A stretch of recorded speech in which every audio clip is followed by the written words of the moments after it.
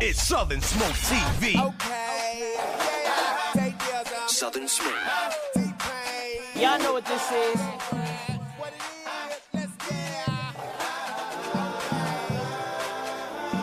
Southern Smoke.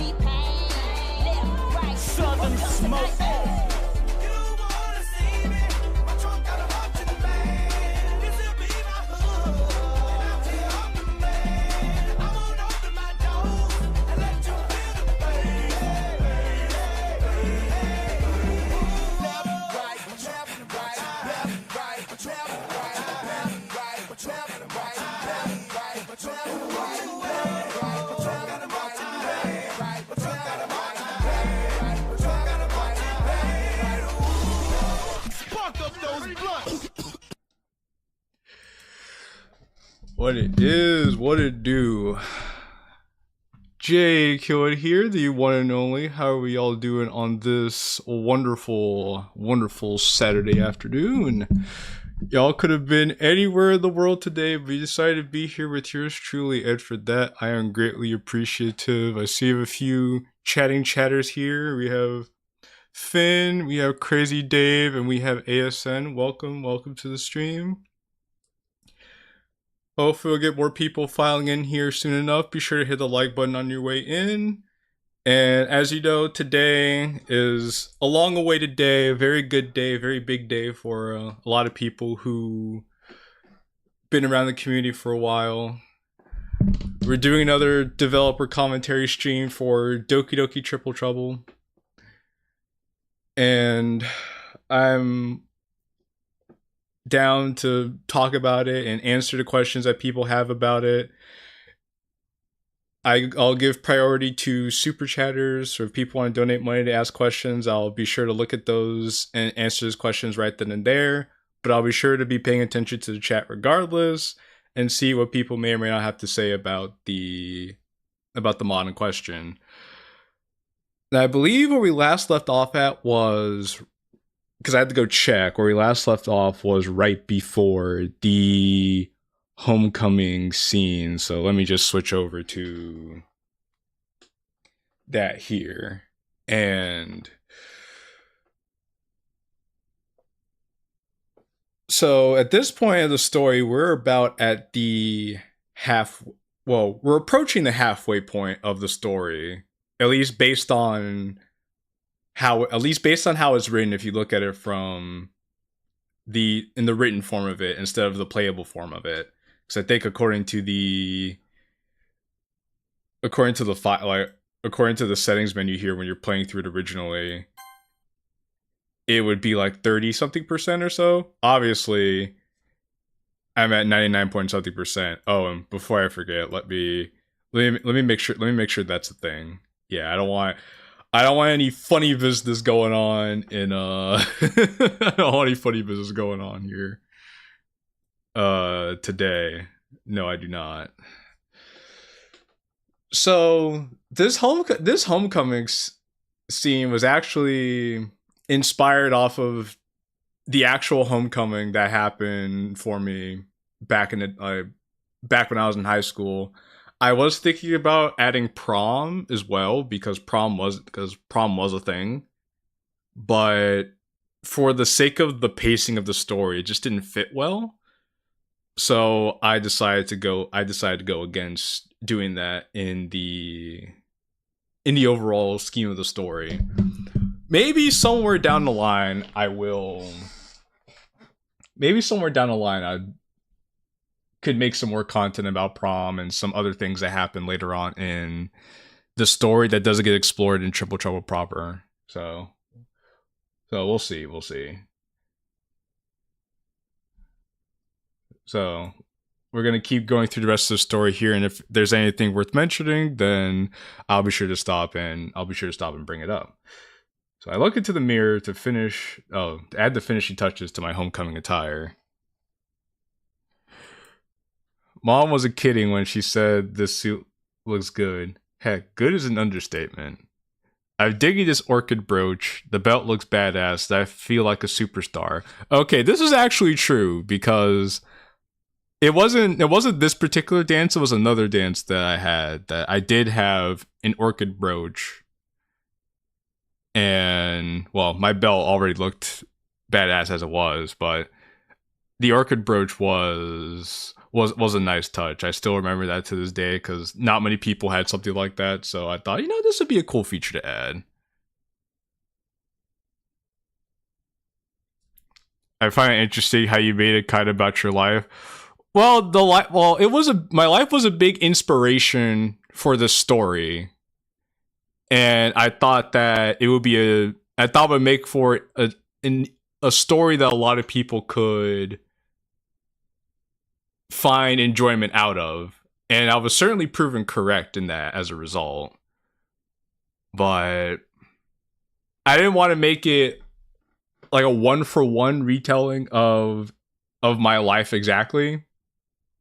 So there were a lot of things that were changed, especially from the first draft to the second draft, because the first draft was a bit more of a 1-to-1 retelling. This version is just more of an adaptation. And it was an adaptation while trying to make it feel more in universe to DDLC and the characters therein. I'm ready to do what superstars do. No, they don't have cocaine at this party. You have to scratch that. There was nothing special about that line. They actually didn't have nose candy there. This was just a joke, basically. Also, for a nice woman who will show me a good time. Also, let me make sure the music and the sound effects are good. Alright, there we go. Jag, you're suited up butt down here. Sayori and her boyfriend are here. Yes. Oh my god. Coming, Mom. Oh, actually, hold on.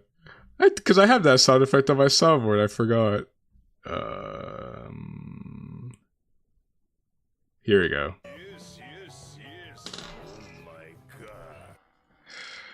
I love my soundboard. I was actually working on trying to get all my sound effects back in before I started streaming because my soundboard has been slacking.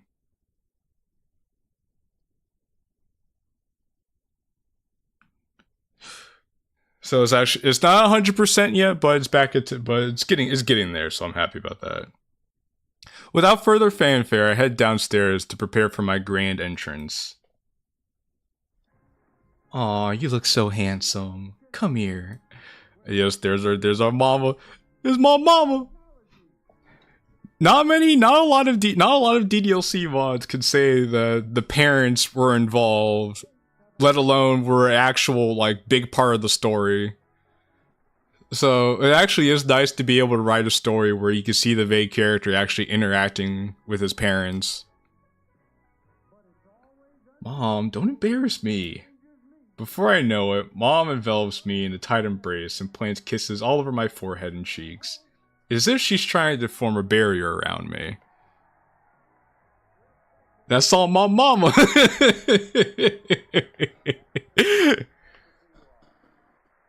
Which, when I was younger, this is something that my mom would do, but this is also something that, like, if a mom like really cares about, like really loves their kids, especially their sons, this is something that they would do. So we thought it would be nice to like put this in there to really make you feel like, no, the mom and the MC have a good relationship with each other, which I think is something that people really did appreciate throughout the progression of the story. Mom, fine. Reluctantly, Mom loosens up her grip on me and steps back, lessening its protective potential. Also, fun fact right now, this is something that Xavier and I were talking about during the development. If you actually listen to the background noise here, what you're hearing is an actual televised broadcast of Love Connection, which was a show back in the 80s, I believe, about helping people find love. And there's a running theme of Love Connection throughout the story and throughout the music as well. There's a bit of a motif talking about Love Connection. You'll know that especially if you listen to Kismet as well. So this was a little touch to have this in the background playing here, as like this is supposed to be playing from the TV in the living room. So that's another thing I wanted to point out too. I just remembered it because I started paying attention to the audio, and I was like, oh yeah, let me mention this, because that was a pretty neat thing. Wow, Jay, you look great. Oh, thanks, Sayori. You don't look too bad yourself. So, I'm trying to remember what the idea was behind this Sayori design. I believe this was around the time when we started working on this scene. I remember trying to workshop ideas with Xavier and some of my other friends who was working on this with me. We were trying to find good outfits for everybody to wear for the dance. As we had Natsuki, because we started with Natsuki first, then we did Sayori, and we started going from there. And eventually we decided to settle on something that was a bit more on the conservative, classier side for Sayori, because it'd be a nice contrast to Natsuki's more revealing outfit. And the second thing was, it would be kind of nice to have her outfit sort of be a parallel to Finn's outfit, which you can see here because they both have like a yellow necktie. Well, Sayori has like a little scarf around her neck. Finn has the yellow necktie. And we wanted Sayori to have also, to complete the conservative look as well. Like, Sayori's not wearing her bow either. So this is ultimately what we settled upon. It was a nice sort of color palette, of like a nice like burnt orange / red to go with the blue with the yellow.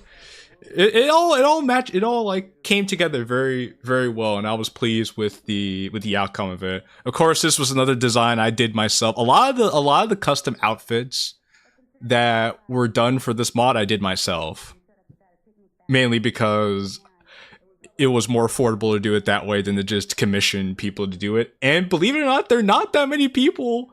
There are not that many sprite artists around in the community, so I kind of had to make do with a lot of stuff myself. So great details, they managed it very well, it's perfect. Thank you. Sayori's dress is eye-catching, but not in her usual messy way. Your usual messy, disorganized way. It's not often I get to see her look so well put together, which is true. Sayori wanted to rise to the occasion. This is also when we're first introduced to Finn in the story. Like, they talk about him, we hear about him a lot, but this is the first time we actually get to see what the dude looks like, which makes perfect sense. You would see him as he's taking his girlfriend to dance. Sayori, you look gorgeous. Next to her, a small yet formidable-looking man with an awkward smile on his face gives us a small wave. The tension on his slick back hair as it struggles to stay in form, along with the awkwardly tailored look of the suit, makes him seem smaller than he actually is. Aw, thanks, honey. Sayori's scarlet face matches his own as they both let out squirrely giggles. Doing the ATL for this scene was fun too, because he really wanted to sell how much they liked each other. It was a good time forming the relationship between the two of them as the story progressed. So, Sayori, are you going to introduce me to your friend here? Oh, silly me. Jay, this is Finn. Finn, this is Jay. So, Finn from distant lands. Yes, from distant lands, because 1, he is a transfer student, and 2, it's an Adventure Time reference, and 3, yes, before you ask, this is a reference to the one, the only Finn TDK, from the Finn TDK channel. Yes, it is. I remember thinking about this from we thought about this from the development of when we started developing the mod entirely. I don't know if I mentioned this in the past streams, I probably have, but we came with an idea for Sayori having a boyfriend because there are a couple reasons why Sayori had a boyfriend. Was because 1, we wanted to eliminate Sayori as a possible love interest for MC, because at the time of writing the script, we had some Sayori lovers part of the team, and they were very biased to having the MC and Sayori be together. So they're like, okay, to prevent me from writing it so that Sayori and MC end up together, let's make it so Sayori is not an option. So how is she not an option? She's dating somebody. Who would she be dating? We don't know. And then I remember saying, I know a certain somebody, a certain resident of the land of Ooh who happens to be a Sayori enthusiast. Why don't we have him be the person who's dating Sayori in this? There's no rule saying we can't do that. Oh yes, I still remember that during the early days of the VOD's development. So I remember pitching that idea. They were like, you know what? We could do that. Why don't we have Finn be Sayori's boyfriend in Triple Trouble? That'd be a nice surprise.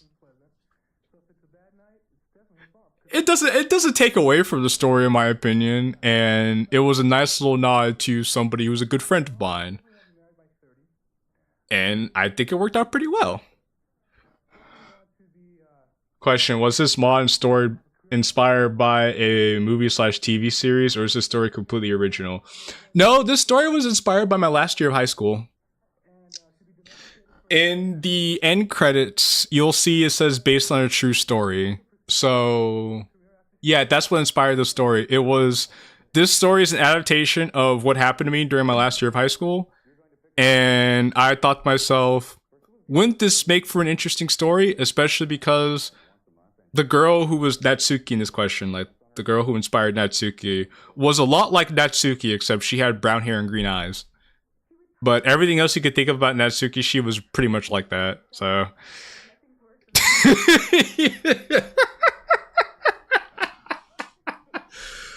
I could either confirm nor deny how much action I got back in high school, but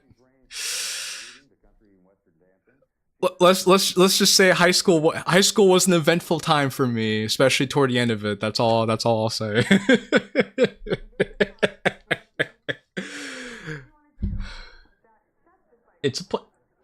All right.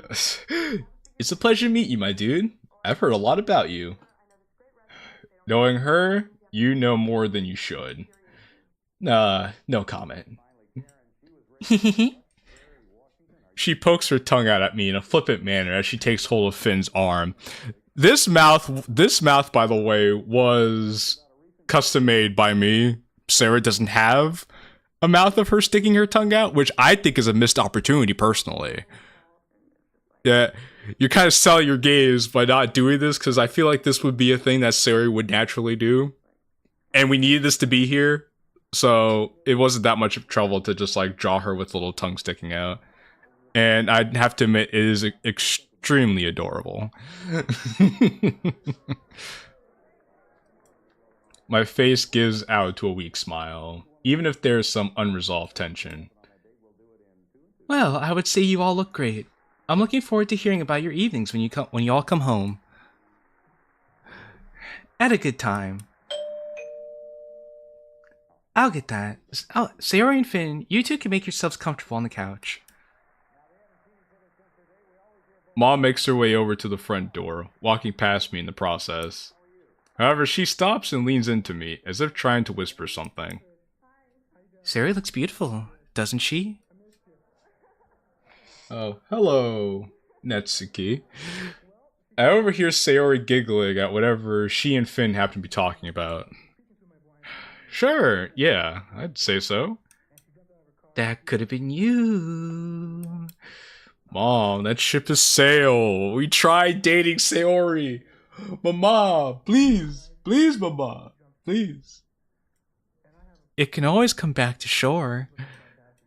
She's such a nice girl, especially compared to the other one, that sewer rat. That filthy, stinking, no good rat. Mom, really? Alright, hun. I'll let you be for now. With a comforting tap on the shoulder, she finally heads off for the door. I remember at one point we wanted to actually have like TV footage playing on the TV. We just never got around to actually coding it in. Never got around to it. Sheesh. What's a guy got to do to get some peace around here? You doing alright there, Jay? Yeah, I'm doing alright. Jay! Yes, Mom? You have more guests. Sorry, Peace. You have to wait a little longer before I can come to you.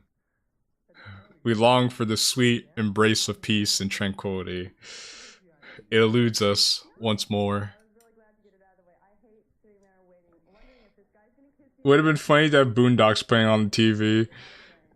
That would have been a complete mismatch if you had Boondocks on the TV, then you have this audio playing in the background.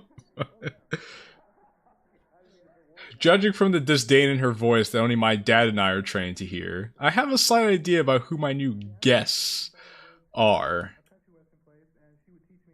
Sets of footsteps grow in volume as my mom ushers the newcomers from the foyer into the living room.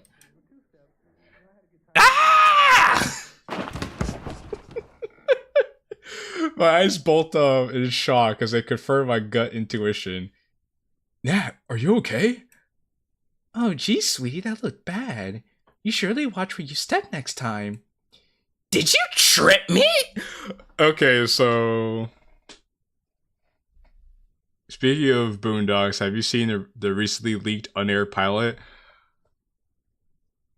Was that supposed to be for, like, the remake? The remake of it? I think I have.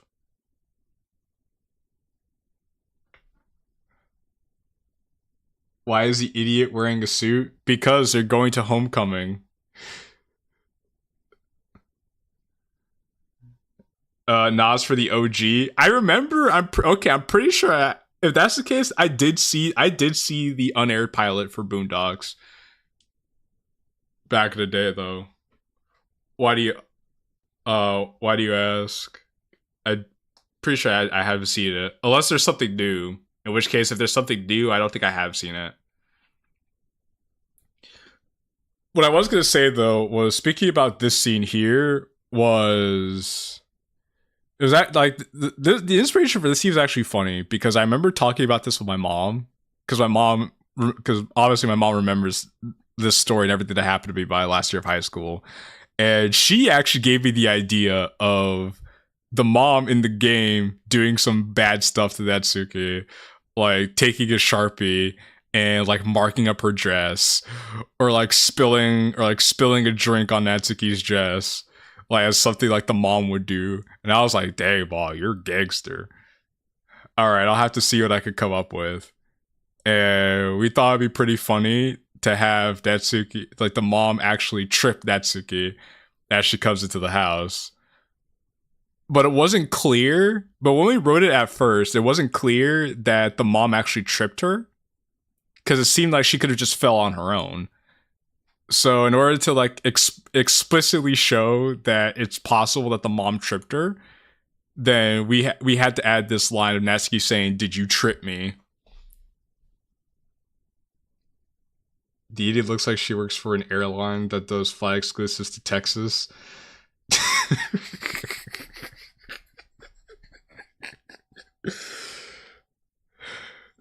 Okay, that's pretty funny. That's pretty funny, actually. But this is supposed to be a classier, more sophisticated look for Sayori. So that's why she looks like this. Heavens no! I would never do such a thing. Nat, knock it off. Sorry about that, ma'am. Here, let me help you up. Okay. Ah! Again? Oh, goodness me. I look away for 1 second. You fell over again? I didn't know you had 2 left feet, girl. Basically, the mom tripped her again after she got up. Basically. Oh, thanks. Thank you for the help, ma'am, but I think I got it from here. Living room is right around the corner. Greetings, everyone. Greetings! Sorry about that. I hope we're all having a good evening. No, actually, because of that. Greetings, everyone. Sorry about that. I hope we're all having a good evening. So remember earlier when I said we were talking about the coming up with designs for the characters and creating a compare and contrast. So clearly, as you can see here, I wanted to make a compare and contrast between Natsuki and Sayori in this case. Especially since both of these girls do play an important role in the MC's life. So you had MC's past on the right, and you had MC's present / future on the left. One is a bit more daring, one is a bit more safe, or one's a bit safer. So you could actually see the comparison between the two based off of their designs alone, which correspond to their behaviors as well throughout the story. So that's another thing to keep in mind too when you take a comparison between the both of them. The collective energy in the room shifts upon Natsuki and Kazuya entering the room. Sayori fidgets in her seat as she tries to hide her clear discomfort. Finn rubs Sayori on her back in between glances at the newly arrived odd couple. So this here was a subtle way to indicate that Finn does know about Natsuki, and to show that they've actually been talking to each other about these things. And Finn's trying to do his best to comfort his girlfriend. Right? As any good boyfriend would. But again, this is also supposed to show that Finn does know more than he's letting on, and this does come into play later on in the story. Is that this is a subtle way of foreshadowing things it's a subtle way of foreshadowing things for the future, while also showing more obviously that Sayori is not particularly happy about Natsuki, especially since we already know that she knows everything that Natsuki's doing and isn't the biggest fan of it at this current point in time.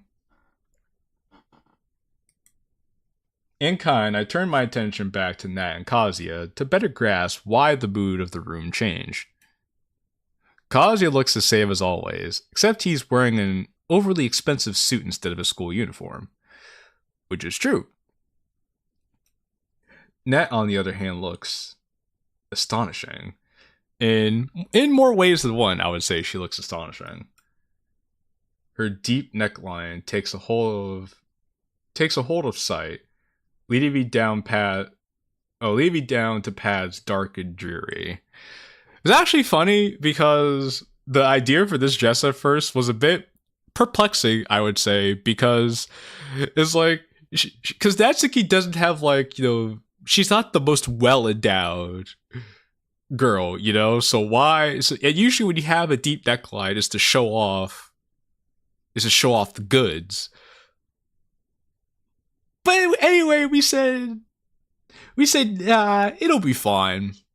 Oh, we can rock out. We can rock out with this. Sorry about that. I'm not sure if that dress is even legal for the dance. I mean, if this is my high school back in the day, a neckline this deep wouldn't fly, I would say. A backless dress could work. The thing is, though, the back would, like, you could do a backless dress, but it couldn't be, like, all the way down to your butt. That would be a no-go. Clarification: expensive suit for a high schooler is Men's Fashion Warehouse. I mean, hey, look, you could get a nice suit from Men's Warehouse. You could, but at the same time, you don't know what kind of pockets Kazuya has. It's almost like she's not wearing anything at all. A complete mismatch to Kazuya's modest and regal attire. Well, I'll leave you all to it. Jay. Sorry. I'm going to get something from my room. Mom coldly walks down the hallway back to her room. She's absolutely nonplussed about Nat's presence in this house. Nothing I could do about that now. After all, she's only here because Kazuya offered to give me and the others a lift to the dance. Which is a good reason for her to be back here, because at this point, Natsuki was verboten to be in the house. Like, because the scene before this, the mom was like, okay, I'm not going to stop you from seeing this girl, but here's the deal. She's no longer allowed to be in the house. Now, that's not something that actually happened in real life. Well, yeah, it's not something that actually happened in real life. At least not with this particular girl. That happened with another girl that I was with, where my mom did that. But in this case, no. I internally sigh as I try to put on my best host face. Hey, you guys! I see you finally made it. Of course. Hey, hold on. Of course. Alright, there we go. No. Of course. I needed to make sure we got here on time so we could all get to the dance before it starts. You should have made MC's mom say, "Oh my god, you look like a gangster," when she first sees him in his suit. Oh my god, you look like a gangster! So, fun fact about this song that's playing right now, if you go to the settings, you can see it's called Chrysalis. This actually wasn't a part of the original Triple Trouble OST. This was a track that Xavier made for a Friday Night Funkin' mod. But because he and I talked about it and we thought it'd be a good fit for this particular scene, we decided to add it to this segment of the mod. So this is the only track in the entire mod that wasn't made for Doki Doki Triple Trouble. But it's still a good track all the same, so I hope you guys enjoy it. You're gonna love Cass's car, Jay. It's way past cool. Super fast, too. Now, okay, so this is me being really funny because the line used to be different, but I just had like this big, like, goofy grin on my face thinking of Sonic the Hedgehog. So I want, like, and going fast and everything, so I wanted to have Natsuki say Sonic's trademark line. That's way past cool. And every time I look at it, I just have every time I see a line, it just makes me laugh, so. Nat punctuates this exclamation with a bright smile of an adrenaline junkie. In kind, Kazuya places a hand on her shoulder and gingerly pulls her close.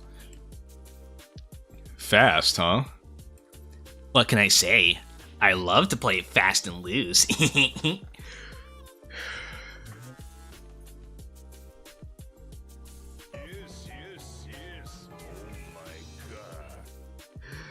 Oh, hello, J Money. J Dog. Welcome to the stream, brother. Nat, not. Oh, excuse me. Nat, not in the man's house. Feeling the urge to facepalm, I look over at Sayori and give her a very justified eye roll. Oh, and see her giving a very justified eye roll, with Finn patting her on the shoulder. Like, Sayori's just like, Oh my god, this bitch! This whore! so yeah, Sayori's just not about that life. I love this narrator voice. Alright, Nat. Why don't we take it down a notch? Relax, Kaz, I'm only messing around. You need to have a stick up your ass. So him closing his eyes there, is more of like a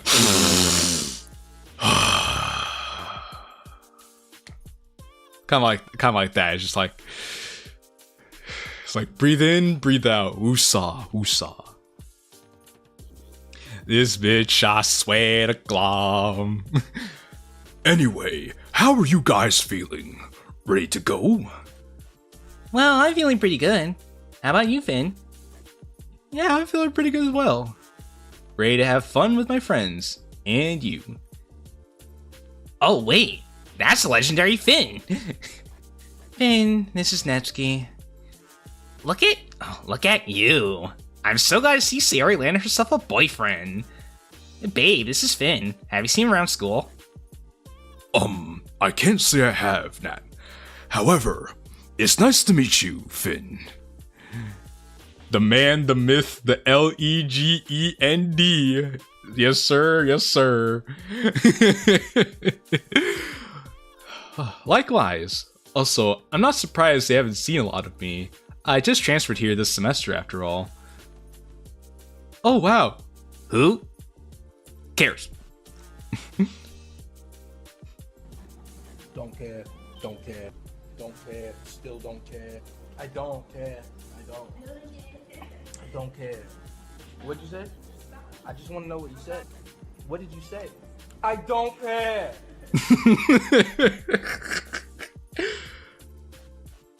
And that was that right there was pretty much why we added that line in there. Does it make Natsuki seem like a bitch? Yes. Is it funny? Absolutely. But you know, but she explained she was just joking around anyway, because she's trying to like fit in while also feeling like the center of attention. Don't mind her. She could be a bit abrasive. Yeah, I'm just pulling your leg. Tell us all about ya. Natsuki and Kazuya head over to Finn as he regales them about his life during the past 2 months. Her movements are odd and unnatural, as if her only purpose was to evoke any onlookers such as myself. In your MC, can you say, "Hello Mario," like Joel Vine Sauce? I wish... I don't...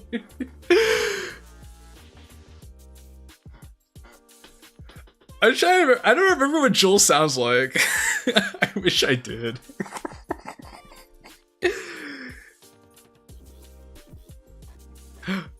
I would totally do it if I remembered how Joel sounded, so.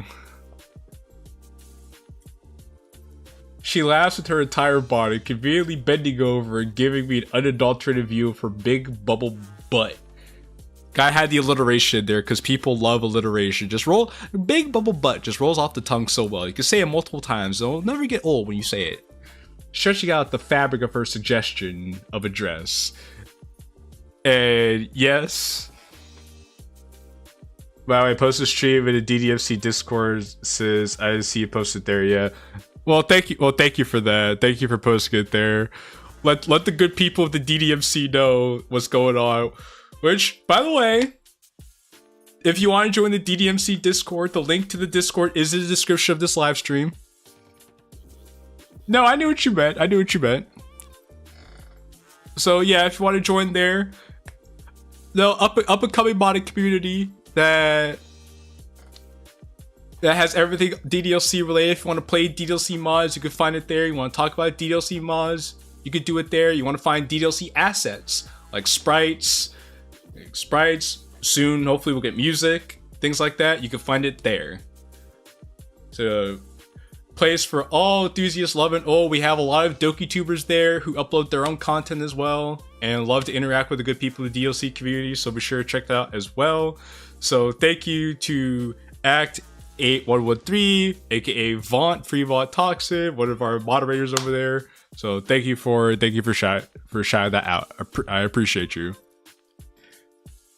So speaking about this scene in particular, yes, I did have the camera angle go down to, as it says here, the big bubble butt, because naturally speaking, if you were the MC obsessed with Natsuki, naturally your eyes would go down to look at her butt, or at least some part of her that you'd find like physically attractive. So to reflect that, we wanted to have the camera movement reflect the eyes in this case, because that's one of the things you'll notice throughout the entirety of the mod from the beginning to the end. We put a lot of emphasis on the camera movement reflecting the eye movement of the MC and where the MC is looking at any given moment, because we wanted this to feel as immersive as it possibly could for a visual novel format. Really wanted to lean into the visual aspect of the visual novel medium that we were placed in. So I see no reason not to take full advantage of that when we could. Plus, it's just a lot of fun. It adds a lot of dynamism to like the product as a whole that you just don't see in like a vast majority of DDLC mods out there. And that's one thing I'm particularly proud of overall when it comes to this project. And I guess one last thing I will say is that Natsuki's outfit as well as Sayori's outfit were both done by me as well, because again, not a lot of sprite artists out there, and it was more affordable to do it myself than to try to commission somebody else to do it. A view I would love to appreciate if it wasn't for catching the ire of both Kazuya and Sayori. And again, talking about the eye movement there, you can see how the MC looked up to see Kazuya, then he looked over to see Sayori during this line of dialogue here. Because one thing I actually did enjoy doing a lot was, I didn't do it all the time. I only did it when it was appropriate, but one of the things I liked doing was adding multiple bits of motion or character change throughout a given sentence. Because naturally when people talk, they don't stay in one position the entire time they talk. They move their hands, they move their eyes, they would change body positions, body posture.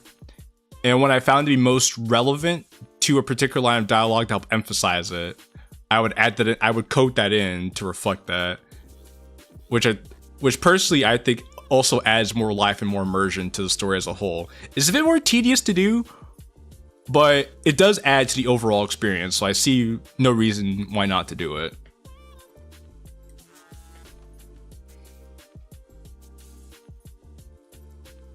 Is Datsuki's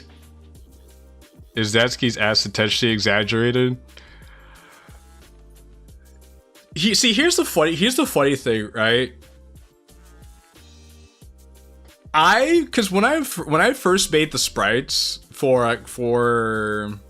and I started working on the sprites for Triple Trouble, I based them off of the original sprites from DDLC. And I made a very small adjustment to the curve of her butt, really. Because if you actually look at because I put the original sprite and the edited sprite side by side, they're actually not that much. Her ass isn't that much bigger here and compared to how it is in the base game. Really, what it is that Natsuki wears a lot of loose clothes, a lot of baggy clothes, so you don't see it. Whereas here, Natsuki wears more form-fitting clothing. And obviously, since this is supposed to be a Natsuki who's more daring with and trying to take agency over her body, she's more adventurous with showing off her attributes. And to explain like the small like bump up in like her figure from like base game to now was that a year passed, obviously, from like the events of Act 1 to now. And since her father isn't like as involved in her life as he was back then, Natsuki was able to start eating more food than she did beforehand. She's not as malnourished, so she started putting on more weight, and the weight started going to different places on her body, as weight naturally does. I resist the temptation to look as that takes the spotlight in the room with her bombardment of questions for Finn. Hey there, kids. Are you all ready to have a good night in the town? Everyone stops in their tracks as we turn around to locate the source of this voice. Coming around the corner, I see Mom emerge from a room with someone behind her. That's someone being Dad! Here's the papa!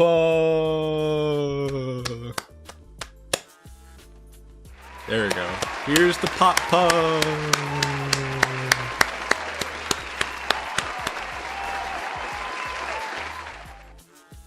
One of the few DDLC mods where the MC not only has a mother, but has a father!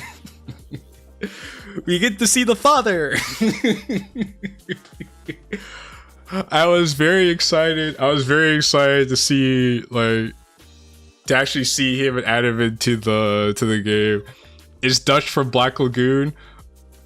You know, it's funny because when I got this commission with Stormblaze, the inspiration for the father was Dutch. I said I wanted the father to look kind of like Dutch because I like Dutch a lot from Black Lagoon. So Stormblaze took look kind of like Dutch to make him look just like Dutch. I was like, I mean. So we have Wyatt. We have Jose. Hola, Jose. Bienvenidos a la canal. Good to see you. We have Adrian. Welcome, friends. Welcome to the developer commentary for Doki Doki Triple Trouble. I said this before, but I'll say it again. Super chat questions get priority over normal questions in the chat. So if anybody does donate, I'll answer your questions right then and there. But I'll still be paying attention to the chat to see what everybody else is saying. Right now, we're close to the halfway point of the mod. I didn't know there were still DDLC players. Oh, brother, there are a lot of people who still play DDLC even after all this time. There's just not that many people who stream it. I'm like one of the few people who still streams it now. Oh, so yes, Wyatt. I was talking about her dress earlier and the inspiration behind it, so you have to go back and see the discussion I had about that. Dad, what are you doing home so early? I launch up out of my seat and give my dad a solid bear hug. I took time off tonight to get home early. I wanted to see my son looking sharp in his fancy new suit.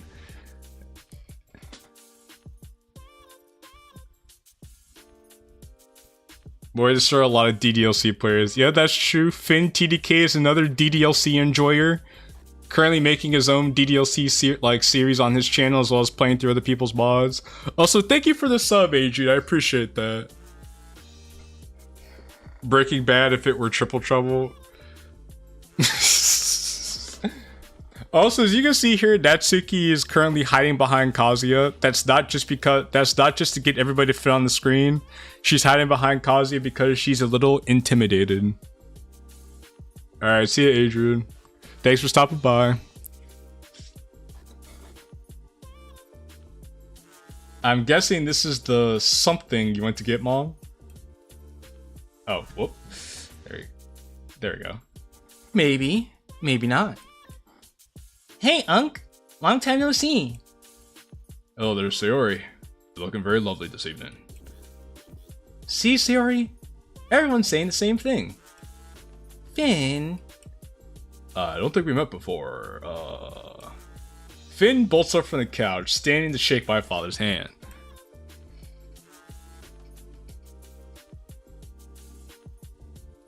Misheard that as Kazuo. SMH my head. Vaughn, SMH my head, brother. Finn, sir. My name is Finn. Sayori's boyfriend. Oh, Sayori's boyfriend, huh? Dad shoots me a glance that's worth 1,000 lectures. Well, it's good to meet you. I trust you're taking good care of her. Yes, sir. Wouldn't dream of laying a finger on her. And I'll make sure no one else does the same. Good to hear. After all, Sayori's like a daughter to us. What about you two over there? I look over to Kazuya and Nat, who's now tensely standing behind Kazuya like a riot shield. Greetings! Well, sir, my name is Kazuya. I go to school with Sayori, Finn, and Jay. The lady hiding behind me is Natsuki. Oh, you're Natsuki. I've heard about you before. As if I only have a face to go along with the name. Haha. Well, it's nice to meet you too, sir. Say, son, could I have a word with you and your mother? Could I have a word with you and your mom for a bit? Oh, sure, Dad. Excuse us for a second, everyone. My parents then quietly make their way to the kitchen with me in tow. So, what's up, Dad? Your mom told me a bit about this Natsuki girl and what happened the other day. Oh, yeah? Yeah, she did. After Midsun, it was a pretty knucklehead thing to do. Also, by the looks of that guy she's dating, he'd definitely mess you up if he ever found out. Even though you're a pretty jacked guy yourself. This is a pretty dangerous game you're playing. Not to mention incredibly gross and irresponsible. I raised you better than that. We raised you better than that. Be that as it may, we know you're an adult now and are allowed to make your own decisions, no matter how dumb they may be. Just be smart about things, okay? And don't be afraid to come to us for help. Okay, Dad. I'll keep that in mind. Thanks. Of course, my boy. Of course. So, obviously, here we have another moment of MC's parents actually being parents. And trying to look out for their son as any good set of parents would. This isn't exactly how things went down, like, in real life. Because in real life, my mom actually wasn't...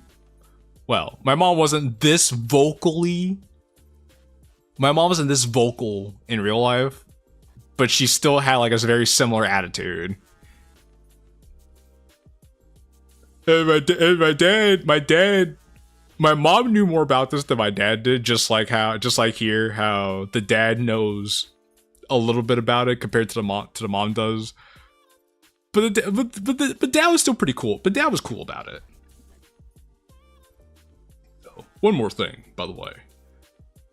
Dad steps up to me and leans in while placing a hand on my shoulder. Why does everyone keep doing that? Because at first it was Kazuya who did it and like squeezed his shoulder really tightly, and that stuck with him for a while, so. I heard you had sex with her in your room the other day. That true? Yes, it's true. Did you remember to use the condoms I got you? This is true.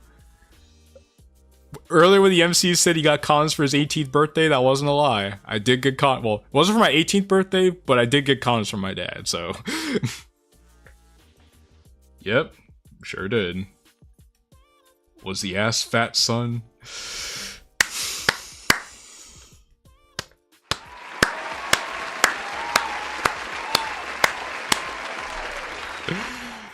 This truly a bro moment of all time. I remember coming up with this when working on the original script for the mod for Triple Trouble. To get to this point, I was just like, man, it would be so funny just to have, like, after we had this serious conversation, Dad was like, okay, did this, okay, did that, was she at least cute, son? Like, was it worth it? And it was like, yes, Dad, she was very cute. The ass was indeed fat, Dad. Father of the year, hey, look, he cares about his son. He wants to make sure he doesn't do anything stupid. But he's at least got it. This is man-to-man talk. You know, kind of things that like a mom wouldn't understand talking to her son. This is the kind of thing a dad would understand talking to his son about. Very. Doing my name proud. He sticks up his fist for me to bump, which I righteously do. Thankfully, his body's positioned to shield this display of male bonding from Mom. Alright, son. Your mother and I won't keep you any longer. Go out and have fun with your friends. We'll see you later. Good night, sweetie. We love you. Stay away from the sewer rat. This is a father of the year. After hugging them both goodbye, I make my way back to the living room. Finn and Sayori are right where I left them. Meanwhile, Kazuya and Nat have taken seats on the opposite couch while holding hands, leaving me without anyone to hold mine.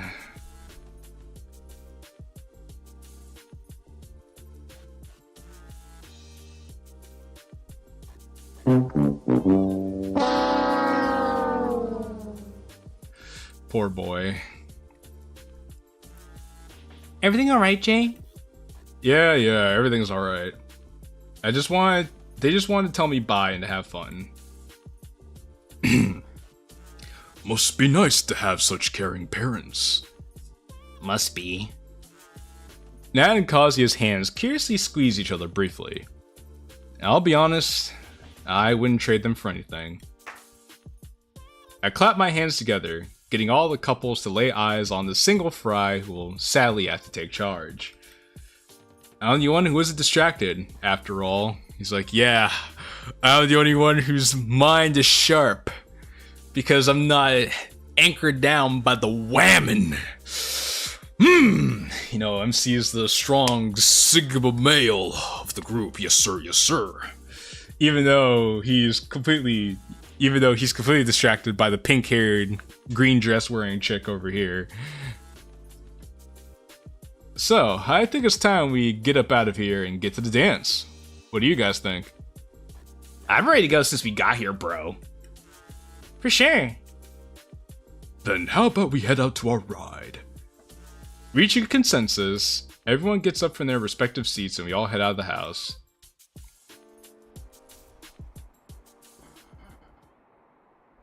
So if memory serves, I believe because depending on which version of the mod you downloaded, this background was different. Because while I was doing bug fixes for the early release of Triple Trouble, I remember getting my hands on a new nighttime background. Like this. The Natsuki's voice is very accurate. Thank you, gracias, thank you for that. It's the best I could do because my voice can't go that high to be like super girly. Wow, so this is your ride? Our ride. Jeez. Wow, Kazuya, that's a lot fancier than anything I've ever gotten into. I have a question. How are we all going to fit in this thing? Well, Nat takes the passenger seat, so there's that. Oh, now I remember what I was saying before I got distracted. My bad. I apologize. So, while I was doing bug fixes, I got this background to replace the old background, which in my opinion looked worse than this background did. So I wanted to update the mod with a better background while I was going to update it with bug fixes anyway. So depending on when you downloaded it, you may not have this particular background for the scene. You may have the old background for that, in which case I apologize for that. But It was a one man quality assurance team over here, trying to do the best I can to make sure everyone had a chance to play this without issues. And thankfully, 8.5 times out of 10, people were able to play this without issues. The back can squeeze 2 people comfortably, but can seat 3 people if they squeeze together. Sayori and Finn squeeze me with their overwhelming stares. Good thing I'm skinny. Everyone starts stepping into the car. However, Kazuya places his hand on my shoulder, keeping me in place. Man, I just stopped feeling that shoulder pulsate this morning. Look, Kazuya, I swear, I'm sorry. His hands lift up from my shoulder and goes into his shallow dress pants pockets. It was out of line. Me threatening you? It was out of line. He hunches over, the hard shadows of the night covering his eyes in darkness. Hey, man, don't worry about it. I get where you're coming from. It may have come from a place that makes sense, but it doesn't justify it. Threatening violence, it's unacceptable!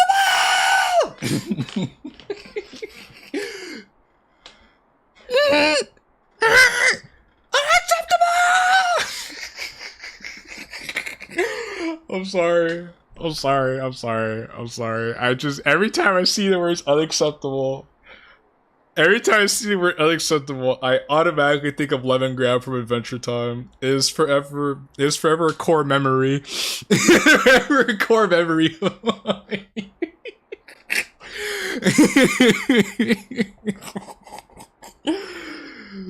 But threatening violence, it's unacceptable.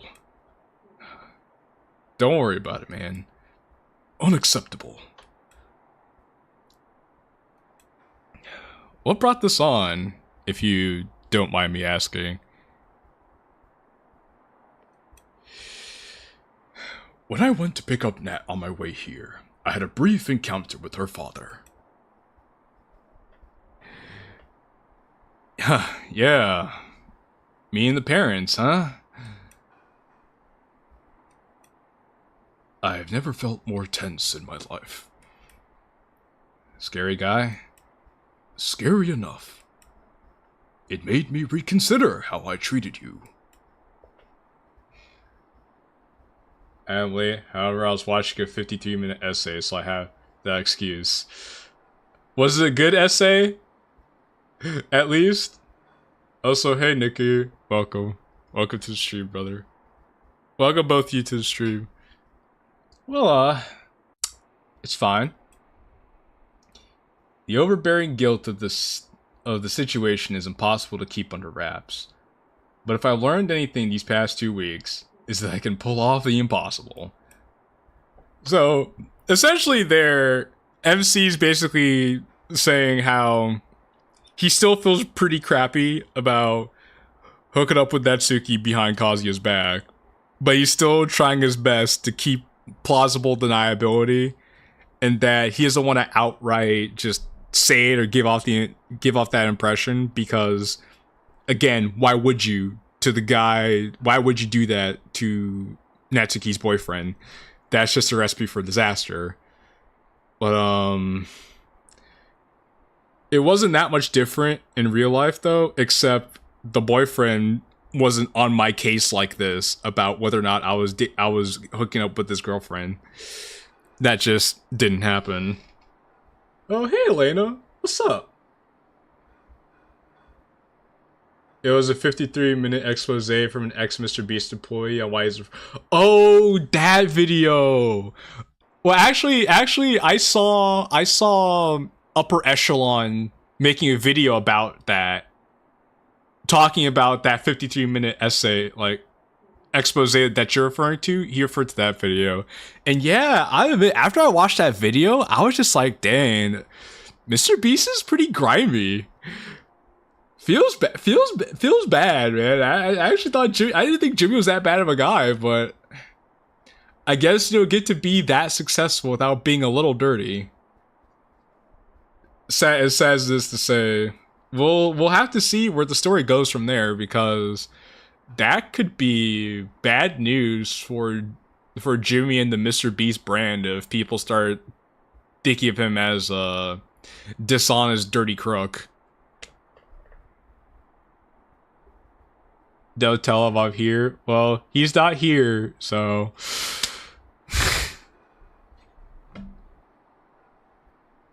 Political YouTuber... like Cavernacles who made me steer clear of Mr. Beast.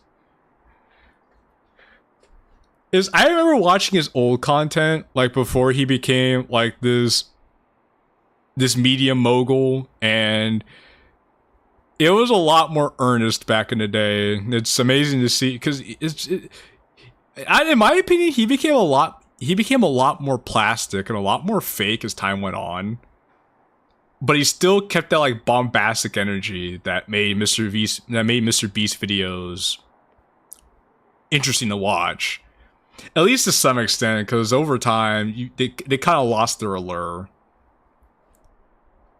Yeah, I was going to watch the Upper Echelon videos since it was in the recommended tab next to it, but I decided he was going to talk about the same info. That wasn't the video I just watched. I watched it since 2017. I mean, Upper Echelon gives, like, he does summarize the content. Well, actually, no. He adds some new information to it as well, because he talks about... Because he does talk about not only the game shows, but he also talked about the hide and seek show and his other lawsuit that happened just because of that. So because of those things, I would say it'd be worth watching the Upper Echelon video like after the stream, because I watched it before the stream today, and I did enjoy the Upper Echelon video.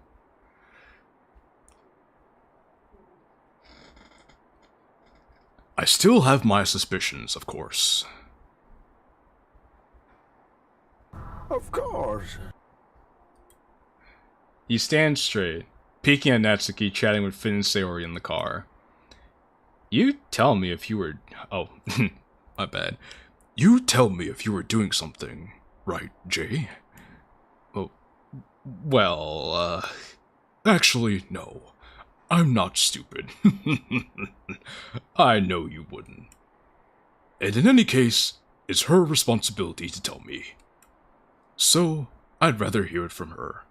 Which is fair. If your girlfriend was hooking up with another guy behind your back, would you rather hear it from her, or would you rather hear it from... Or would you rather hear it from... But the guy that she's hooking up with? Because, realistically speaking, what are you gonna do when you find out that there's this guy who's hooking up with your girlfriend? Like, you could get mad at him, but at the same time, your girlfriend's the one who went behind your back to go hook up with this other dude. It'd be the same thing where, like, if you had a girlfriend, or like, let's say someone's dating like they had a girlfriend, but you hook up with another girl while you're dating your girlfriend, like behind her back, and you could get mad at the other girl, but your boyfriend was the one who hooked up with her behind your back. So I guess the whole internet owns the girl that got cheated on from hide and seek video, since everyone perceives her as a crybaby now from it. Seeing that shit was crazy. Dude, that blew my mind when she said that, oh yeah, I actually was in third place, but they changed the video to where Logan Paul was supposed to be in third place because Logan Paul was a bigger name than her. And I saw that, I was like, bro, what? That's disgusting. And that's so dishonest.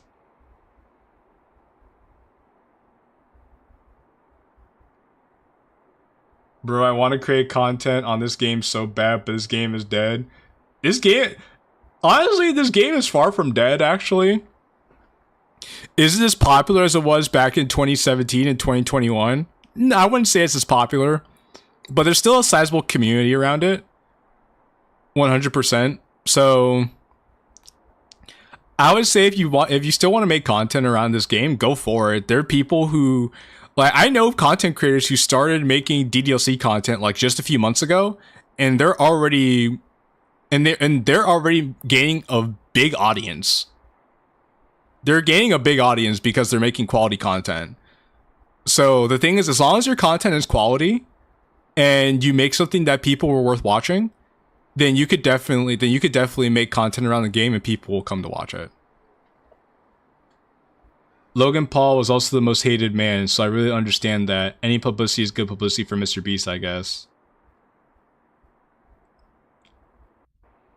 Quirksy is one of the biggest DD tubers for, like, right now, for example. Yeah, dude has I think 170 something subscribers, 170,000 subscribers and counting. And there are about 5 creators, I believe, who make DDLC content who have crossed 100,000 subscribers. So that's pretty good in terms of the health of a community. If you have like a good handful of people who have gained and maintained an audience of 100,000+ people. I'm going to be one of those people in the near future myself, personally. Since if it is possible, it'd be possible to do it again with a good strategy and like content that appeals to a very wide addressable market. But that just goes to show that the game is far from dead. People have been saying that the game's been dying for years now. People said the game is dying like 2 years ago. And people are still making content to this day. People are still talking about DDLC content to this day. So, yeah. Honestly, I would say go for it. I mean, if you want to make content alongside making DDLC content, you can go for that too. But yeah, just go ahead and make DDLC content if you really like the game and talk about it. Definitely wouldn't hurt. It'd be cool to see more new people in the space. And I'll tell you what, actually. Speaking of DDLC tubers and DDLC content, there's an award show that's being made. Because that Natsuki video is gonna blow up, trust. I certainly hope so, brother. Fingers and toes crossed. DDLC Plus was even free not too long for a while also. And that was when certain streamers I know who finished it during that time. Oh, and now I was gonna say, so there's an award show coming up where it's like the Oscars. They have a bunch of different categories where people can go and vote for who they think made the best DDLC content of a certain category for the year of 2023. We already had an award show for the year of 2022. The award show for 2023 is currently going on right now. Which, if you want to learn more about that, I have a video on my channel titled "This Is Big," so go watch that. The voting process is still going on. Voting ends on July 31st, so if you do want to vote and participate in that process of the award show, you still have a few days left until the voting ends for it. I have DDLC Plus. Should probably finish the side stories, though I heard they aren't canon or something. The side stories are canon because they're supposed to be the events that took place before the base game happened. The thing is how it works according to the lore is that the side stories are what happens when Monica isn't self-aware. So they took the events that happened before the base game, but just removed Monica's self-awareness. So essentially, it's just this is what happened before DDLC, but Monica doesn't know anything. So in regular DDLC, those are the events that would have happened anyway. It's just that Monica actually does know she's in a video game. So that's the explanation behind, like, about the side stories when you look into the lore of it and everything. Honestly, I think Blue Stuff Gaming was right about DDLC Plus. About how it was just a kind of a glorified port with some extra content to justify it. Damn, it's Purist Route all over again. DDLC Plus is interesting because if you take it in its totality with like the Metaverse Enterprises solution and and like how like this is all supposed to be some simulations that are created, and you take that with the lore that we're given from the base game and everything, it creates a lot of interesting scenarios about how the entire universe of Doki Doki Literature Club can play out. I like Yuri in DDLC Plus. She's left-handed like me.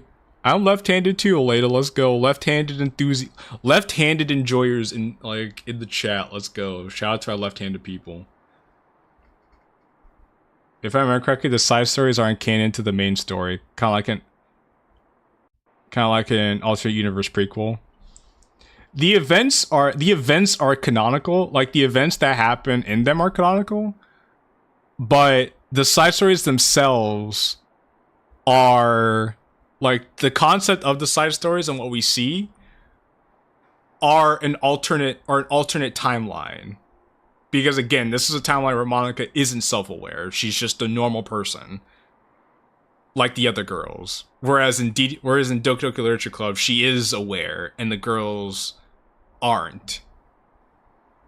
Like, so the events are canonical, but the side stories themselves are an alternate timeline. Which Dan was very clear to specify that it was an alternate timeline and not an alternate universe.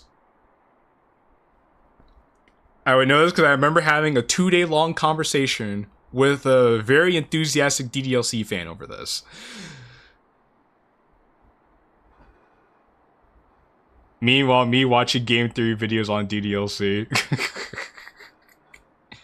It's a shame Pat never covered DDLC Plus and tried to connect it to like base game DDLC. That would have been pretty cool.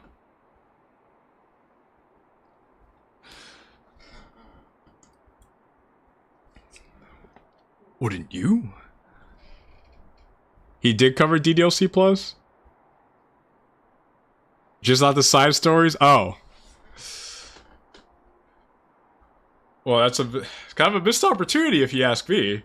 But I'll have to go watch those videos then. Cause I need to go watch them because I need to brush up on my DDLC lore anyway, because after the Gatsuki video, I have a Halloween video planned obviously for Halloween. Honestly, I never bothered quoting Dan since some things he says in a lot of the interviews seem to contradict the interview after.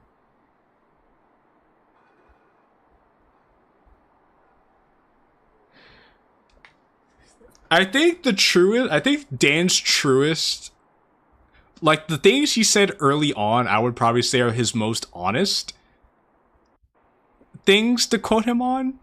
Because I believe later on, after the fact, especially when he started distancing himself from the DDLC community proper, he wanted to keep things a bit more up in the air because of the other projects that him and Team Salvato are working on, to keep people invested in the future of Team Salvato and the things they plan on making, like Project Libitina and everything else they have in store, to see what kind of questions they may have to answer in the future. So it's possible Dan might be like saying some things to throw people off just to keep people guessing, would be my guess. Which, if you are trying to keep people interested in your product as a whole, especially when the last thing you've released to the public aside from merchandise was a game that came out in 2021, which would be 3 years ago at this point, almost 3 years now. Dan does a little trolling. No, exactly. He does. We do a little trolling. Best kind of trolling there is. I tell you what I say. They say I do really good trolling.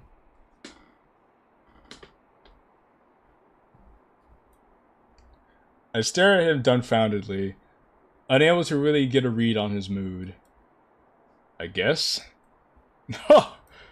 I guess, he says. Let's have the night of our lives, shall we? Yeah. With that, we both climb into Kazuya's car and depart for the dance. Okay, so what you're about to see here is the main reason why this mod came out in February and not December. I'm going to wait to talk about it after this is over. But for now, I'm going to say that this was inspired by the ending of season 1 for JJK. And this in its entirety took about 2 months of my time.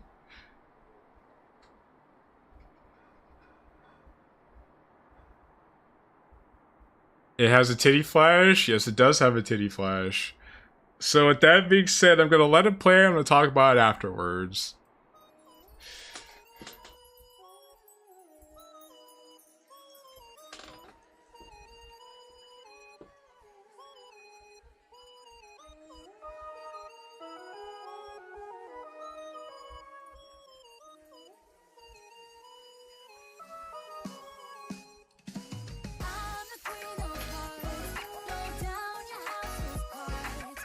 The Kazuya, Natsuki. I mean, I guess. A little awkward. But, yeah, we ball. We figure it out. We ball.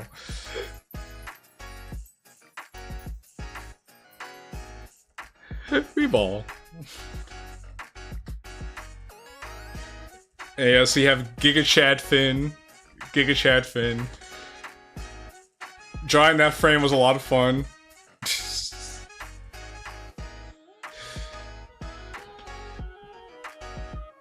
It's the censored version. Fuck it, we ball. My brother. You want me to play this shit uncensored on YouTube? Nah, family. I'd have to go on like Kick or like Patreon if you want to see like if you want me to play this uncensored.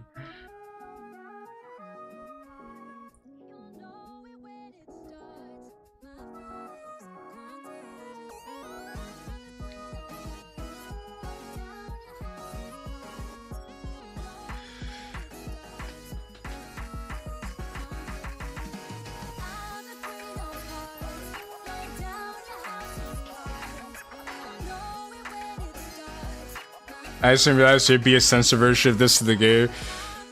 Yeah, because of the titty flash. That's the only thing that gets censored, though. Oh, and here comes the hardest part of this entire animatic.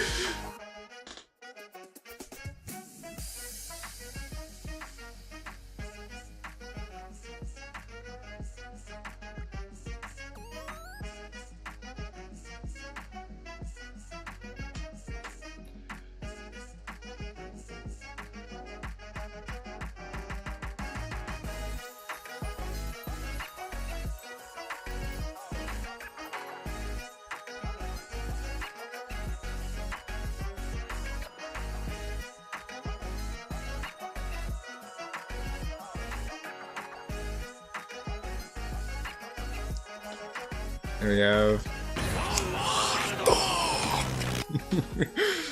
Zawardo!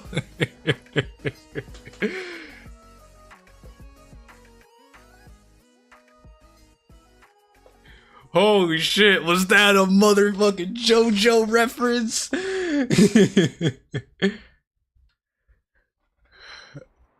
Okay, so where do we begin with the animatic? I have so much to say with the animatic. Alright. There was a lot of back and forth in terms of what direction we wanted to go with this. Because at first, when I was talking about with Xavier, we wanted to style the animatic after the music video for the Gorilla song Rhinestone Eyes, which is a similar sort of like animatic / animation style feel of a music video with like a very like monogamous color palette, which in itself was pretty cool and it worked for the video. But though the only reason they did that was because they didn't have enough funding to make a full-on animated video. So they settled for like a storyboard animatic. And that was the style we want to go with this as well.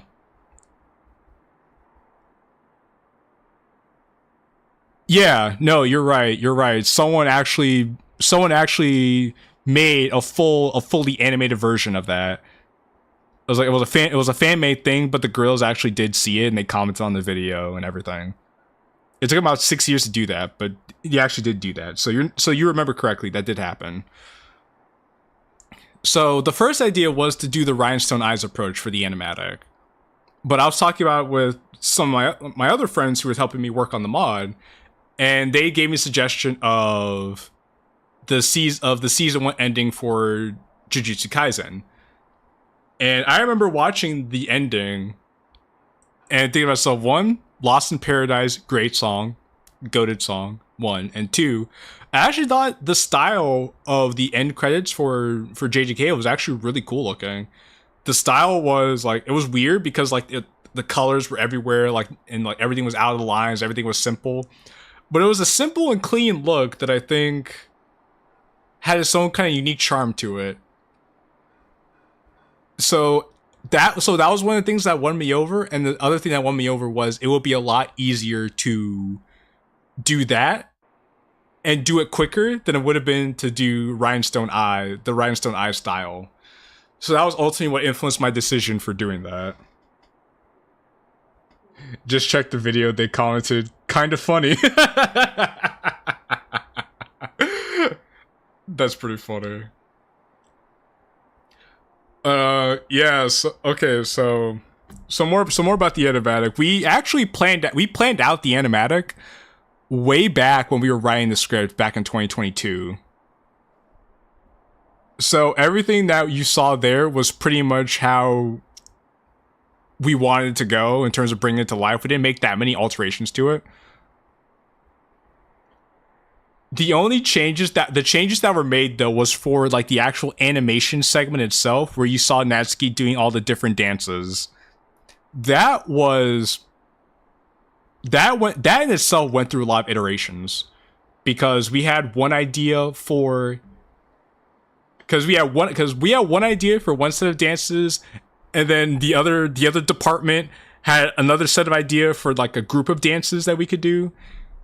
And overall, we decided to go with a different group of dances while trying to implement the ideas that the other department had, because one department wanted to do a crip walk, the other department wanted to do multiple dances. So we tried our best to incorporate some sort of crip walk style movements with multiple things. So the first set of dances we had was the moonwalk from Michael Jackson, truly iconic. Then the second dance you saw was actually, if there are any Fortnite players here, the second dance you saw was actually the vibing emote from Fortnite that you see like the Weeknd do. We got that from there, and I actually liked that animation of Natsuki dancing so much that I made it my be right back screen of her just doing this and it looping around, because honestly I think it came out really well, and the neon look of Natsuki dancing on the black wall like this is just so fucking cool that I couldn't help but just like fall in love with it. And plus, like, the whole neon look in general is just like, it's so aesthetic. It really is so aesthetic. So I really had no choice but to just go through with that altogether. So that was the second dance. The third dance was with like the 80s, 90s type look. That was me, probably the only Fort player in the chat who noticed.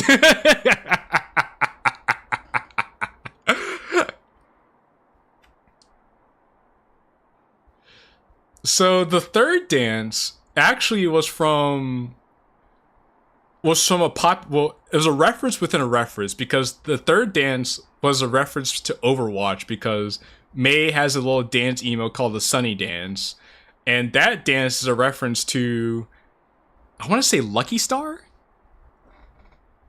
I think the anime is Lucky Star.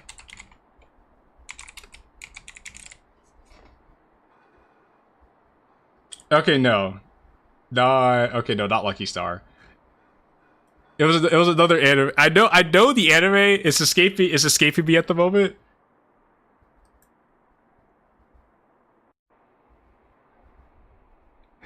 No, not that Sunny Dance. I'm such a bad person. The name of the anime is escaping me at the moment. It was an old anime. It was an old anime, and the dance was from that anime. I would try. Actually, hold on. Let me do a quick search.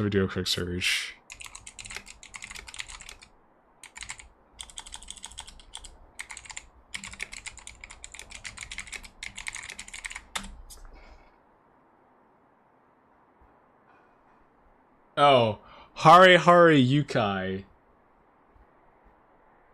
Or Haruhi. There you go. Yeah, the Melancholy of Haruhi Suzumiya. That's what it was. The Melancholy of Haruhi Suzumiya. Thank you. Oh, hello, Xavier. Suzuhara. Yeah, there you go. So that's where the third dance came from. That's where the third dance came from. Originally from the Melancholy of Haruhi Suzumiya. And then the last dance, obviously the last dance was the torture dance from JoJo's Bizarre Adventure.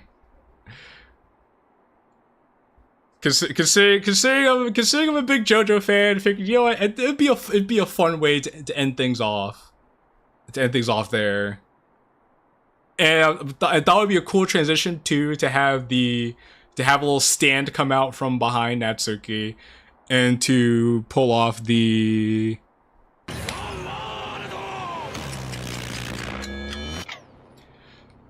So... that was the inspiration behind that. And then that whole segment was technically supposed to represent Natsuki dancing, like, you know, in the actual ballroom itself. So we thought instead of just having that, why not spice up a bit by having different styles for each dance, you know, to make things feel a little more dynamic. So we had the first style, which was still in the JJK style with the moonwalk. Then we transitioned to the neon sign. Then we transitioned to like the 80s, 90s aesthetic. And then we transitioned to sort of a jet set radio / manga-esque aesthetic. To this day, I've yet to finish past the first 2 episodes of Suzuhara. You know, you're better than me. I haven't even seen the anime. So I know, all I know is where it came from. It looks cute though. I might actually check it out one day. I thought she was dancing on the stage where she kicked the OGMC out. She kicked him out to put out her own music because she was sick of the music that they were playing. That's why she did it. Then you see her slide in. She's supposed to be sliding in from there. She slides into the middle of the dance floor and starts dancing there. So then after the torture dance, like the whole dance is over and you see everybody saying their goodbyes and everything. I'd probably say because to go more about the animatic as well, that the whole 47 seconds of animation was done last. I did everything else first because those were just basically stills. Whereas those 47 seconds were just actual frames of like raw, solid movement. That was what took the majority of my time. And I did all of that by myself. It was so hard, I'll be honest with you guys. There are a lot of times where I just wanted to quit and just not even put the animatic in the mod altogether. I remember, and Xavier will tell you this too, since he's here. We even debated, okay, we could release the mod now, and then we'll just like upload the animatic like on YouTube as a separate thing. So that way people can play the mod early, because the mod was already done at that point. The only thing that we were still waiting on was the animatic to be done. Because we said we could release the mod early, and we could just upload the animatic later, and people could just see the animatic on my channel. And then Xavier and I talked about it, and he was like, well, we could do that, but it wouldn't feel the same. People would want to see the full thing. And we want to release the full product. That would be worth our time and effort. And then eventually I said to him, you know what? As as much as I want to escape the responsibility of having to do this, you are right. I would want to release the full product. I wouldn't want to just like cut it up. Even though it'd be easier to do that. So we just said, you know what, guys, we're sorry. The mod's gonna take a little longer to come out because we have to finish this one last thing. And the fact that so many people not only said it was worth it, but it was one of their most favorite parts of the entire mod, brought a greater smile to my face than I possibly could have imagined. The fact that people actually thought there was a team of people who worked on that when it was just me, myself, and I toiling away on the animatic for 2 months was what made it worth it, honestly. And again, just seeing the reception of it, just the kindness from everybody, and seeing how much they adored it was just phenomenal to me. It made all that suffering I went through so much more worth it. So much more worth it. I also hope you did catch some of the Easter eggs that I put in the animatic too, because I put Easter eggs to the JQ crew, Easter eggs to Dona, Easter eggs to Persona 5, Easter eggs to Smash Brothers, and I also put Easter eggs. Aside from the obvious JoJo Easter egg, I put in another Easter egg to JoJo as well. Like when you see a little guy going, "Oh no!" Or if this will play. So you'll see little things like that if you go back to the animatic and pay attention to the background. You know, little shouts to different things like that. It was fun putting those in the animatic as well to see if people actually caught on to those things. So, which a few people did. A few people caught like a couple of the Easter eggs, but didn't catch all of them. Oh, you know, Zenziban Sakura on Natsuki's phone need Vocaloid reference. Oh, actually, you know, that she mentioned that. Here's the funny thing, right? I talked to the girl who helped me make the game, like, right, who helped inspire the story. And I remember asking her, what's one of your favorite songs? And she said Senban Sakura from Hatsune. And I was like, say less. I will put this in the phone as a reference to you, since this would be something you would actually have in your playlist. So you saw Hey Y'all, that was there as a reference to me, and then you had Zenban Sakura there as a reference to her, and something that would actually be what Natsuki would have on her phone. Did notice the P5 references as a dude who has like 220 hours total in that game. Hey, I'm glad you appreciate the references. See, I love doing stuff like that and giving people a chance to look at that and be like, hey, yo, I recognize that.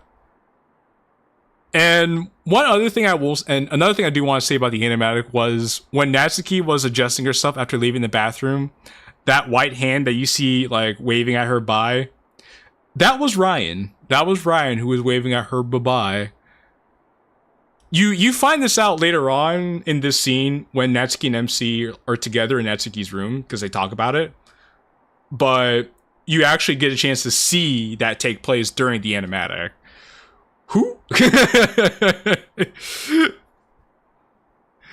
like, yeah, that was Ryan. Who?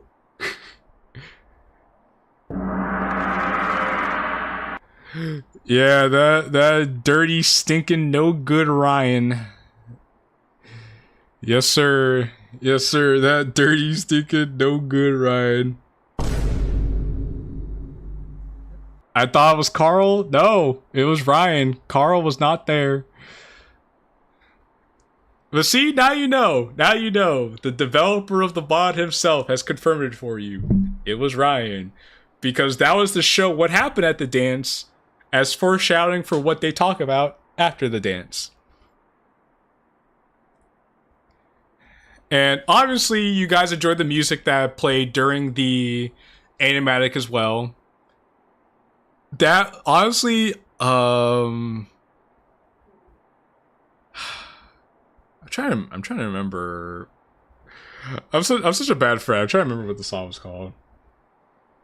Carl did not start sexing 4'11" pink-haired woman until later. Yes, that is correct. That did not happen until later.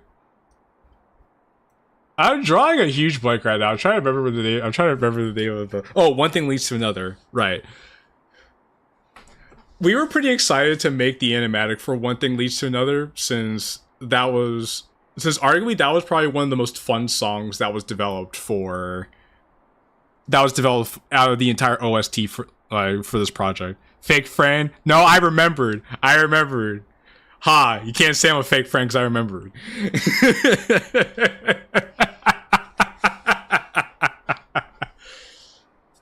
So it was actually cool to make an animatic that did match the energy of One Thing Leads to Another. And the animatic is currently uploaded to Xavier's channel. So if you guys want to check out the animatic whenever you want to, you just feel free to go to Xavier's channel and go check it out there. Which would be one last thing that I'd like to point out. But I think that's everything that I could remember to cover about the animatic. Obviously, a big part of the mod deserves a big amount of explanation and storytelling behind it, but it is definitely probably one of the most memorable parts of the mod. There's definitely nothing else really like it out there in terms of as far as like DDLC creations go. There are very few things that could tout having full-on animation in their projects, let alone a full-on cutscene. The closest mod who could say something like that would be Salvation Remake. But even then, Salvation Remake didn't have full-fledged animation. It just had like it was just animatics. Which, not to take away from Salvation Remake, because the animatics of Salvation Remake were well done. I give credit where credit is due. But as far as I know, you're not going to find another project that had full-on animation like Triple Trouble did. Mostly because most people are not going to do what I did to make that happen. But yeah, that is one thing I'm pretty proud of, and that's one thing that I'm glad I could say is wholly unique to Doki Doki Triple Trouble as a whole. So, now with that long-winded explanation out of the way,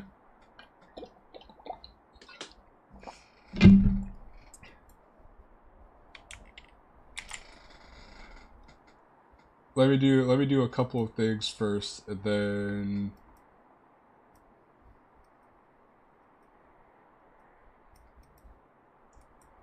so I had to go drink some water, and I was like, let me do a couple of things first.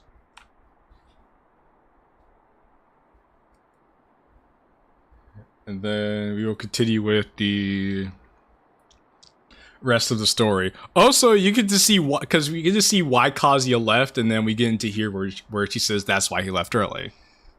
One of my scrap mods did have an idea to use pencil sketch animatics. Oh, kind of like fundamental paper education.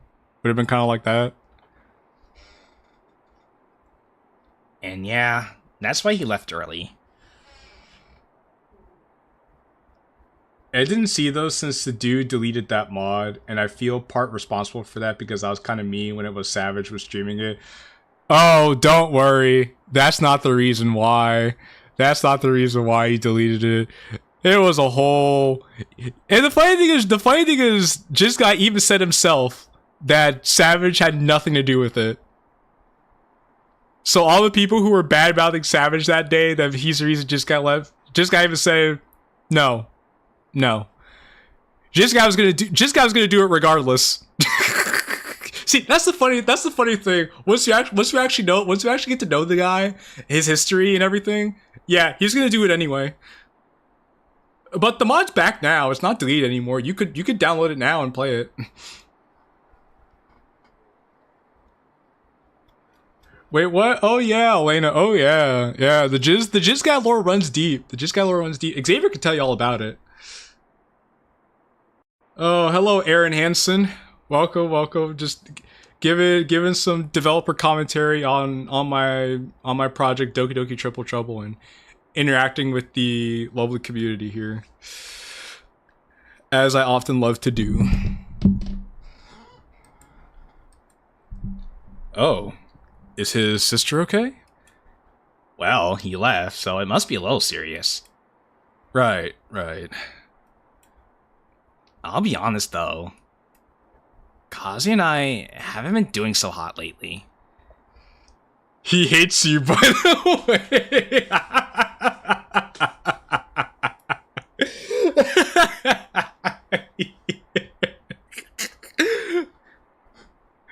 Kazuya haven't been doing so hot lately. Gee, I wonder why.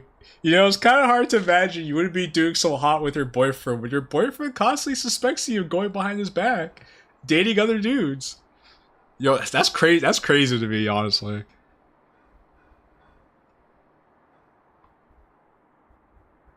What, was it like a marketing strat to get more eyes on it? Okay. All right. History time. So, this exact same thing happened for the original Salvation back in like 2019. Jizz Guy released the original Salvation, then he took it down. And again, people were like, no, bring it back. We want to play it again. We love you, Jizz Guy. We love Salvation. Then he brought it back. And more people played the mod. More people played the mod than he did before he took it down. Because they thought it was so special that he did it because he loved them. So he did that back then. And then he did it now. So fast forward to when the remake came out. The remake came out. Then he took it down.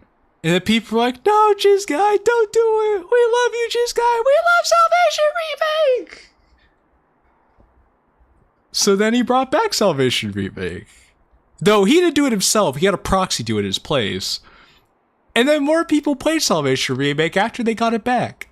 And now more people say Salvation Remake is the best mod ever made. Oh no, it's up now. It's up now, Aaron Hansen. It wasn't at one point, but it is now.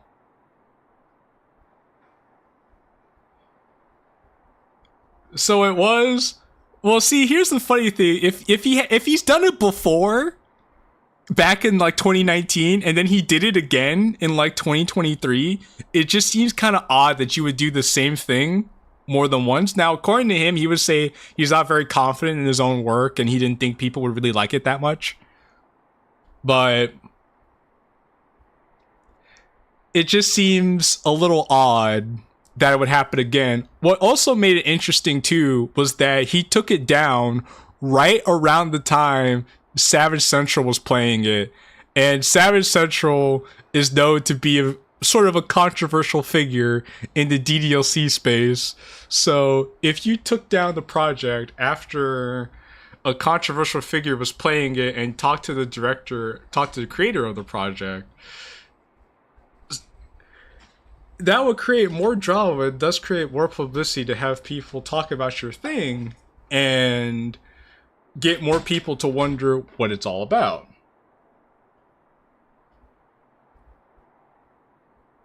Review on DDLC. Yes, that is correct. That is correct. You asked me to play it before it was released, but I haven't got around to it yet. I think you definitely. I'll be honest with you, Aaron. I think you would like play through Salvation Remake a lot. It probably would. It would be right up your alley. It would be right up you and your audience's alley. So if you do get a chance to check it out for a stream or something, I would highly recommend it for you. The only mod that made me cry was Another Moment with You, episode 1. I'm not even into Sayori. You know, I need to play that mod. I need to play Another Moment with You on stream, honestly, because so many people keep talking about that mod and saying how good it is. I've never played it. I've never seen anything about it. But so many people say how good it is. So one of these days, I'm going to download Another Moment with You and play it. Because I need to see what the hype is all about. I really do. Truly, I must.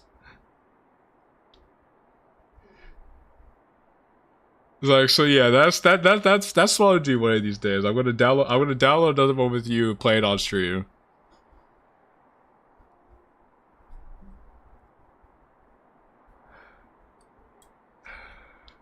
Oh, whoop. Oh, anyway, back to I guess back to Triple Trouble now.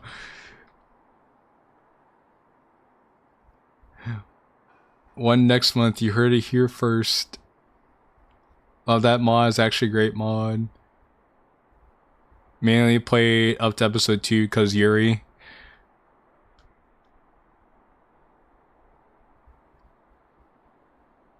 Is good mod is all I gotta say about Another Moment with You. The memories of walks and adventures past whisper through the air, finding shelter within our minds. Well, golly gee, I wonder why. Jay, I don't like where you're going with this. Do you think he could sense the presence of another man? Like a leftover stench? Yo, imagine the smell.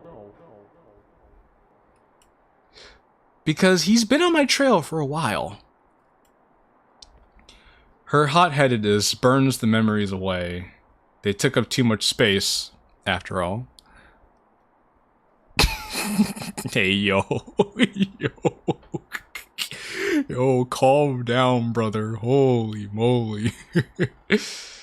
Whatever. Some memories, however, find themselves stuck in the crevices of her corrupted treasure trove. I don't want to lose him. Here's all I gotta say to that. That's all I gotta say. The crunch of my heart, like autumn leaves, fills my soul. I mean, he's hot. I wouldn't want to lose him either.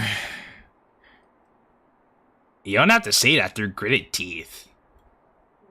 Beggars can't be choosers, Natsuki. I'm not a beggar. I'm a chooser. Then don't cheat on him. Yeah, I guess it is that simple. It's like, you don't want him to leave, then don't cheat on him. I mean, right? I mean, it makes sense to me. It makes sense to me, I would say.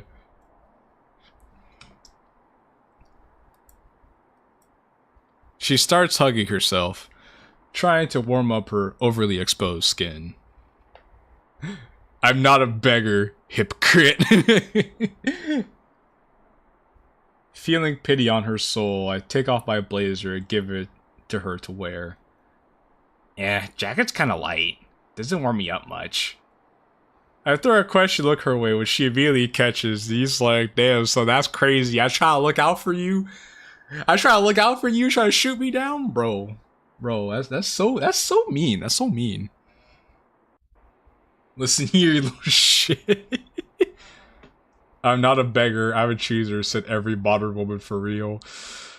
You know, there's a reason people talked about this mod being written too well and the fact that it reminded them too much of real life. It's a reason why. But thanks anyway. Very gentlemanly. You're welcome. My mom raised me right, you know. The same mom that banished me from your house, right? Yep. Same mom. The only thing she's choosing is the men I be playing with. And look at Randy Orton slithering. Watch out, watch out, watch out, watch out! KO! Here's the cover! Elena with the RKO. Sheesh.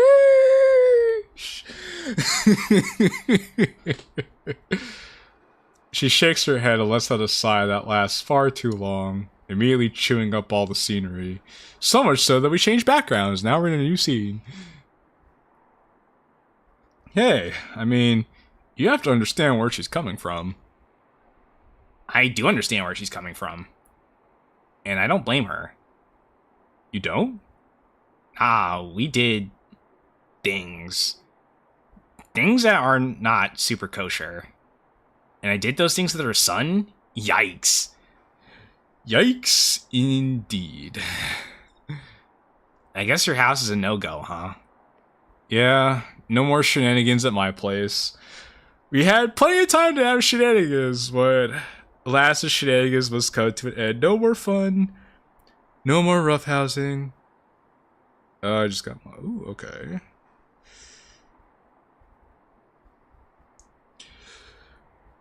Sad. I guess we have to use my place. Ha! Yeah, if I have a death wish. Yeah. We giggle and she slightly bumps into me, trying to get the attention she already has. Which is an actual thing. It's an actual thing. Ask me how I know. So, how's the dance? You were there. But how's the dance for you? You were there. Don't be a smartass. It's not a good look on you. Everything's a good look on me. I don't know what you're talking about. She slots my arm, reminding me who built the platform I'm standing on. Fine, fine. The dance was fun. It was kind of sad I had no one to be all romantic with, but I dealt with it. Which is true. This much is true. I think with the exception of one dance in high school, I never went with a date. I only went to a date for one dance. Now, for two dances, I did go alone, but I shared slow dances with a couple girls there. Oh, so Normal with the 10. Thank you, Normal. Thank you for saying it off, Normal. Thank you.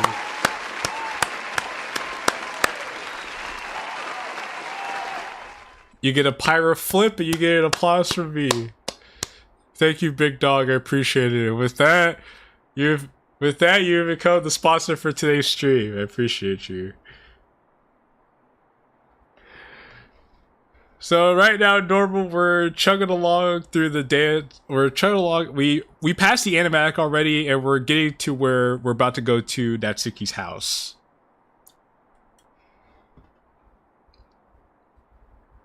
I'm just thankful I never went to my high school's prom. Okay.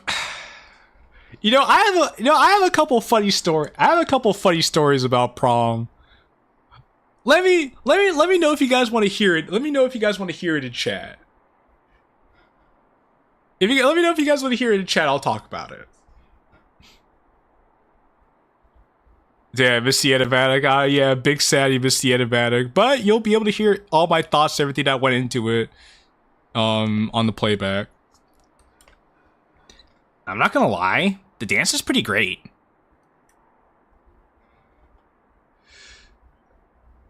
Okay, so we have 2 people. 3 people say they want. 3 people say they want to hear about it. Do you have anybody else?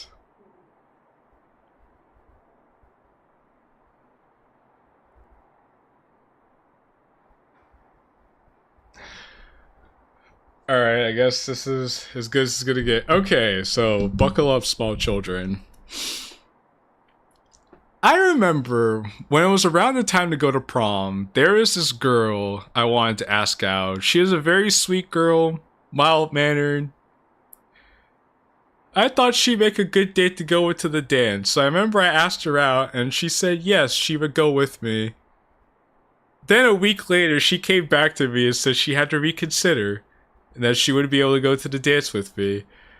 Not gonna lie, that bummed me out a bit, I'll be honest with you. I don't know why she said no, especially when she was so enthusiastic to say yes early on. But that's neither here nor there. We'll fast forward to the dance. Me being a little sad boy was just walking around there, just like talking to my friends, but just being all like, oh, I'm a sad boy. I have no date to prom. I'm a big sad boy, but I'll be here with my friends. And I remember these 2 girls. Actually, there were 3 girls. I was close friends with them, but there were two sisters. The younger sister had a crush on me, but I spent a lot more time with the older sister. And the dance floor we were at had multiple floors. I was on the second floor, watching everybody on the first floor. Graduated her because I was just embarrassed. By my home? Okay.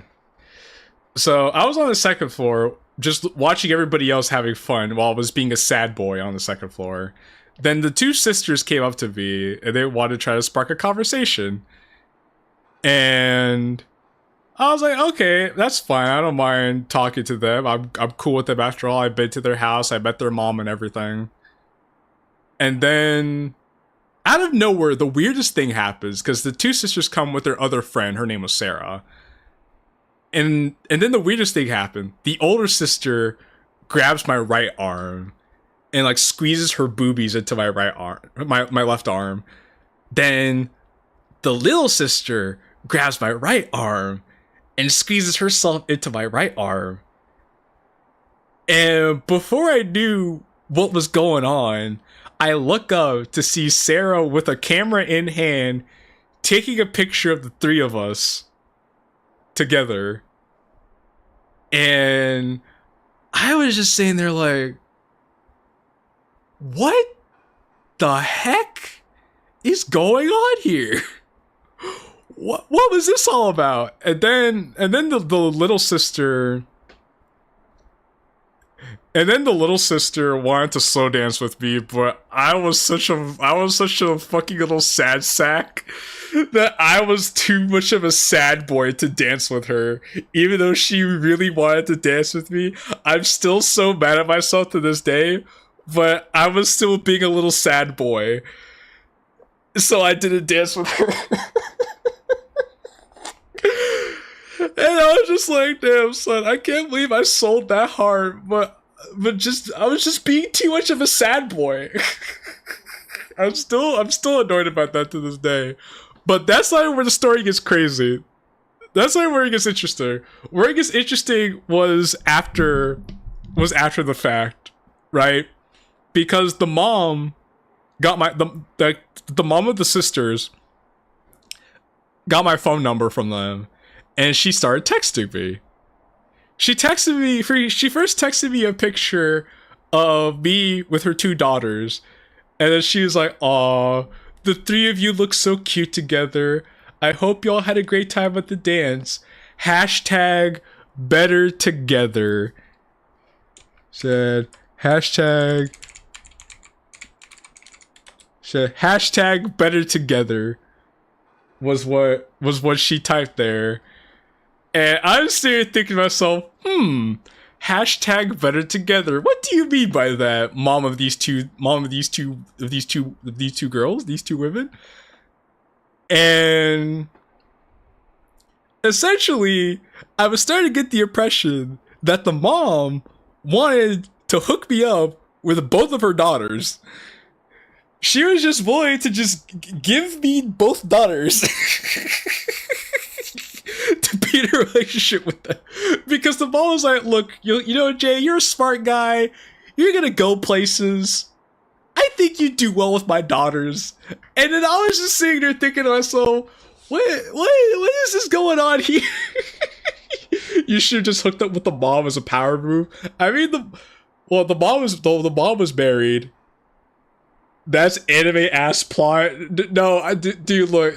If you knew all the stories I'm telling you, like my closest friends would tell you that I'm a fucking anime protagonist. I swear to you. I mean, dude, Triple Trouble itself is an anime ass story, but it's based off my actual life. It is based off my actual life. So. But yeah, so that ended up happening to me, and I was sitting there beside myself because I was just like, huh. And I remember telling my mom, because my mom knows the sisters, and my mom knows the sister's mom. And my mom was like, huh, is she for real right now? Jay, I don't know. Jay, are you sure about this? I don't know if you want to go through with this. Especially since the little sister liked me, but the older sister loved attention. And the older sister would definitely get jealous if I started spending time with her little sister. She'd definitely want to be in the spotlight more. So, can you give me some of your life force so I can get bitches to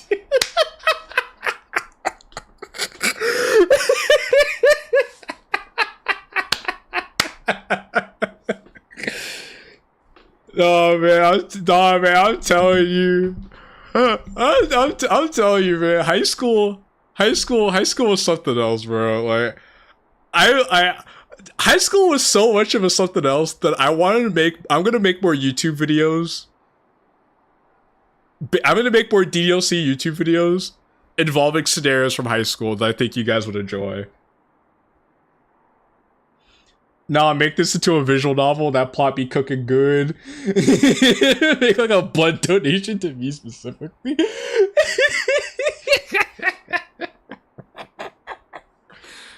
If that were me, I'd take that offer, no question, hit that shit, leave after a few months. You see, that's how Triple Trouble started. Triple Trouble started with that exact same mindset of, oh, I'll just hit it and leave it after a couple of months. I'm never gonna see this girl again. Why not? But obviously that didn't end up that way.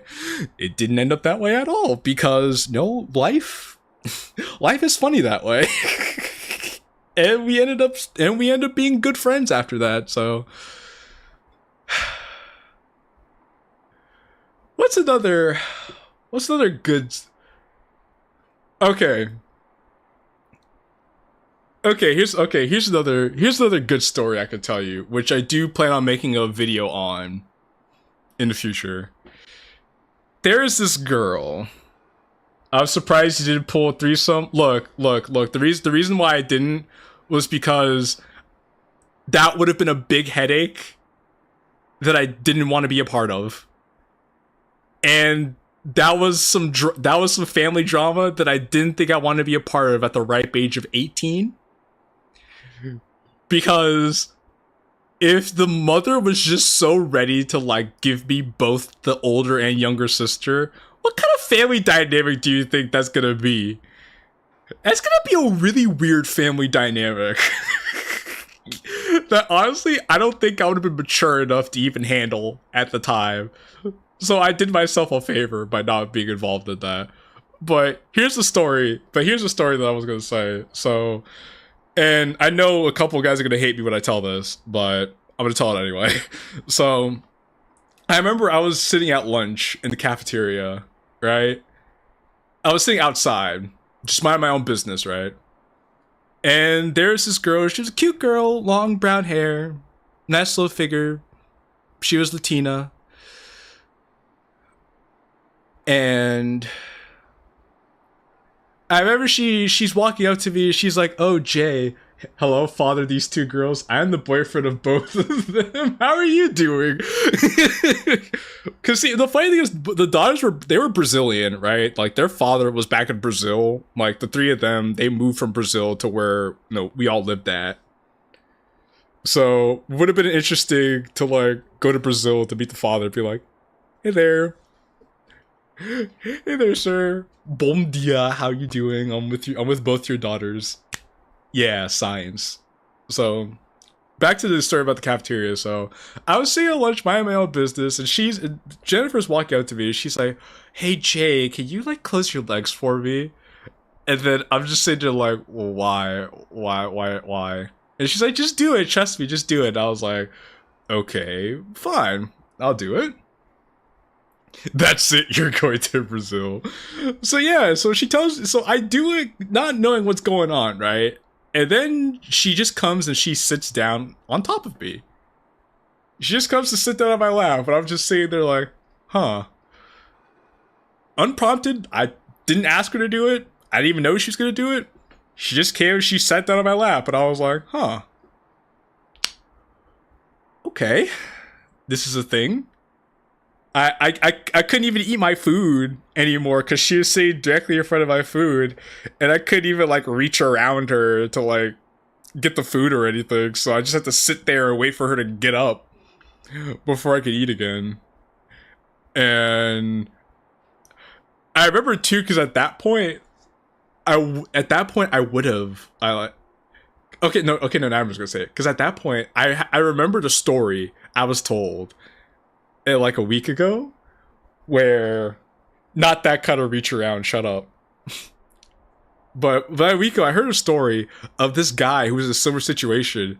That there was this girl who kept sitting on his lap, right? He didn't do anything, but she would just keep sitting down on his lap like every time. And she just kept doing it. Like the 8th, 9th time, like that she did it, he was like, okay, I guess this is fine. So he like started like putting his hands on like on her thighs. He like grabbed her butt and that kind of stuff. But then when he did that, she got him detention because she went to the principal and was like, oh, he's touching me and I don't like that. And I was sitting here thinking to myself, that's messed up. That's messed up. How could you do that to somebody? You're over here sitting on his lap unprompted, and then you're gonna get him in trouble because he thought it was okay after the 8th, 9th time you sit on top of him? That doesn't make any sense to me. Actual psychopath behavior. It is psychopath behavior. So because of that, I kept my hands to myself. I didn't dare put a hand on her, even though she was an attractive girl with a nice figure. I didn't dare put my hands on her. I just sat there patiently and waited until she got up and left. And then I went back to eating. Lunch. Like, not long after that. That's not the last story I have with that girl, though. That was one of the most memorable things that had happened with her. A couple more memorable things I've had happen with her as well was, I remember in this chemistry class, because we had a really cool chemistry teacher, and I was the intern for the chemistry class. So just like how MC was like the teaching assistant for his chemistry class, I was the intern for my chemistry class. That's how he and Natsuki spent time together, so that part was accurate. Honestly, I'm kind of happy girls did approach me back in high school because I was very moody back then. No, that makes perfect sense. Like I was a moody guy too until like my junior year, because I didn't think girls would like me at all. Especially when I got my heart obliterated into like a million pieces back in like 8th grade. Same thing happened to my high school. One of the teachers falsely accused one of my teachers of touching her inappropriately. I knew that teacher and I would never do anything like that because he was super protective of his own daughter. I'd have been really annoyed. Well, see, a lot of stuff for me happened like my junior or senior year. And that was when I started realizing that women were actually kind of cool with me. Because during my junior year of high school, I had a girl come up to me and say, hey, I want you to be my boyfriend. I like you a lot. I think you're cute. And that fucking scared me. Quite frankly, that terrified me because I went from thinking I was like, nobody will like me and I was unattractive to be like, what? Huh? You want to date me? So yeah, I didn't know how to handle that.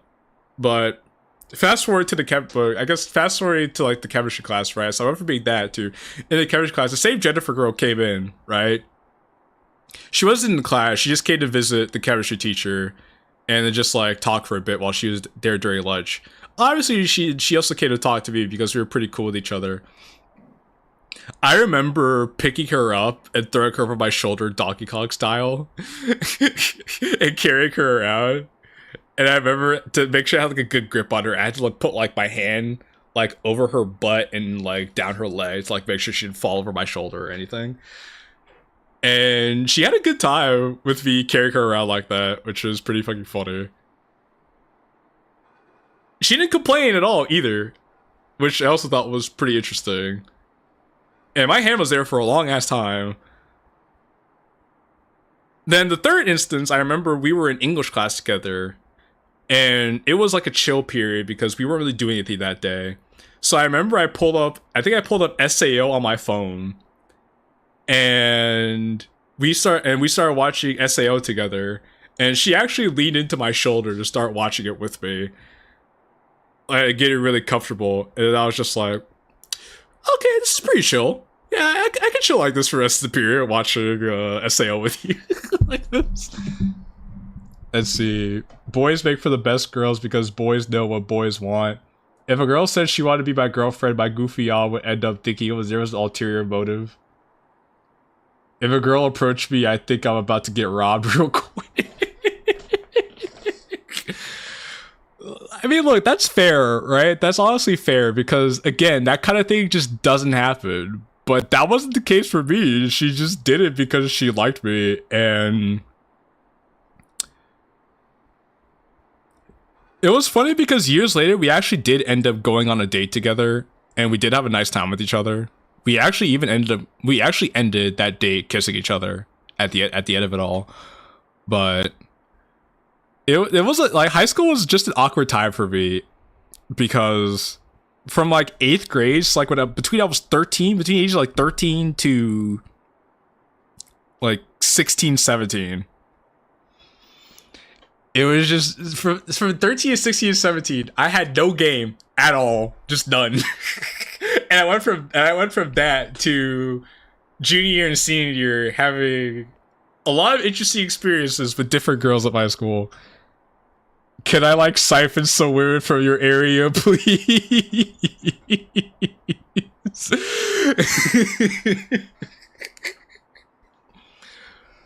Look, man, look.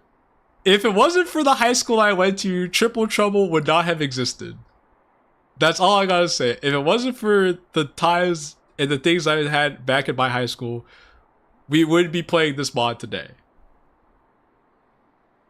So that's something we all have to be appreciative of. That everything that happened led to a moment in time where I'm sitting here talking to chat about a game that I developed about some crazy ass life experiences.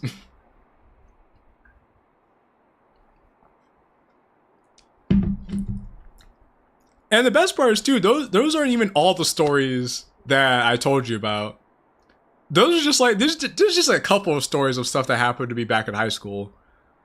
But the Jennifer story, I do plan on making into some like content for the channel. So you guys have that to look forward to in the not so distant future. Let's appreciate Jay's radioactive Riz in high school. Or Riz trading. Oh, y'all are crazy in the chat, bro. Y'all are wild.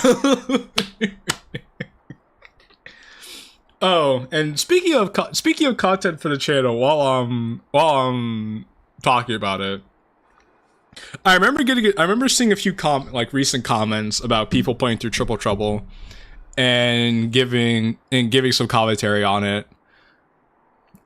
And I also remember seeing comments of people wanting there to be a sequel and offering free of charge to help me make the sequel because they liked the story so much and they want to see more of it. Oh, hello there, new person. Welcome to the stream. Happy to have you here. Are you from Tennessee? Because you're the only Ted I see. Yuck, gosh. Yeah, that kind of stuff. But speaking about making content, right? While I don't necessarily plan to make a full-on sequel to Triple Trouble at this current point in time, one thing I do want to do is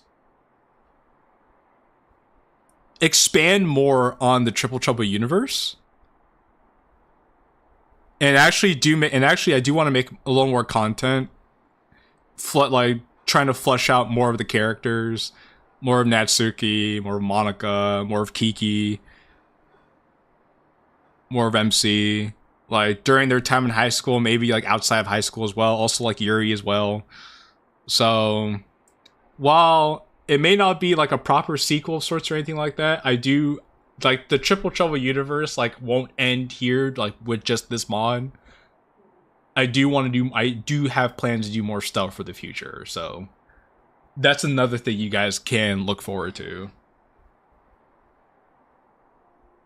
Are you from Ohio? Because every time I see you, I can't help but say Ohio.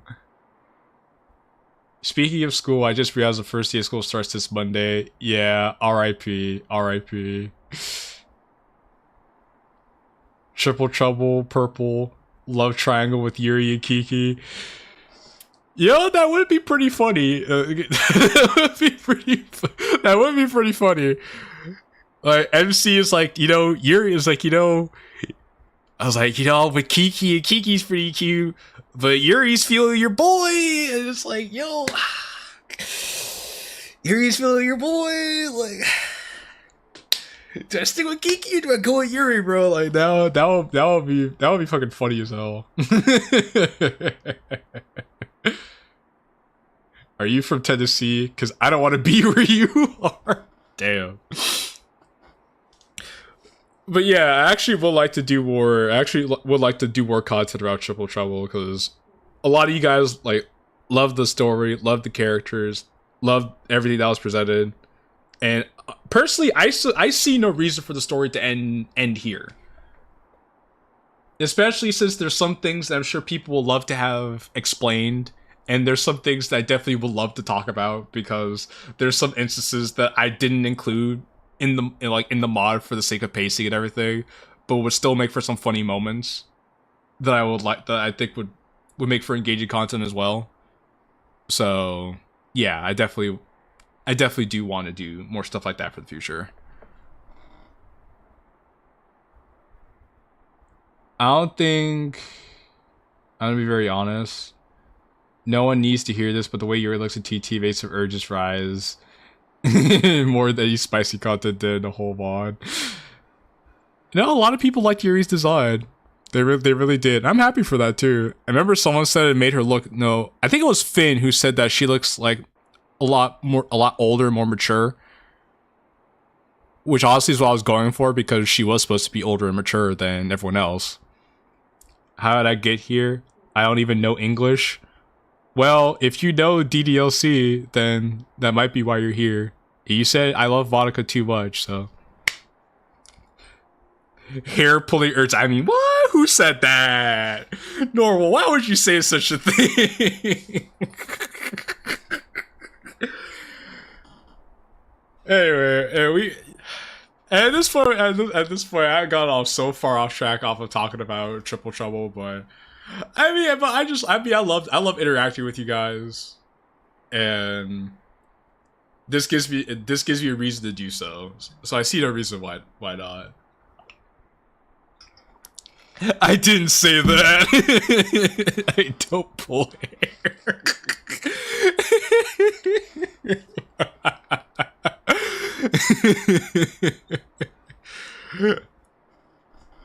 Alright, let me. I guess all that fun out of the way. I've been meaning to talk about this with you guys for a while now. And if you guys see this during the restream, or the VOD, you'll get to see this too and leave your own thoughts in the comments after the stream is over. But yeah, I don't know, guys, I'll be honest with you guys, I'm really excited for this year and next year because I have a lot planned in terms of making good content for next year.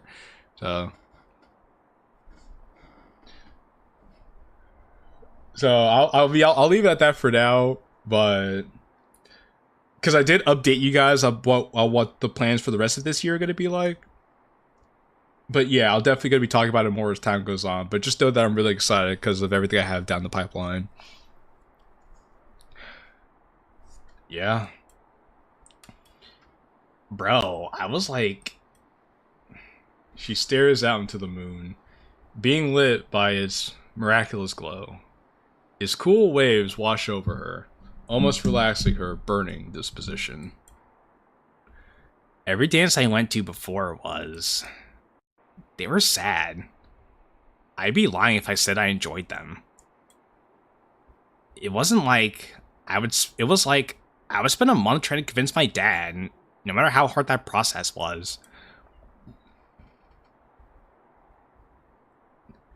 Freddy looks at Natsuki and goes, "Whore!" Whore, whore, whore, whore. Whore, whore, whore, whore, whore. Whore, whore, whore, whore. Whore, whore, whore, whore.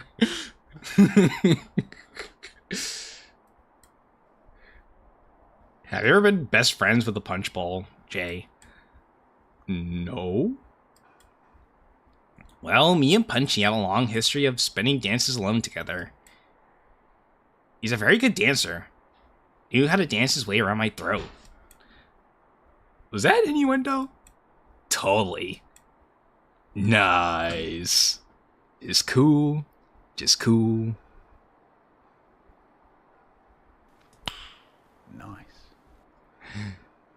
Nice. Tonight, though, it was great. Almost perfect. I'm glad you feel that way.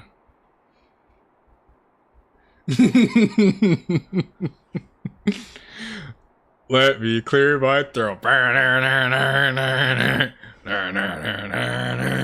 Yo, DJ Cool was that guy. Don't be sad you had no one to be all romantic with. I've been there. My eyebrows raised for a moment, acknowledging what she said, but not really registering it. Huh? Nah, that's cap. Cap. Stop the cap. If it was up to me, I would have been all romantic with you. Wow, you're so generous, bestowing me the charity of the thought of your love. I bet she's going across in Minecraft. It's like, Jay, come on, stop being a smartass. No, he's definitely being smart, because you're all like, yeah, I'd be totally romantic with you, bro, if it wasn't for the fact I was dating another guy. And I was just like, thank you for that. I appreciate you giving me the hope of the possibility that she would be into me. Thank you so much for that. That does so much for my self-esteem and my well-being as a person. The cool light of the mood finds its way onto me, putting me at ease from her banter. It's a lot of talk that. I appreciate it, but talk nonetheless. As Ryu from Streets would say, talk is cheap. You know what I wondered? If there was ever a behind-the-scenes mod extra of Triple Trouble and all the events didn't actually happen.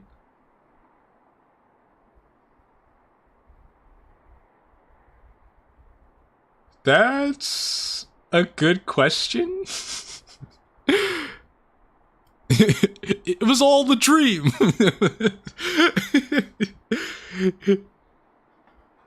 Fight Club op.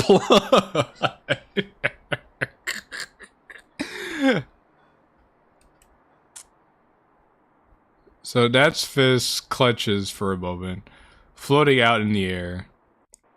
Her fist weakens, however, as she instead opts to hug my arm and cling close to me. You're right. I'm sorry. If you don't know, now we know, Mr. President. Don't apologize. I'm sticking around for a reason, right? What's the reason? I, don't know the specific one. Come on, tell me, please. I want to know. Well, I know you like me, and I know I like you. It's simple, but it's comforting. She talks to me and goes out of her way to do it, so she has to like me to some extent, right? I like you to a big extent. So basically, the MC is like, golly gosh, I mean, geez, we're a guy, looking away, looking at the ground, twiddling his thumbs, like, she has to like me to some extent, because she goes out of her way to talk to me and everything like that, so that's to count for something, right? There is no lower reason, MC. And Natsuki's like, yeah, not only do I like you, but I like you a lot, and we're like, cool. It's so hard to show you sometimes. That's why I try texting and calling you all the time. Which is true. which is true. I want you to know that I like you. Whoa. What? Sorry, I'm just used to the whole It's not like I like you or anything, baka.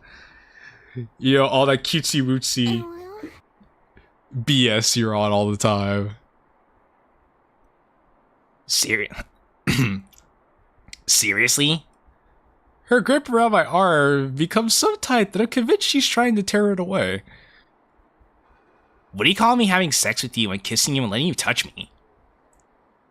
Do you think that was me being a tsundere or something? Okay, so if I remember correctly, the rationale behind this particular line was Natsuki listing out things in increasing order of importance to her in terms of being in her personal space.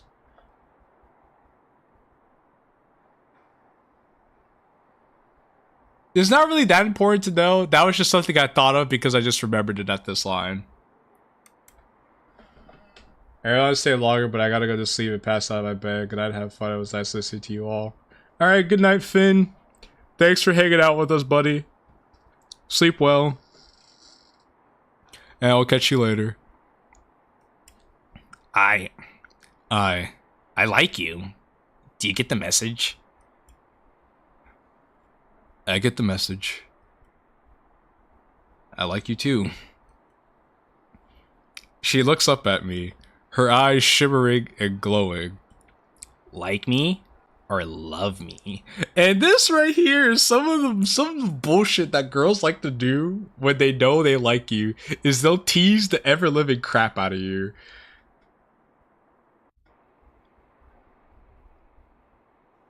You heading out too, Vaught? Alright. Peace out, Vaught. Thanks for hanging out here. But as I was gonna say, this is some of the most biggity bullshit I've seen girls do. When they have you around the palm, when they have you like wrapped around their finger, they like teasing you like this, and I was just like, damn, son, that's crazy. You're really gonna put me in that kind of position? Which is why I absolutely had to write this in, because it makes perfect sense. I remember a comment I got in one of K-Monger's videos in his comment section was, you could tell the mod creator is somebody who talks to women. And I remember laughing my head off when I saw that comment. That day, they really could tell that I talked to women because of how I wrote the characters for the story.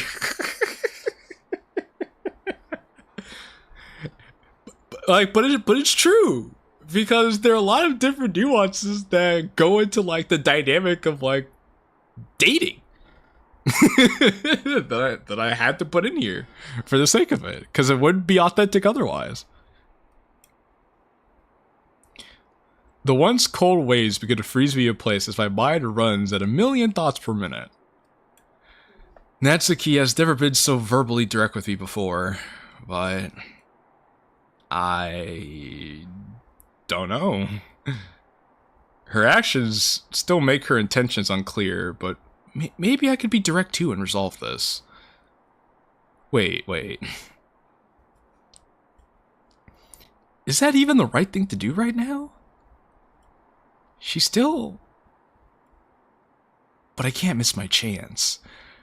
So as you can see, MC's at a crossroads right now because he still knows Natsuki's still with Kazuya, and technically it should be in his best interest to keep that in mind, but at the same time, if she's being this close to him, saying she has feelings for him and everything, why would he deny himself the chance at letting it know that he cares about this girl and open the possibility of being with her when he cares about her so much? Most guys in this position would not deny themselves that opportunity, right? And after this, I'm gonna send you links for another moment with you. Thank you for that. Thank you for saving me the trouble. I really appreciate that. I really do. You do me a big favor later, so thank you. But actually, what I was gonna say was that talking about being in MC's position is the people that I've seen complaining the most about Triple Trouble are the people that I've seen who've proven to be the least capable of empathizing with another person aside from themselves. It was really evident to see, because you have to really be able to empathize with the MC. Or at least if you can't empathize them, at least just take the story for what it, with an open mind, to be able to understand where the MC's coming from here and why he's doing the things that he's doing here. That's mainly what I'm trying to get at. And the people who appreciate this story a lot were able to do that. The people who weren't able to appreciate the story were the people who were incapable of empathizing with the main character.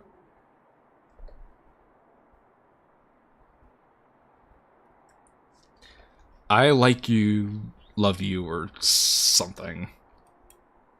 I cringe at myself. Ashamed at how little I was able to muster.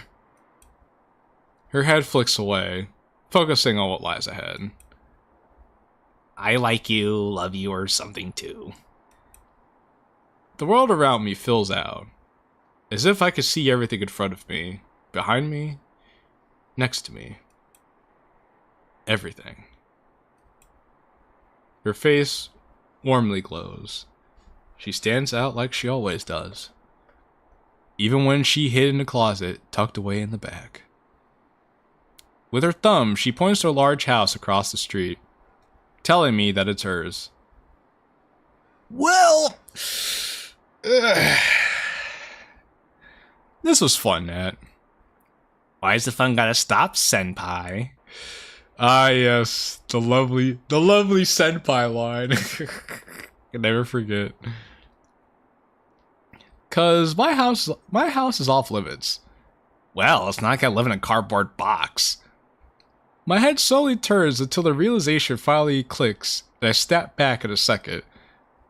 What about your dad? We'll improvise. Is your dad even the kind of person we can improvise around?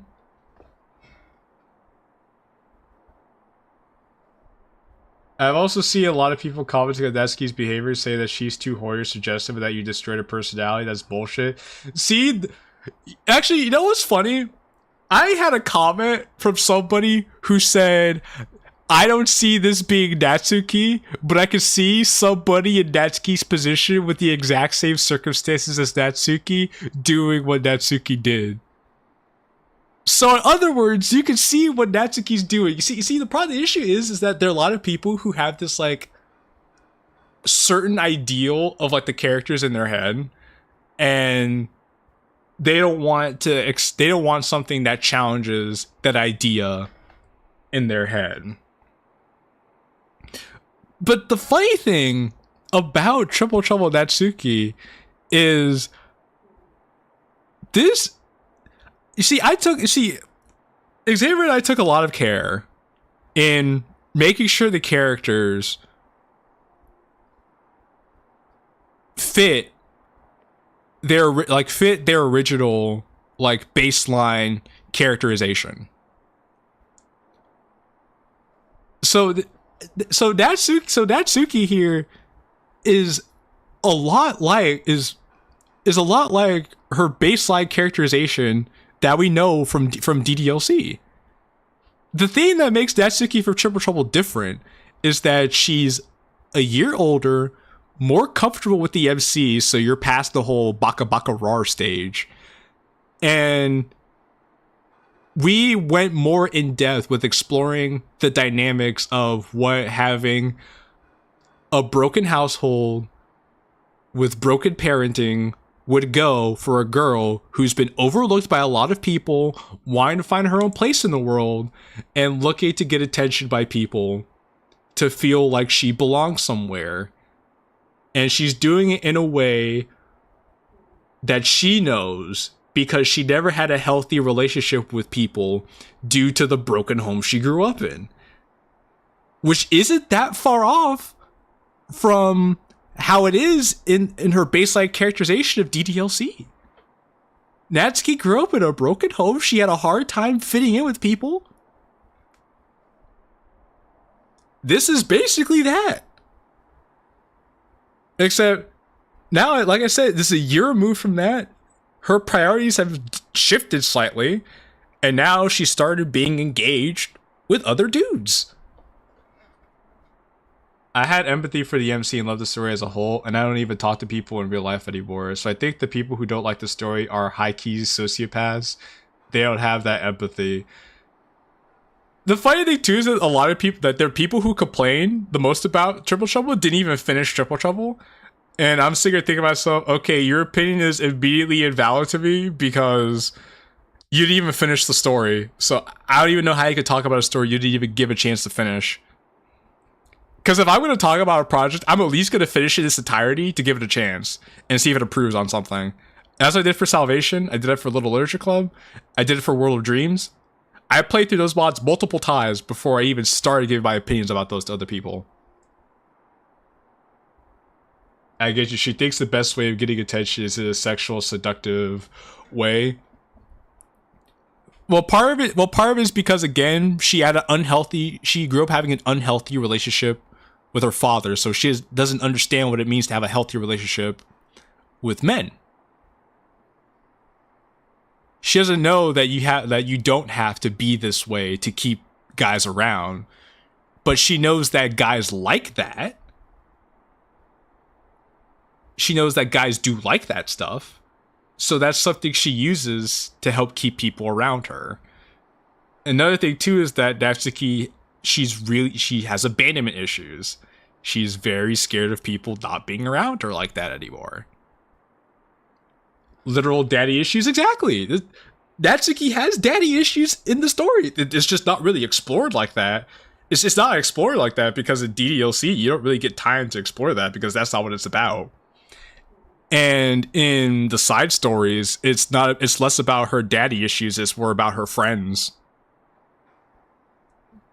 I mean, and in this case, it still explores her friendship issues because instead of Natsuki having issues with no-name friends we never see, Natsuki has issues with Monica, Sayori, MC, and Yuri to an extent. Even though Yuri's not there, Yuri hears about it and Yuri would have had a problem with it.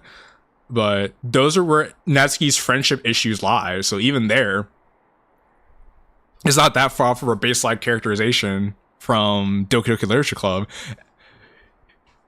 So a lot of DDLC fans don't even get the characters anyway. There is a lot of Puritans who dislike anything NSFW about DDLC. And honestly, I can't stand those people.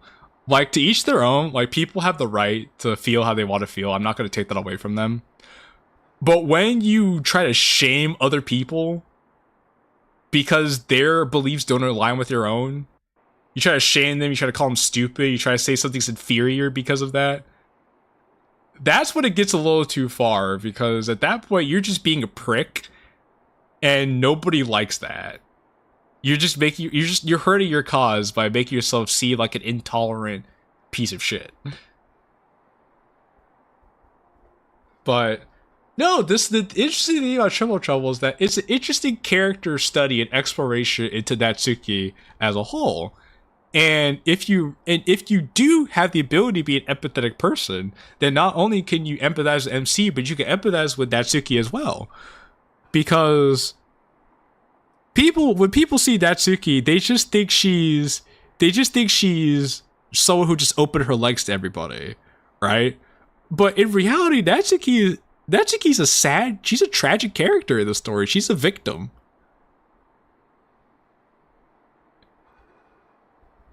It's hard to realize that, but she does what she does not to try to hurt people, but because she just doesn't know any better. She's trying her best to become a better person, but old habits die hard.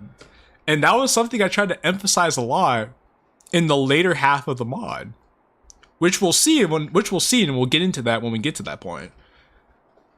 But that's something I can't emphasize enough, because this was something that was intentionally thought out from when we typed the first line of the script to when we typed the end based on a true story.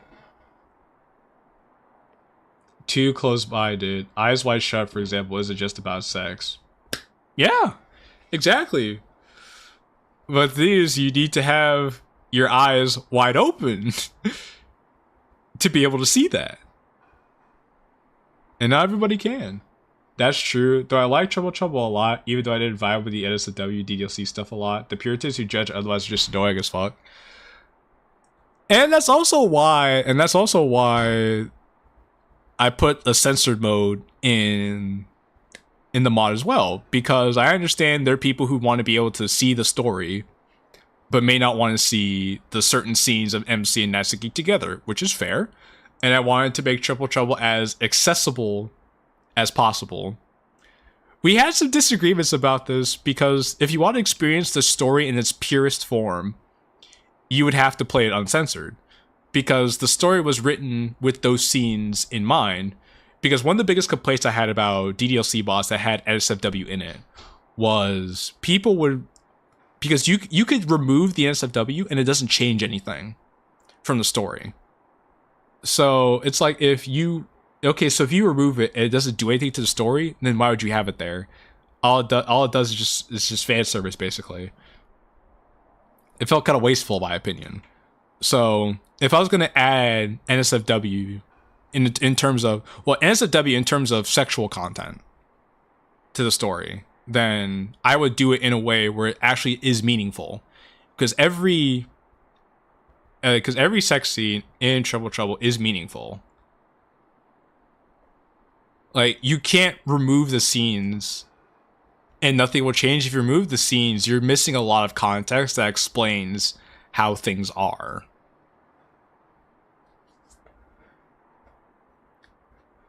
Which, unfortunately, for the sake of YouTube, I couldn't really do that. If we were on, like, Kick or something, or, like, if I was streaming on Patreon, then I would be more than happy to play it uncensored and talk about the intricacies of it there. But I could give a brief overview of it when that time comes. But I say all that to say that I wanted to respect people's rights to be able to play it and not be exposed to, like, the NSFW content. I wanted that to be completely optional. I also, while I'm talking about NSFW, I don't like using the term NSFW strictly for talking about sex, because NSFW also includes stuff like gore and like obscene violence. And I'm tired of people talking about like, oh, I don't like NSFW and DDLC. And I'm just like, my brother, you're talking about a game where a girl literally becomes a Christmas ornament and is strung up on her ceiling. You're talking about a game where a girl snaps her neck and runs at you. You're talking about a game where a girl like takes a knife and like puts it inside of her over and over again, and then she lays on the ground and she decomposes.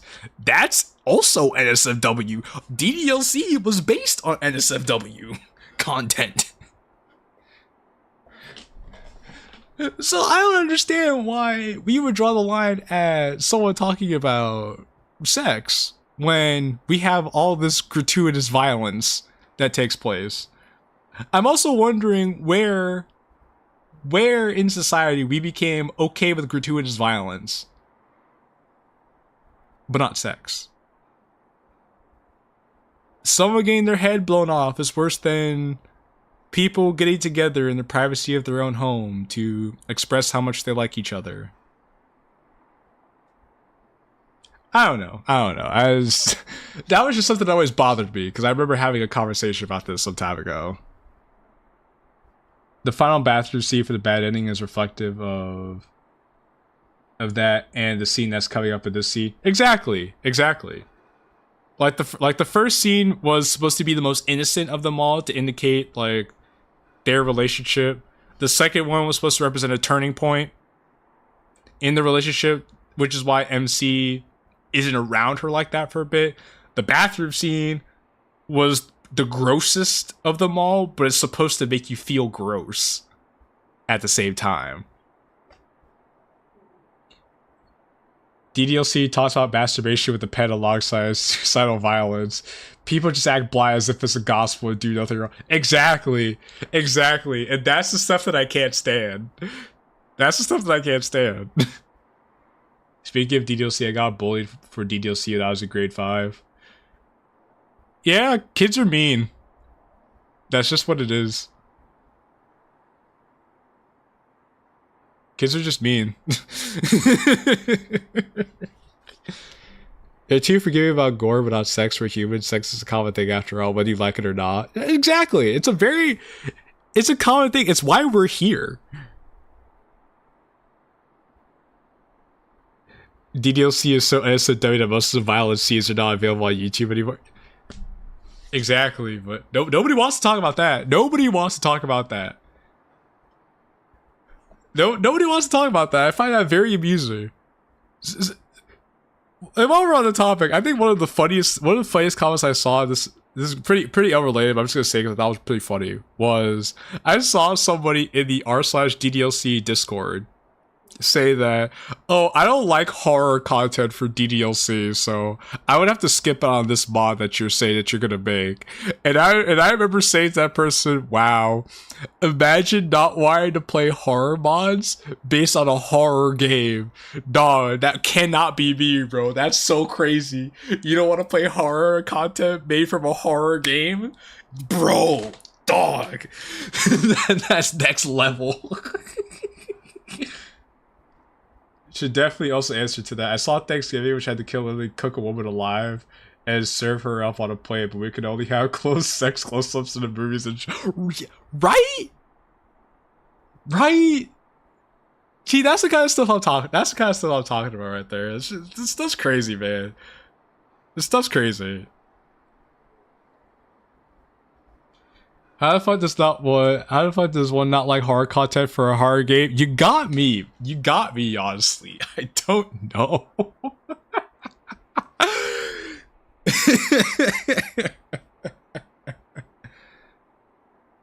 I mean, the reason why they said it was because, like, oh, my mental state isn't all that good. It could barely hit. Like, I was barely able to get through like regular DDLC as it was. So I don't know if I want to subject myself to more like negativity stuff of like the girls getting hurt or anything. And I was like, my brother, then why are you here? Go get therapy. Go be somewhere else where there's sunshine and rainbows. I don't know why you're in this place where characters just up and die. Oh, hello, my brother Random. Welcome. Welcome to the stream, family. I also meant Hollywood in the last message. Oh, okay. Yeah, I was wondering where the D came from. Alright, well, let me take a drink of water.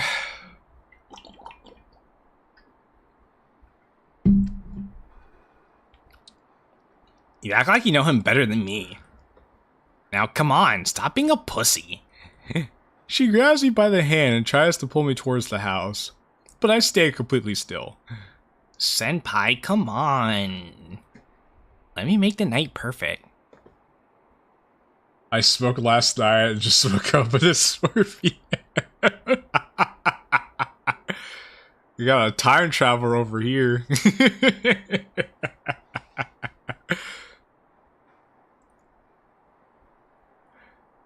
Only if you stop calling me senpai. Deal. I put my body in her hands as she drags me towards her house.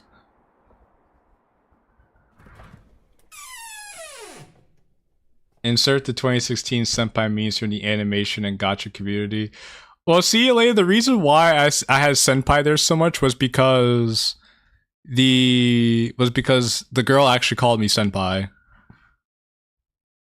Good news is I finally got getting new internet, even though it's Verizon 5G. Hey, as long as it's fast, as long as it's faster than what you had before, I think that's a step up. The nasal creak of the door shakes me to the bone. Every muscle I have is clenched as tightly as possible, hoping against hope to maintain control in this unpredictable situation.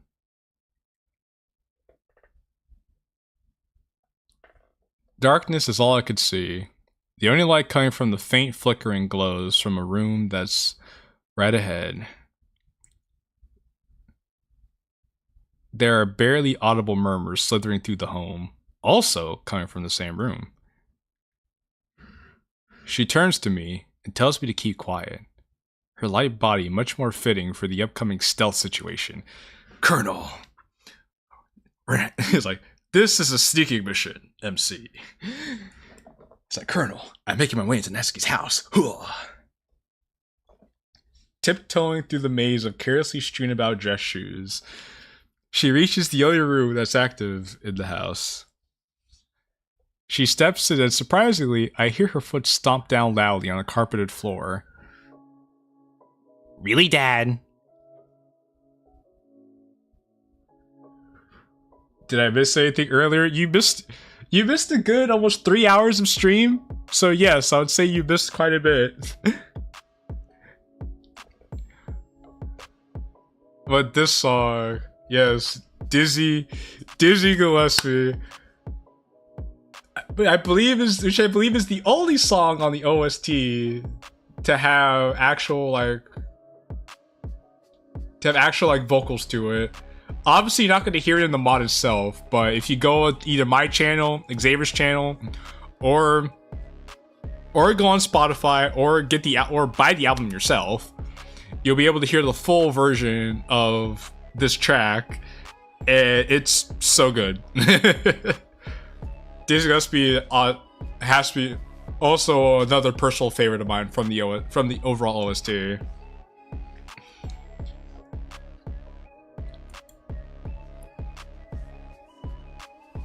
I tiptoed through the corridor to check on her without drawing much attention to myself, somehow making it to the room's doorway.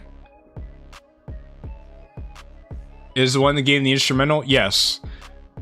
The game is in... It's the instrumental, like, before the rap breakdown. Is there any content that was planned for DDTT but got scrapped later on in development? Yes and no. Yes and no. At one point, we were going to scrap the animatic and the play scene, but we brought both of those back in. There actually is some other content too that was scrapped. Like from the first, like there was like a couple scenes that were scrapped from the first draft for the sake of pacing. And there's some other there were a couple of things too that were scrapped for the sake of pacing as well. However, I mentioned this earlier. But I'm gonna make more Triple Trouble in universe content to like further flush out those things that I didn't get a chance to put into like the Triple Trouble proper. Oh, right. The custom sprites. Because that was one thing we did want to do, was to actually make custom sprites for Triple Trouble 2. But that also got scrapped for the sake of time. Thank you for reminding me. Yeah, that was another thing we wanted to do. Which would have been really cool to do. It would have been really cool, but we just didn't have enough time. So the best thing we could do was just like edit the existing sprites that we had. And include some of those custom sprites as Easter eggs and whatnot.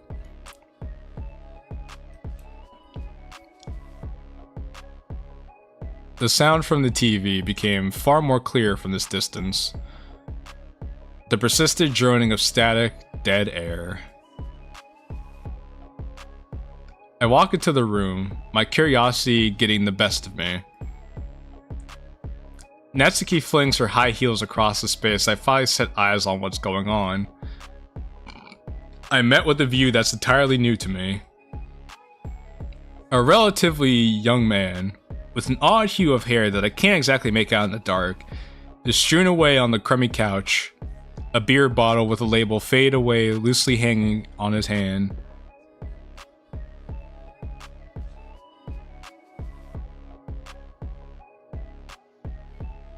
Achievements would have been awesome. I mean, technically there is an achievement system. That's what the gallery is.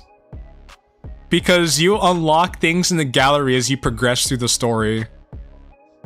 So that's like the closest thing you get to the achievement system.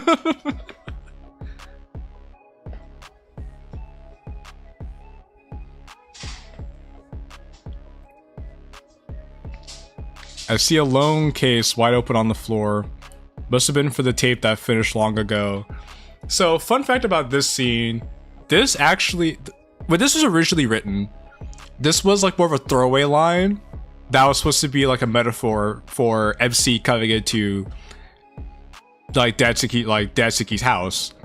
It was talking about like a basketball game, but Xavier and I were having a conversation about this, and we said we could spin this to make it feel a little more meaningful to the story and to like the dad as a whole. So the tape that they were watching, that the dad was watching before he went to sleep, was actually old VHS tapes of him with his wife and Natsuki as a little girl. So if it wasn't very clear, that's the explanation to like what the tape is of what they're watching here. VHS? Who the hell still watches VHS tapes? I remember Xavier Xavier and I pitched the idea, and overall I thought it was pretty neat too, so we decided to go with that. I also do have to thank Xavier because he edited this background to give the TV a little glow as well. Oh, I thought it was a 70s porno? That's crazy. But no, we made it like old family tapes, so when the father says this,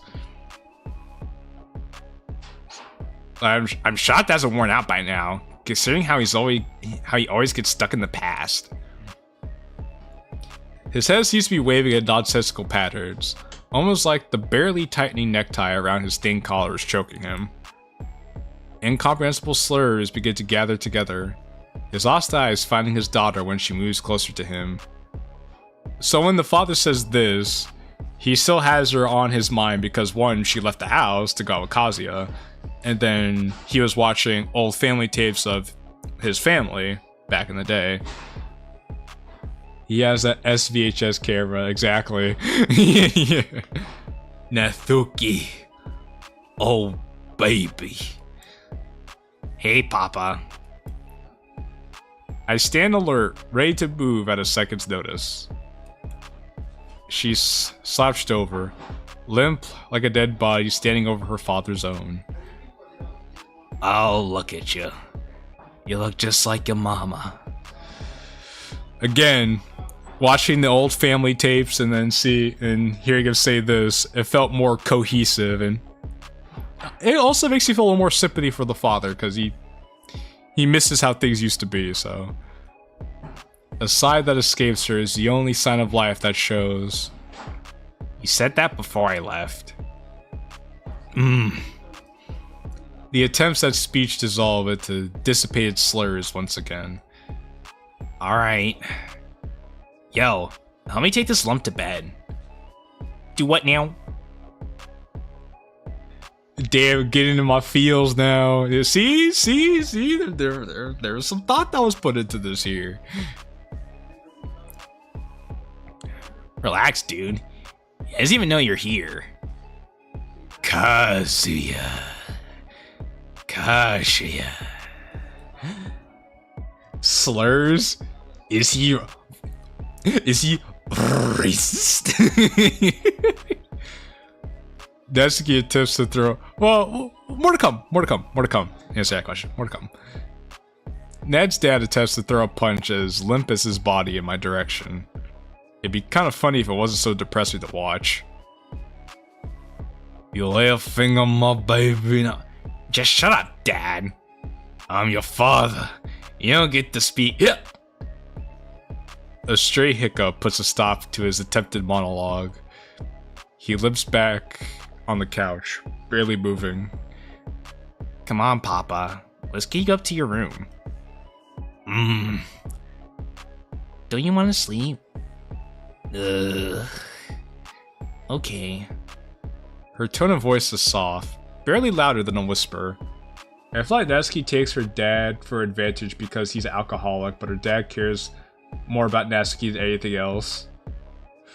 You see, here's the funny thing, right? Actually, hold on. Let me get past this. We'll put a pin. We'll put a pin on that. Random. We'll put a pin on that. I'll get back to that before the scene ends.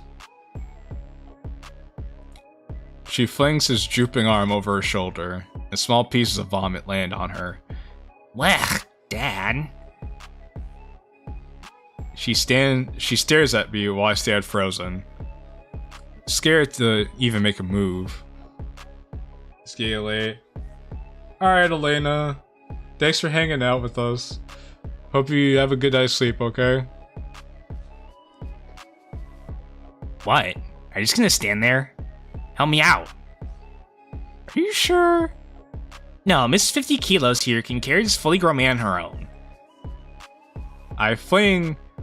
For those of my Freedom Unit enjoyers, 50 kilos is about 110, 115 pounds.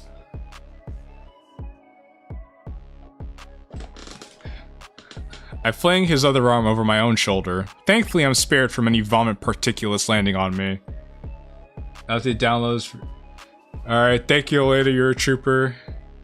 Have a good night. We drag him through the room and start climbing the stairs with his barely conscious body. I get lost in thought as I wonder how the hell I ended up here. If I keep this up, I'll probably ask that question 100 times over. I snap back to reality, trying to ignore the gravity of the situation. Yes, this is exactly what you think it is. No, I'm not ashamed of it. Yes, I was going through an Eminem phase back when I wrote this. Anyway. I turn my head, hoping to tell some joke to Natsuki, hoping to lighten the mood. Fear boils my blood, as instead I'm met with the widened eyes of a man who barely has any grip on his surroundings. You look different. You're skinnier and darker. Don't worry about it, Dad. Don't worry about it, Papa.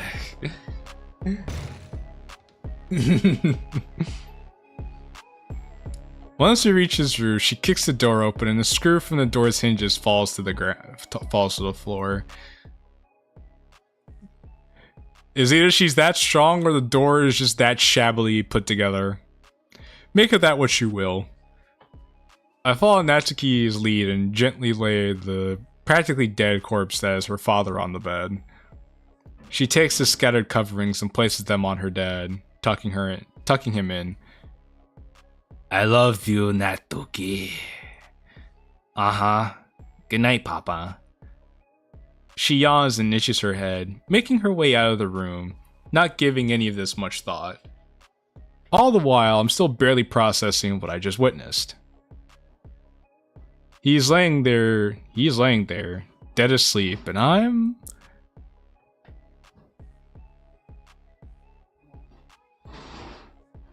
Is Natsuki a snow bunny in this mod?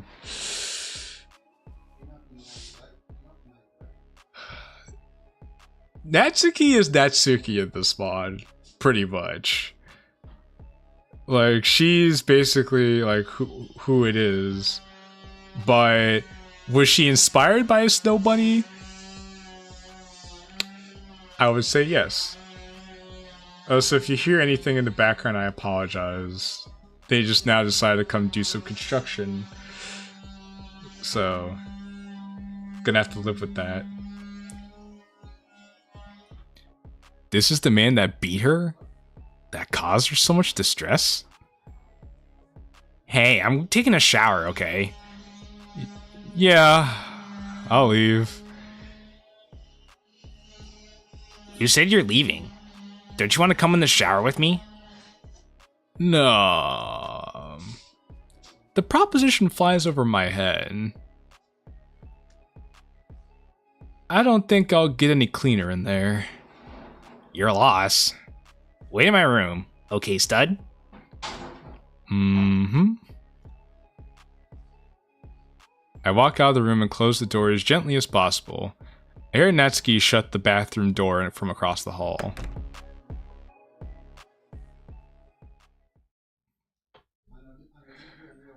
Okay, so going back to what you said earlier, Random, about I feel like Natsuki takes her dad for advantage, takes advantage of him because he's an alcoholic, but her dad cares more about Natsuki than anything else. The relationship between Natsuki and her dad is rather interesting because if you remember at the start of the mod, you saw bruises on her, right? So you could tell that there's at least some physical like altercations between them. At least that's how it used to be. Now, when it comes now in terms of Natsuki's father, he's just started becoming more despondent. This scene had the potential of a vine boom every time MC looked at the door.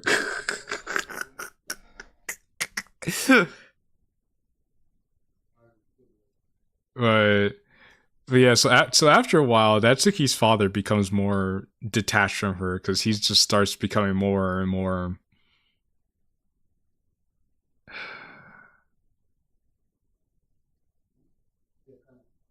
I guess for lack of a better term, I guess he started to become a bit more depressed. So he started drinking more and just started becoming a sad sack.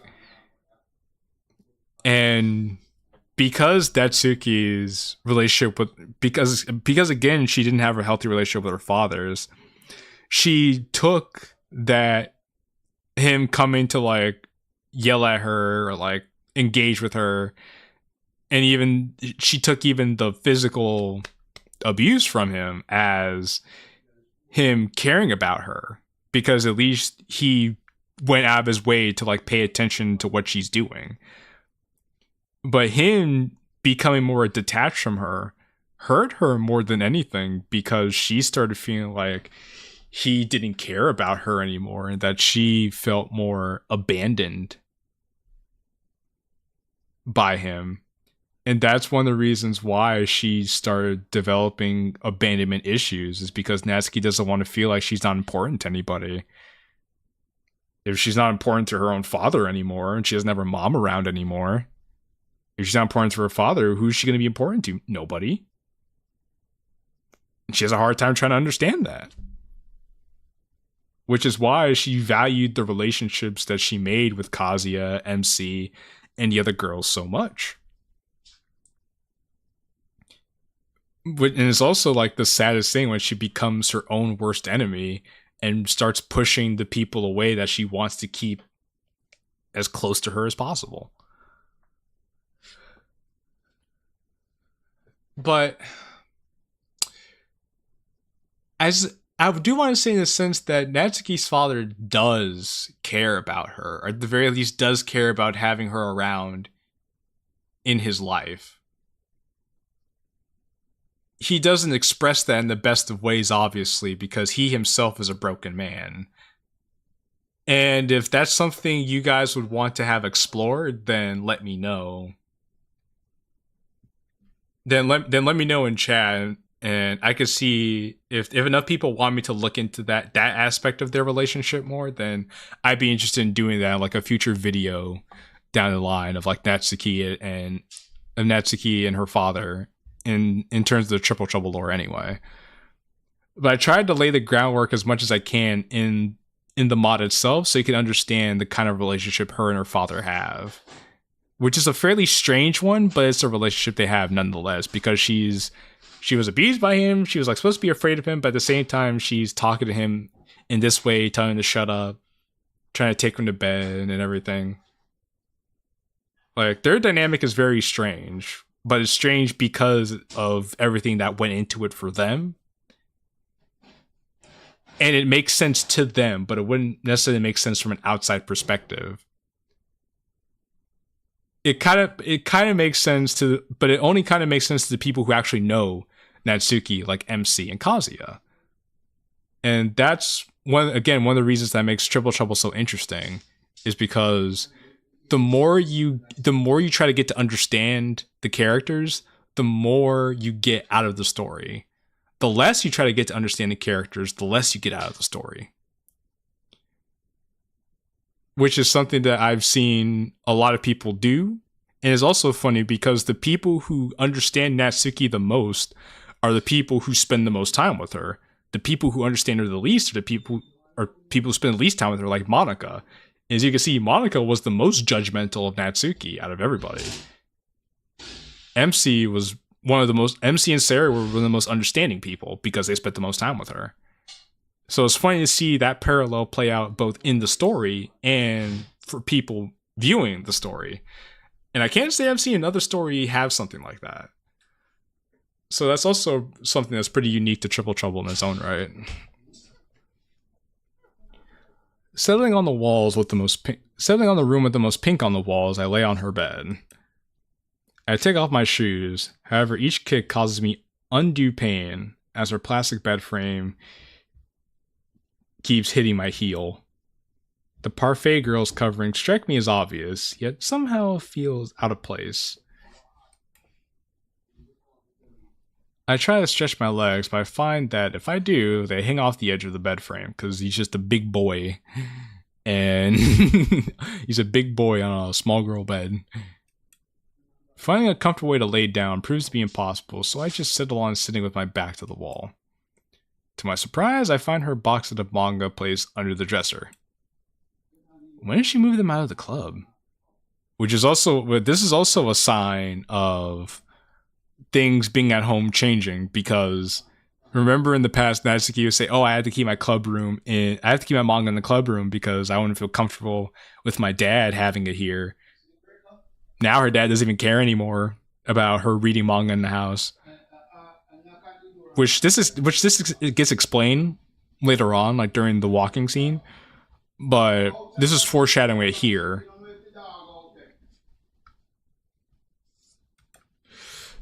The stream of water coming from the shower comes to a stop. So I believe, since I have censor mode on, this is going to show you another Adult Swim bumper. So to give context, to give the thought process of, well, to give a brief overview for this scene that's supposed to take place is, hold on.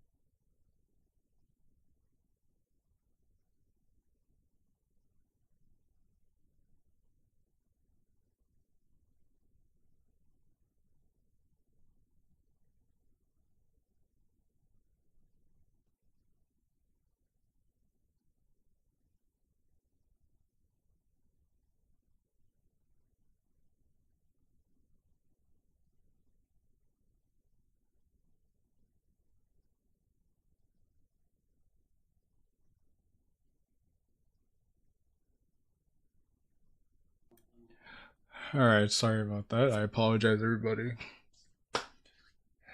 So, damn, I didn't know people still play DDLC. You're the second person to come in here to say that. But yeah, more people play DDLC than you think. Still make content for it too. I have to be one of those people. So I think where I left off was I was about to give an overview for this scene. So obviously, those of you who played it, you pretty much already knows how it goes. But the idea for this scene was to, like I said before, be a breaking point for the relationship between Natsuki and the main character, because this was going to be the first point in the story where MC feels like he's in over his head when it comes to spending time with Natsuki and getting himself into this relationship with her. So, and you could tell because a lot of the actions takes place, he's scared. He doesn't know if the dad's going to come in. Natsuki's like basically ignoring his concerns, trying to have her way. And then MC jumps out of the window because he really doesn't want to get caught by the dad, which is fair because if you're having fun time with his daughter in her room, last thing you want to do is have the dad walk in on you like that. And then Natsuki's idea of making up to him after he could have gotten hurt pretty badly was, instead of just like telling him he's sorry and like trying to do all this stuff, she just grabs him in the middle of the street and just starts rubbing it out there right then and there. And you're just like, whoa, dude, that's wild. But yeah, it's supposed to be wild. It's supposed to like be it's supposed to make you uncomfortable because the MC feels uncomfortable because he's just like, dang, what? It's like, what's going on here? Like, why? Because she's trying to do her best to make things up to him and to make sure he doesn't go anywhere. So in her mind, she's doing something to make him feel good because she's doing the only thing she knows how. And he feels weird because his idea of like being with somebody is being completely challenged because he thought Natsuki could be normal until what you see now. So that's what sets up everything to get to what happens later on in the story. However, MC wouldn't be like, because this is also an interesting situation too, because this is what creates the dynamic between MC and Sayori that we see later on in the story. I mean, yes, MC wouldn't be, because here's the interesting thing. MC wouldn't be in this situation if he didn't get with Natsuki in the first place. But MC also wouldn't be in this situation if Sayori didn't snitch on him behind his back after she promised to keep MC's secret. Because MC wouldn't have to be going over to her house and have to worry about this stuff. They could have done something else, or they could have went to another place. But instead of that, they end up here, and it was largely due to both of their actions, which is what gets explored later on when MC and Sayori have their scene together, which seemed to be the breaking point for a lot of people in Triple Trouble. And honestly, I don't blame them for it. That was all created by design. So we'll try to get there, and we'll talk about it more at that point in time. But first, we'll get through the Adult Swim bumper here. The stream of water, oh yeah, it comes from his top. Sounds of footsteps are the only thing I hear besides my own heartbeat. Hey. Wait. Oh, okay. Her towel just curiously on the bathroom floor. Cloaker drops to the ground, revealing her glistening bare body. Okay.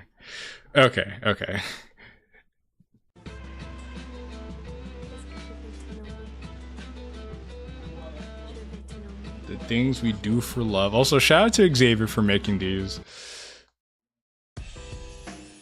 From the window to the wall. Fun fact, Doki Doki Triple Trouble originally had more people working on it. Remember how this was supposed to come out in March 2023?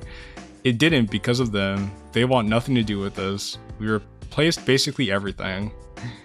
Shout out to the haters. Hope you enjoyed this so far. The JQ crew. Which is all true. There were more people working on this, but they wanted to try to take advantage of us. They wanted to cause a lot of problems, cause a lot of drama, be very bad people, not good people. So we had to part ways with them, and because of that, and because we also didn't want them to say, "Oh, they stole our work," da da da da da. We replaced pretty much everything that they've done and contributed, just so they can't turn around and say we were stealing from them or using their work. You can't, because we replaced everything. We replaced everything. So what happens when you play the censor mode on is obviously you skip over everything I talked about. And I actually think that's it, because I was about to say you skip over a texting segment as well, but no, the texting segment comes after this scene. So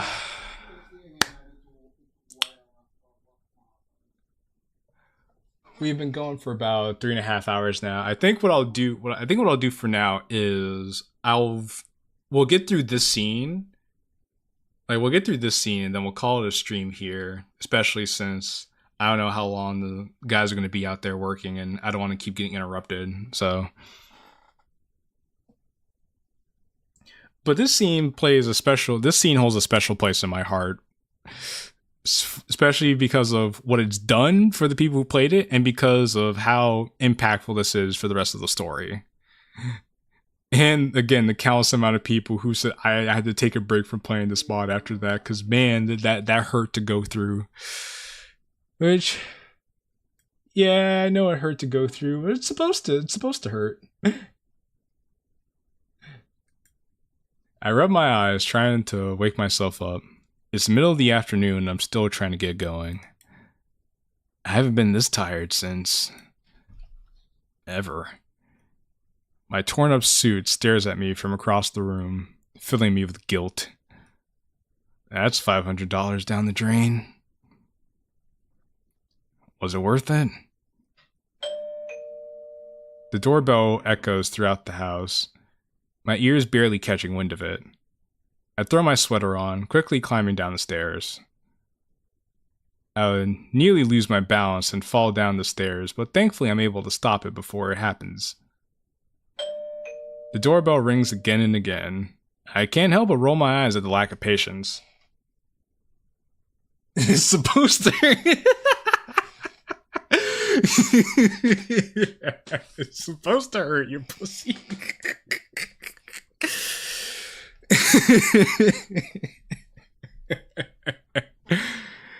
It's like, it's supposed to hurt. Yeah, that was pretty intentional. pretty intentional. The doorbell rings again and okay, yeah, I read that already. My excitement brews, hoping what's on the other side of that door might help me gain back my stride. I open the door with a cocky smile written on my hopefully unnoticeably tired face. Hey, Jay. Hey. And I love this outfit. This was one of the things that we did keep from like the early development days of Triple Trouble. We wanted this to be a casual outfit that Sayori got to wear from the get-go. And honestly, I think it's one of my favorite designs that we've done for this overall. Obviously, this was another sprite and outfit that was done by me to actually put it together and everything. And overall, I think it came out pretty well. Again, very cute with the baggy pants, the bun shirt, the little bracelet she has on. Everything about it I just really like. So I can't complain. Pretty happy camper with this. There we go. We share a small yet comfortable hug. It's almost like hugging a childhood blanket. I look up from her shoulder to see a small yet admittedly formidable man awkwardly waving at me. I step back from the hug and return the awkward wave. Looks like one of my outfits for real. Interesting. Interesting, okay. Hey, Jay. It's really nice to see you. Sure, man. You too. I shake his hand, but my mind is admittedly not with him. Sayori stands aside, clutching her chest. I called her over to relieve some of the stress I've been under, to be around familiar company, but I forgot. We've got some unresolved business as well. You've been shaking my hand for a while. Sorry. I'll try to relax for now. Otherwise this would be worthless. She looks cute, but she also looks like she came from a martial arts class with the pants. Well, the thing is, the pants are supposed to be like really baggy and they like flare out at the bottom. If you saw like the full body, image of like her outfit, then you would know. Is more like bohemian pants than like karate gear or like martial arts gear. Come on in, you guys. Make yourselves at home. Sayori lights up once more. She grabs Finn by the hand and sprints to the couch by the side of the living room. Oh, I also forgot to mention that Finn's hoodie was a custom designed by me as well. I should have mentioned that too. I wanted something that was like a little different while also kind of a reference to like Finn's Adventure Time getup, because I wanted to have like the same color and everything with like the white and the light blue. I also wanted to do it where obviously you would never know this, but when you pulls the hoodie up, the hoodie has like the little ears that Finn's hat would have. So that was another thing I wanted to point out before I forgot. This is like, okay, no, this is one of the 2 times you actually get to see Finn in this outfit. So Sayori lights up once more. She grabs Finn by the hand and sprints to the couch by the side of the living room.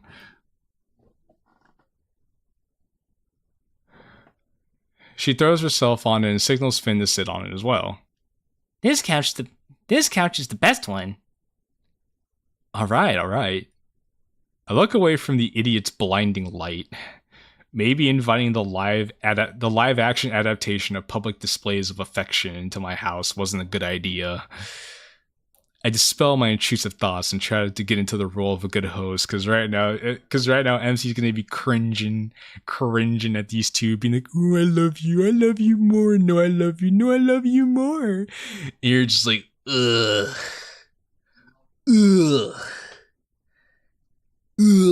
End my life right now, please. I beg you. I can't take this saccharine, these saccharine actions. Which actually, this reminds me of a time when it was Take Your Child to Work Day at school, and I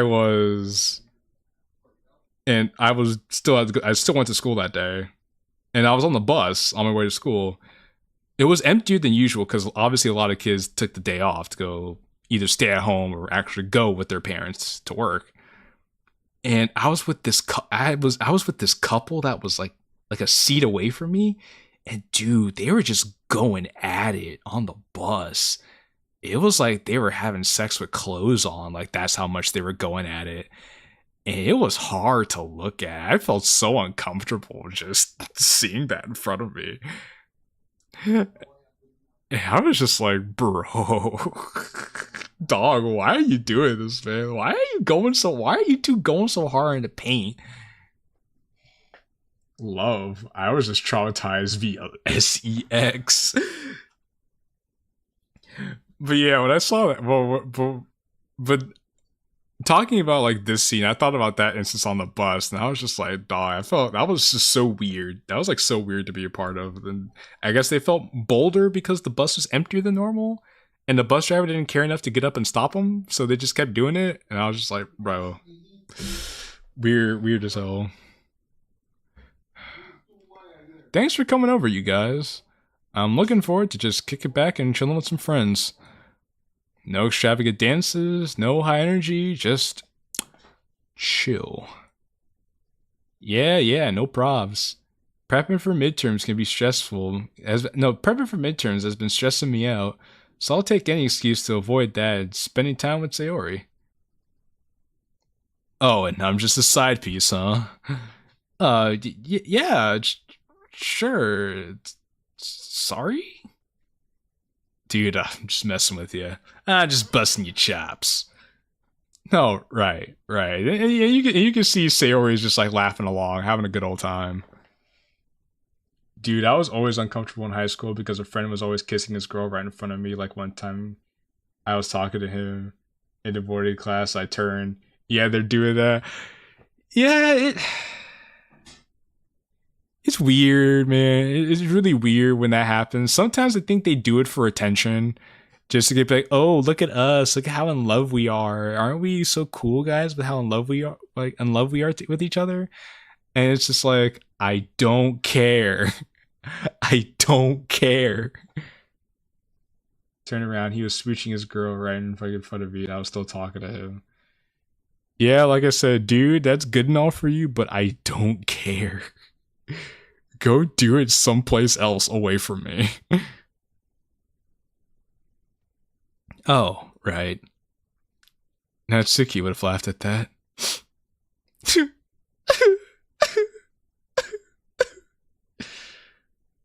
Delete my brain made to put her at the forefront of my mind strikes me off balance for a moment. A quick yawn brushes it off. Trying my best to keep distancing myself from any self-inflicted mental assaults. He doesn't want to own-go himself thinking about his girlie that traumatized him. I take a seat next to Finn, whose presence acts as a catalyst for a possible distraction. Damn, y'all had wacky classmates. My high school class never did any of that. I was fucking embarrassed and I just turned back around and didn't speak to them the whole day after.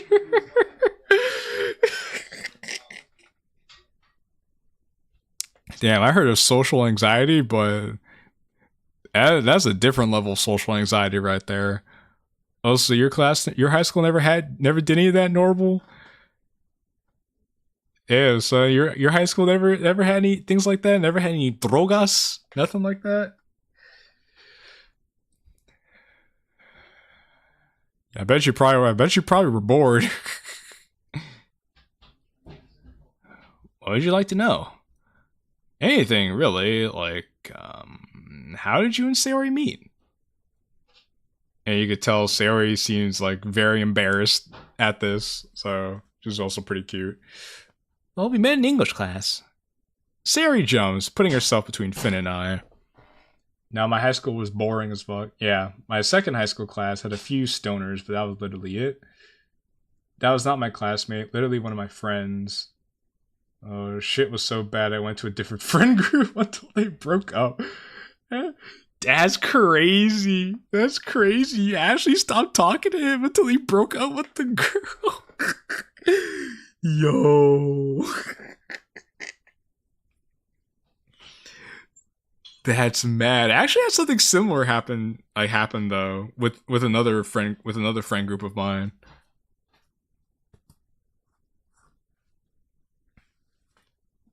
I was actually trying to catch up on the math homework I had to do for that day, while he was trying to finish up the English homework we had for that class. And we exchanged them to get them done quicker. I suck at English, so she's been a lot of help. And I'm like the worst in math, so he's been helping me with that. You're not the worst in math. I totally am. She leans into his chest. So she laughs to his chest while his face gives out a shaky smile, obviously embarrassed by her public displays of affection. I used to talk to him, but this bitch ass kept simping over that chick. I mean, when you're in high school, here's the thing when you're in high school, unless you're getting every girl in high school, you're going to be simping over your girlfriend. That's usually how it goes. You don't stop simping until you get older.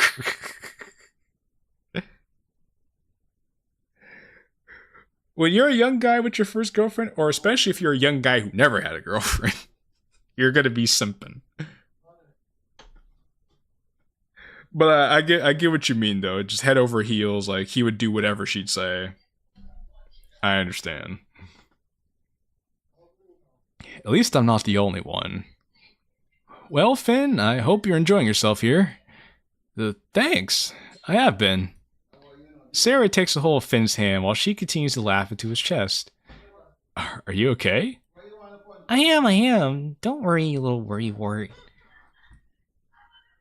Young guy who never had a girlfriend, damn, got called out again. Look. I know a lot of guys. I know a lot of guys I had that happen to. Never simped. I was single male, but yeah, they both were glued to each other. That's how bad it was. Actually, no. Okay, let me tell you another story, because I'm in the mood to tell it. So the older sister from the hashtag Better Together thing, right? There was this guy named Ben who had a big crush on the older sister, right? I remember leaving the cafeteria, and outside the cafeteria, we have these couches that only the seniors were allowed to sit on. And bro, Ben was like down bad for the older sister, the Brazilian girl, right? So much so that I remember she like flicked her hair into his face, and he just sat there and just took it. Like, didn't even say like, you goofy woman, why would you do that to me? Watch where you're throwing your hair around. He didn't say anything. He just sat there and let her hair sit in his face. I remember seeing that. I'm like, you sad. It's like, what was it that Buzz Lightyear said? You sad, strange little man. It's basically like that. So I remember I walked out of the cafeteria, she saw me, and she popped up, and she's like, oh, Jay, can you give me a piggyback ride to my next class? I wasn't going to give her a piggyback ride to her next class, but I was just surprised that she would even ask that in the first place. Hashtag bend down bad. New hashtag right there. Okay, right. But before I could even say no to giving her a piggyback ride, Ben popped up from the couch and he said, "Oh, I'll do it." And then she was like, "Oh, well, I wasn't really asking you, but okay." So she said, "I wasn't really asking you, but okay." So she walked over to him, hopped on his back, and then proceeded to take her across the school. Now, granted, her next class was the art class. The art class was on the opposite side of the school, the farthest it could be from the cafeteria. So he carried her on his back all the way to the art room, and I was so stunned that I ended up walking behind them just to see if he actually would do it. And he did it. He did it. He piggybacked her all the way to the art class. And I was just sitting there thinking to myself, nah. And you know what the sad part was? You know what the sad part about all... Remember the girl I said that I went to homecoming with? That was the girl I went to homecoming with.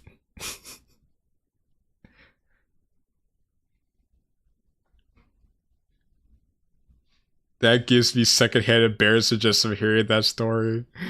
Yeah, it's a sad ass story. And then I ended up going to homecoming with her instead of him.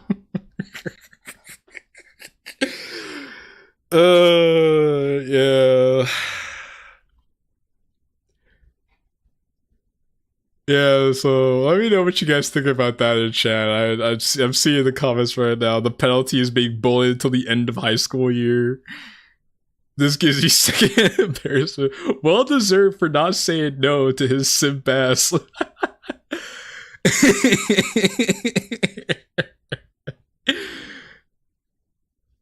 If there's anything my high school self did right, it was not being a simp like Ben for real. Dog, bro. Like, I felt bad, but at the same time, I just couldn't help but watch. Just like, it's like seeing a really bad accident on the highway. that like stops cars for miles. And like you see it, you're just like, oh my goodness, that's what happened? You just couldn't help but look away. That magical, I swear. The unknown Riz strategy, for real, for real.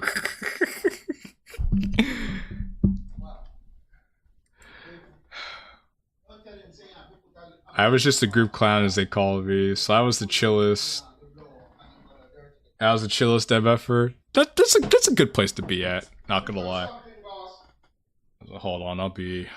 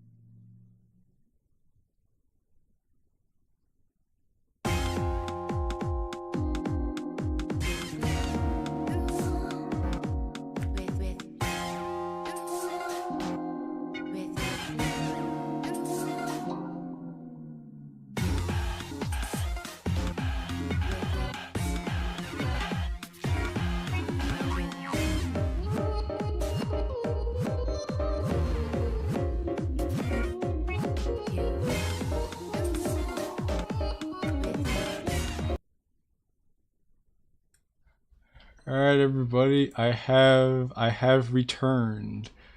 I apologize. I will no longer be interrupted though, so thankfully that's cool. Did you get it with the sauce? I didn't have a group, I was a quiet kid.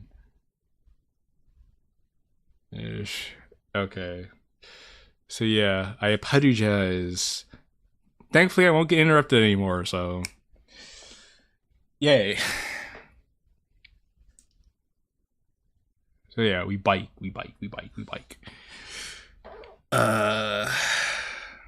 My urge to scream in absolute disgust and pain is undercut by the insane amount of cringe I'm being assaulted with.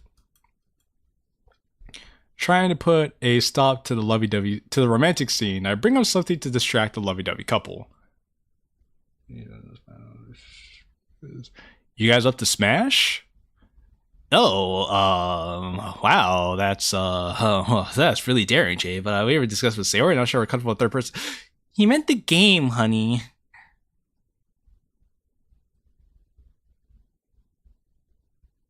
Oh, okay, never mind. Oh. Sure, I love Smash Bros. I actually play it competitively. You do? Nani?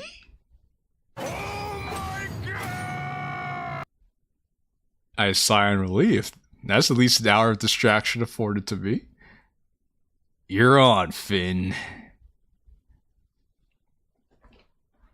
After several extremely competitive rounds, the transition for this scene was supposed to be more apparent, but I had some coding issues that was like really bizarre. So I ended up just coding it this way instead. It was a lot simpler. Also, you have some new people here. Hello, hello. After several extremely competitive rounds, which mostly consisted of Sayori accidentally throwing herself off the stage 3 times consecutively while leaving us to go at it, we're finally at the game-deciding match. Come on, Finn. You can do it. Wow, support much? I'm sorry, you have to support my man. He kisses me. Thanks. Sarah's encouragement must have been a power-up because he somehow turned a 2-stock deficit to a victory for himself. Yes!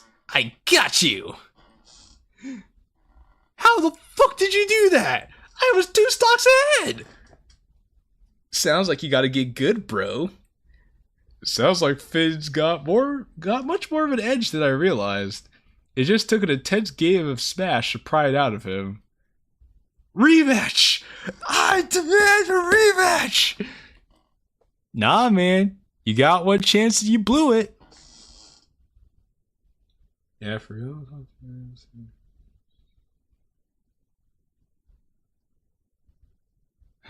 Like that. Good, because I want to take a break. I don't. I'm hungry, Jay.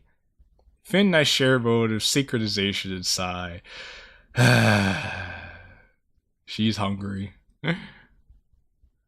She's always hungry. What are you guys thinking? You want to get pizza? Ooh, I could definitely go for pizza. You definitely can, bun.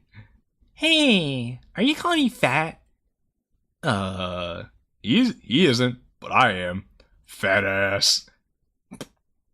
She throws a pillow my way, striking my face. I am decidedly unamused. Coding the ATL for this was fun. I enjoyed coding that. I think one of the things I liked the most about this segment, about writing it and everything, was that it was just a nice break from a lot of the action that took place in the last scene with the homecoming and everything.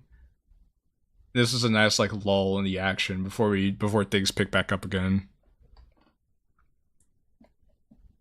Order us pizza, Jay. Ask nicely. No. Say please. She sticks her tongue out. Fine. With pineapples.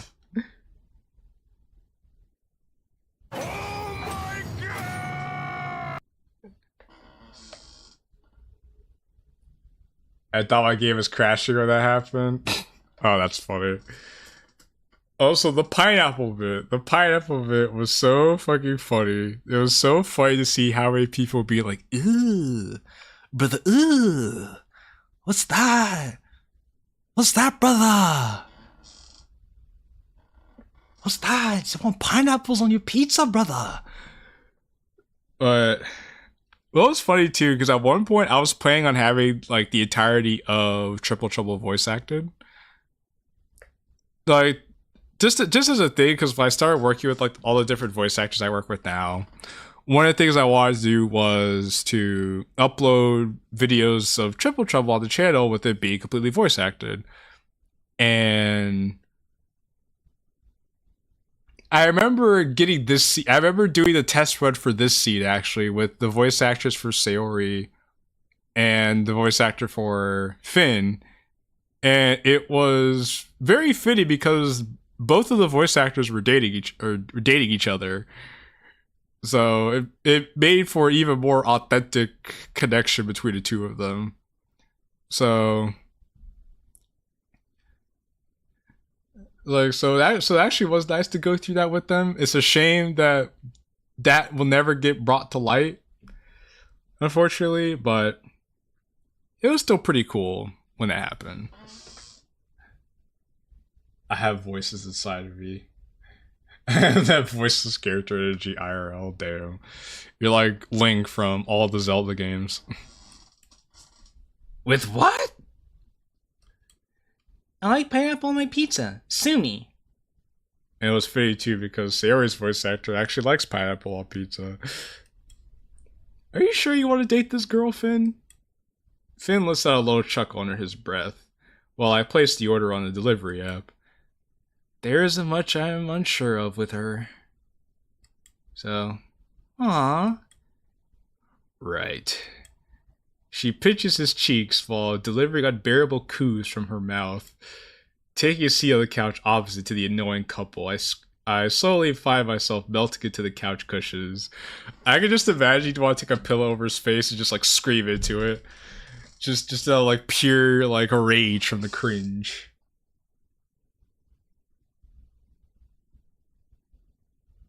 And the game's gonna have voice actor.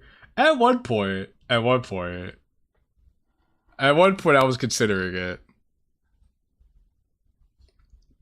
Oh yeah, Gordon Freeman was another great character. Another great voiceless character. Not to be confused with Gorgeous Freeman, of course.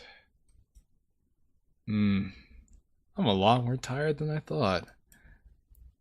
Their laughs start to stretch out for miles while I fall and fall.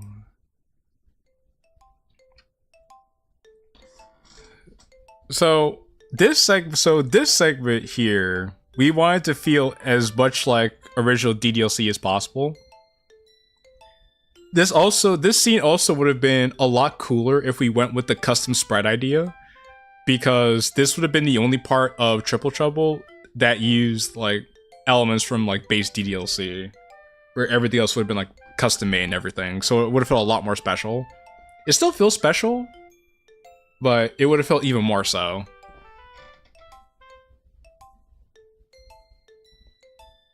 Hey there, dummy.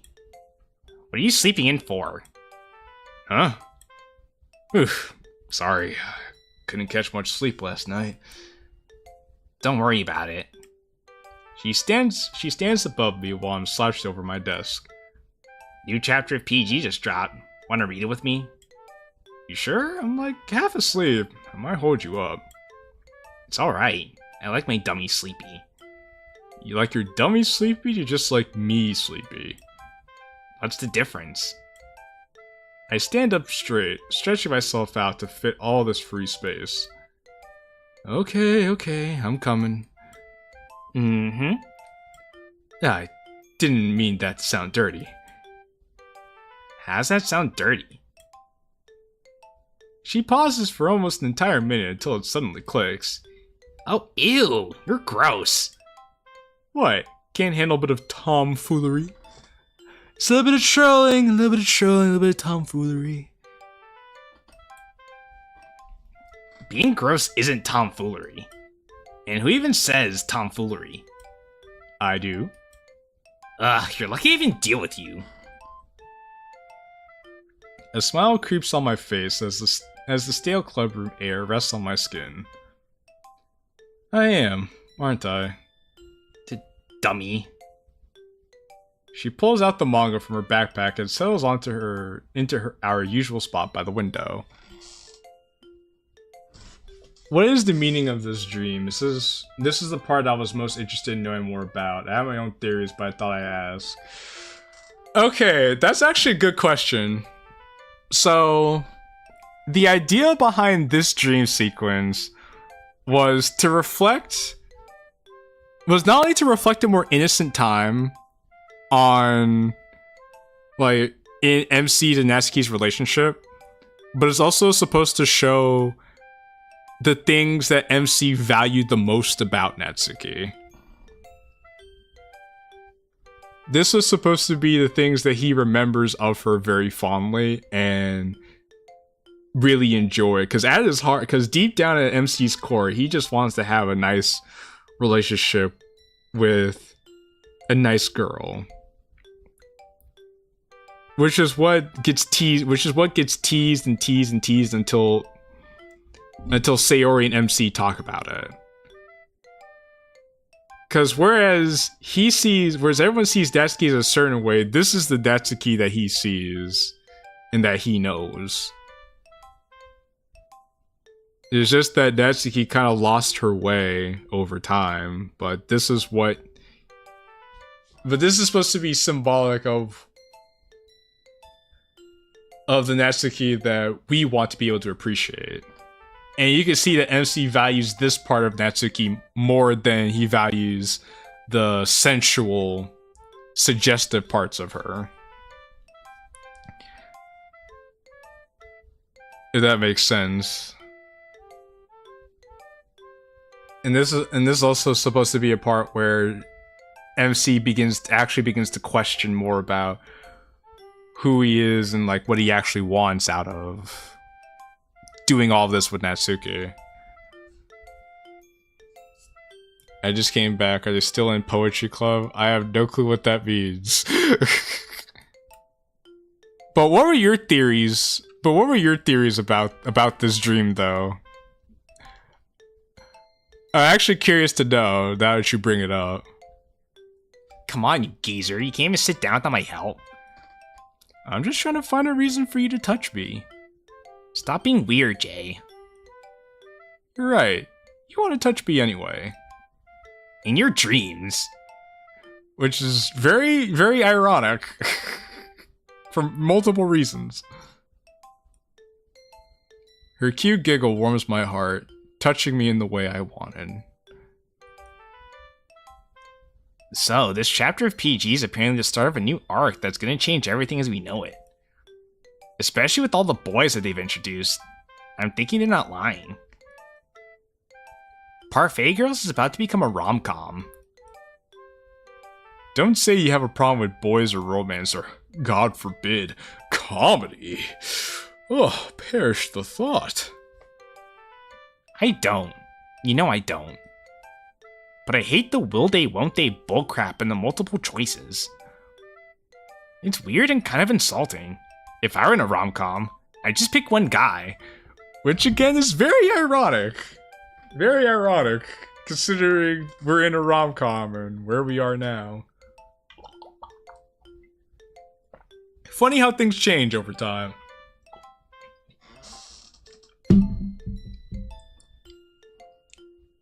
So I got the first part right at least.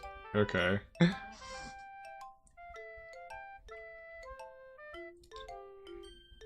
You can't really love more than just one. You can't really love more than just one, right?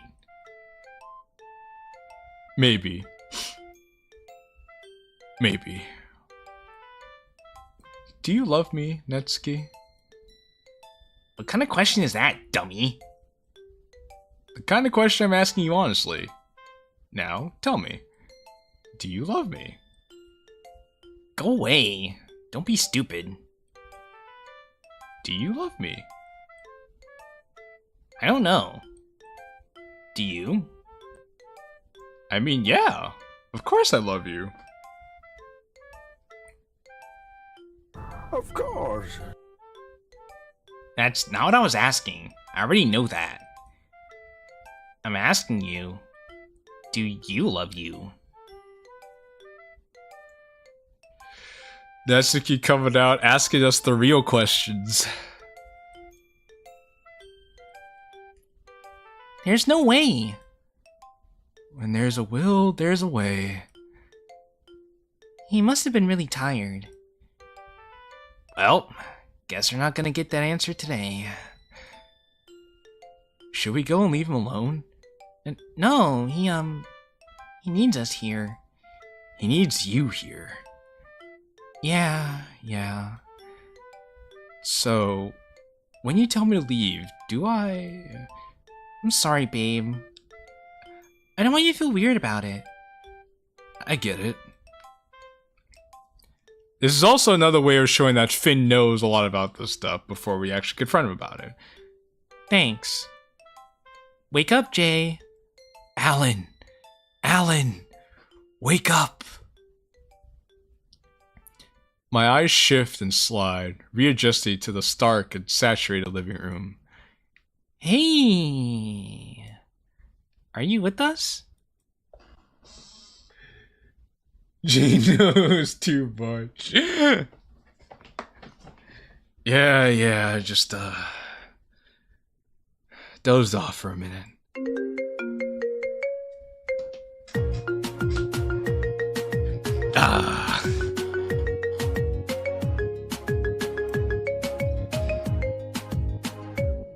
Finn steadily takes a seat next to me as I yawn the blur from my eyes. So, the fun fact about the ringtone there was, since this is supposed to take place in like 2017, we were thinking to ourselves, "Dang, we need a song that encapsulates 2017," and we settled on Despacito. Maybe you should actually sleep instead of staying up all night.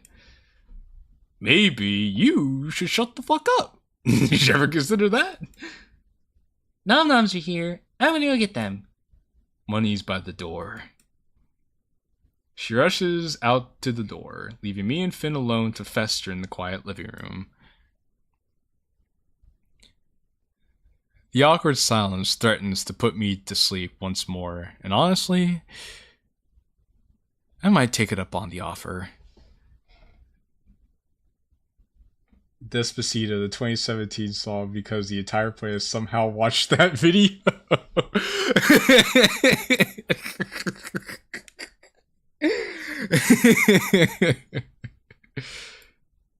I heard about your drama with Natsuki. My eyes shut tightly as Finn awkwardly fidgets, waiting for a reaction from me. Sayori really can't keep her lips shut, can't she? She just wanted to talk to someone about it. And I just want to say, you don't have to worry about me. We're cool. Why would you worry about me? I know about you and Sayori's history, like when you guys dated. A shock electrifies me awake as I entered the defensive mode that I've been refining for the past 2 months. It has 8 billion views, like how, man? People just really like Despacito, I guess. And it's not uncommon for, like, music videos to get a lot of views, but I would say that that's very impressive because November Rain,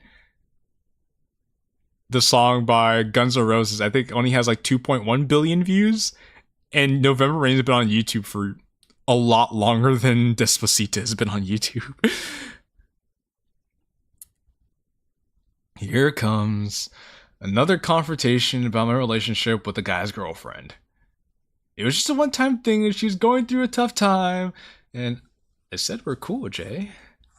I mean it. You seem like an okay guy, and I want you to know that. Any friend of Sayori's is a friend of mine. Which is funny because Kazuya said the same thing earlier, but whereas Kazuya... But Finn is being genuine here, whereas Kazuya was being a little a little formidable behind it. Since he was trying to intimidate MC. You're not jealous or suspicious of me or something? Itching the hair on his chins, his face paints a picture of intense thinking. I don't know. I'm smart enough to see there's something between you two, but I trust her. I don't think she'll do anything like that to me. You also seem like a respectful guy, so... My head hangs low at the comment. Yeah, I'm as respectful as a guy could be when you're hooking up with a girl that's dating another guy behind his back and you didn't tell him because you don't want to get into a fight with him. I'm a totally respectful guy. I don't know about that, Slim Jim. But, yeah. Sayori isn't really the cheating type. Plus, I think she really likes you, Finn. I hope so, because I really like her. I lift my head to look at the man who's courting one of my closest friends, and I'm happy to say I smile.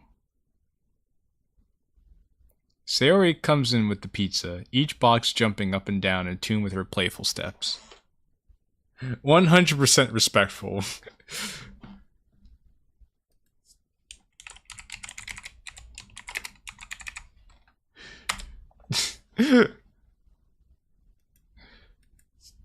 Nom nom time. Did I miss something? Nothing. No, nothing. Oh, just guy talk. Ah, you guys are no fun. After receiving our long-awaited food, in the past this used to say our long-awaited nom-noms, but Xavier and I looked at the script again, and Xavier's like, dude, get this shit out of here. This is fucking stupid. I was like, you know what, fine, fair. We moved to the kitchen and started digging in.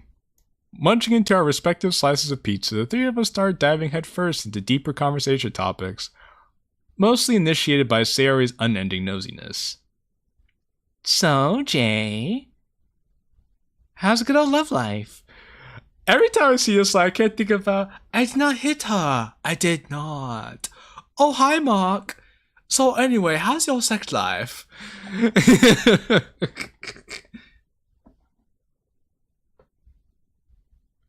But that does sound like Sayori. No, it wasn't for Sayori. It was for MC. It was like that was MC saying nom noms, and then Xavier's like, "Dude, get the shit out of here. She's corny." He's like, "All right, fine." The MC won't say nom noms. Sayori can say it though, because it does sound like her. I choke on the greasy, cheesy, and disgustingly sweet pizza slice. Really? I was just wondering if you... I was wondering if you got your accent sorter. I know he knows. Sayori. Her face sports an expression dripping with guilt that contrasts with her pizza-filled mouth. Oh. Yeah, oh. Look. Really, Sayori? You really told him? Why? He's my boyfriend. That's not an excuse for you to go spitting details about my life around. She swallows the remaining food in her mouth and prepares herself for the upcoming argument. He's my boyfriend. He should know. No, he shouldn't. Neither should anyone else. Does he know? He knows. It's my business. You told me, so I thought I tell you everything because I trust you. But obviously that trust was misplaced. And here we go. Because you see, Batman, you break a man's trust, and everyone starts to lose their fucking minds. Guys! Finn's thunderous roar catches me off guard, and immediately both of our heads turn to him. Calm down, both of you. Sayori, he has a point. You're taking his side? No, cutie, I'm just... He silently turns to me while his hands start gathering slices together into a small pile. He's like, I'm gonna head out. I know my time here is limited, but before I do, let me get my pizza. Jay, hear her out. What you're doing, at least from where I'm sitting, it sucks. You can't date a person who's already dating someone. It's law. What law? I don't know, but it's law. You're not only disrespecting the relationship you're putting your nose into, but you're also disrespecting yourself. To be fair, we aren't dating. And you're okay with that? Are you? My nose scrunches up as I try to resist showing my gritted teeth. Sure, I get what I want from the exchange. Do you? Stop asking me rhetorical questions. They're only rhetorical if you already know the answer. And that line's so fucking hard. That has to be one of the hardest lines in this entire story. It is about fucking rhetorical questions, but damn, is that line hard as hell. I'm very proud of that line.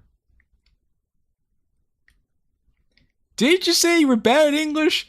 You say you speak it pretty clearly now, motherfucker. Jay, you can't talk to him like that. I can talk to him however I want. Sorry. Ugh. Don't say sorry, Finn. That was on me. So that sorry was like a excuse me? You think you can say fuck me? I'm sorry, I must not be hearing things right in my old age. He's like, yeah, I know. You're acting kind of jerkish. Anyway, I'm pretty sure this is my cue to leave, so... He rips the cardboard box and places a couple of slices on the grease-stained cardboard cutout. I'll see you around sometime. Wait, why is he leaving?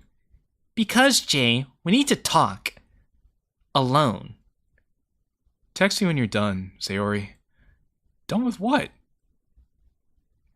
There he goes. He goes away. Far away. Finn leaves the house, leaving this air of uncertainty in his wake. I never thought I'd beg for the presence of another man in my household, but now I'm starting to see that light. He's like, come back, Finn, please come back. I don't want to be alone with Sayori as she's sitting here judging me with that look of self-righteousness on her face. Please, Finn, Baba Booey, come back to me.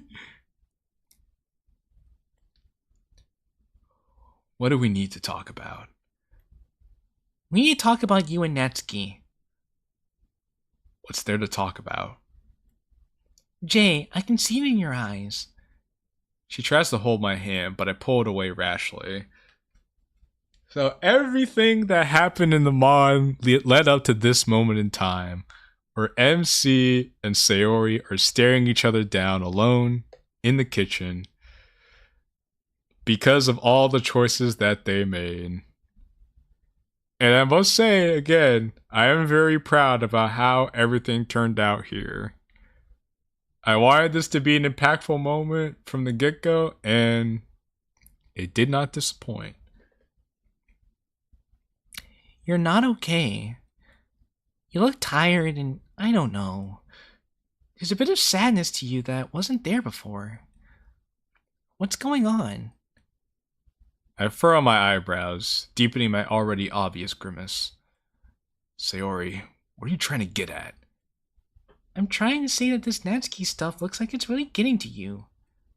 She's my friend and I love her, but what she's been doing isn't really good. It's obviously hurting you, and more than usual too. Did something happen with her after the dance? I look away from her. I'm not ashamed, but I just don't want to look. I just don't want to look her in the eye because I'm both ashamed and traumatized. We went to her place, did the deed. Okay, and that sucks, but it's not new. Saw her dad. Her dad?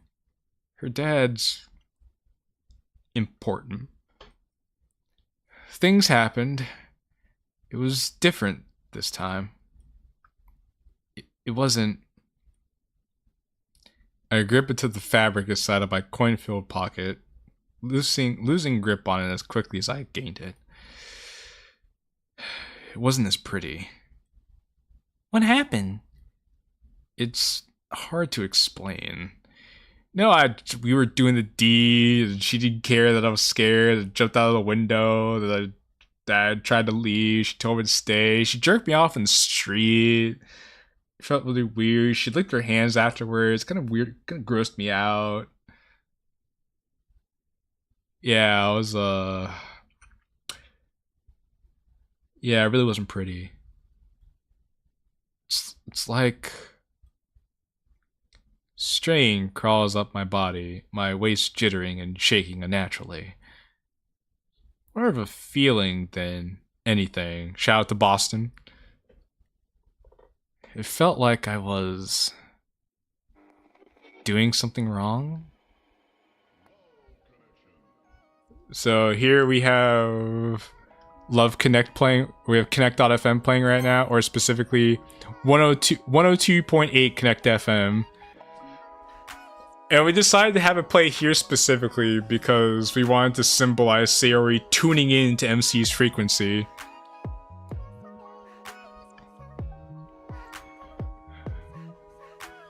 I wordlessly nod my head. You've been doing something wrong from the beginning. Wow, thanks, Miss Judgmental. I'm not trying to be judgmental. I'm being honest. Jay, you're in a relationship with a girl who's already in a relationship. This is like basic morals 101. I like Natsuki, okay? I know, but does that mean what you're doing is okay? You tell me. Weren't you the one who was like, love beats all or whatever? So you love her? I sling my head back, erroneously trying to dodge her emotional body blow. Just Sayori doing what we like to do, just spin things around to make you be like, oh fuck, why'd I say that? Now I can't get away from it. Maybe. Oh yes, I love her. Which is the first time, which is monumental too, because this is the first time he actually came out and said it, and he said it to the person that he was friends with for a while and actually dated. Which is why she looks so hurt right now. Wow. Mm-hmm. You love her. Yeah. Wow. I'm jealous. Her infectious and smarmy smile rubs off on me. Shut up. I'm serious. 15-year friendship, and I didn't get that from you. You did. No, I didn't. I loved you. Uh-huh. I really did. Was the Funky Wonky really that good? I see how you and Finn look at each other. Don't act all innocent. We haven't done it! Now can you answer the question? 102.8 Connect FM, the most memorable title of the entire OST. It's definitely the most unique title. It definitely is the most unique title out of everything in the OST. Because this really is the love connection. The frequency of the love connection. Yes! Yes! It was amazing. She shakes her head, undoing the smile she had on a moment ago. Do you think it's clouding your judgment? Honestly? Yes. So, do you love her, or do you love doing the funky wonky with her? I can love both. Sure, but here's the hard question. One I didn't really want to ask. With a fold of her arm, she defends herself from a view of me that she didn't want to see. Is there a difference? What's that mean? It means... Have you guys done anything with each other that isn't the funky wonky? We talk, we hang out, we read manga sometimes. I haven't seen you guys read manga all year. We did it that one time. One time. I give in to the questioning and admit the truth that I've been holding to myself. You could also hear actual like audio from the Love Connection TV show being sampled in 102.8 Connect FM, which is another nice touch. We spared no expense with like putting effort into everything, including the soundtrack. Xavier should really be proud of himself for everything he did for this OST. It took 2 years and a lot of effort, but it was definitely worth it in the end. Easily some of the best work he's ever done. Xavier's done a lot of good work over the years. You're right. We were a little bit too focused on the funky wonky. And you can see Sayori's just woefully disappointed in us. That's not good, Jay. It's not ideal, but... Not ideal? Jay, you told me you liked her before. Now you tell me you love her. You're not okay with this just being sex. I turn my back to Sayori, getting her face of unbridled righteousness out of my sight. She just turns around to face me, pushing her obnoxious face right in front of me once more. Well, I meant more in the sense that it's a pretty complex name, but yeah, really good song though. Oh, that's fair. I mean, it is also memorable because it is a complex name.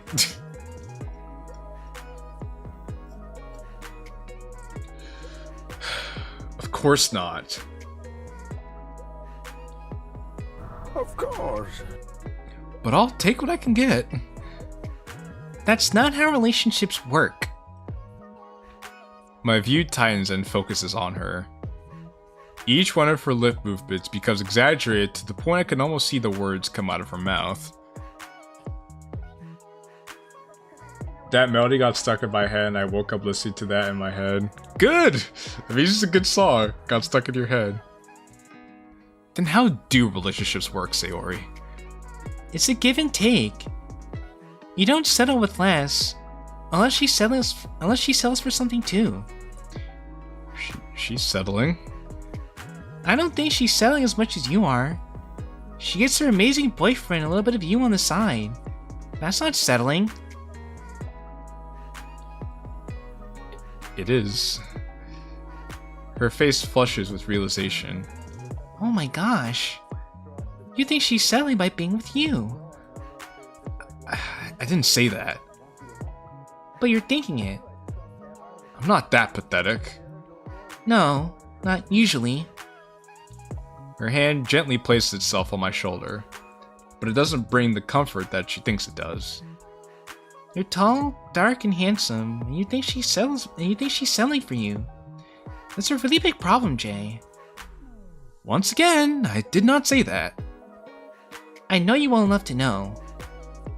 You keep thinking you're pathetic and that no one loves you. You don't deserve to be loved in the first place. You always thought that way.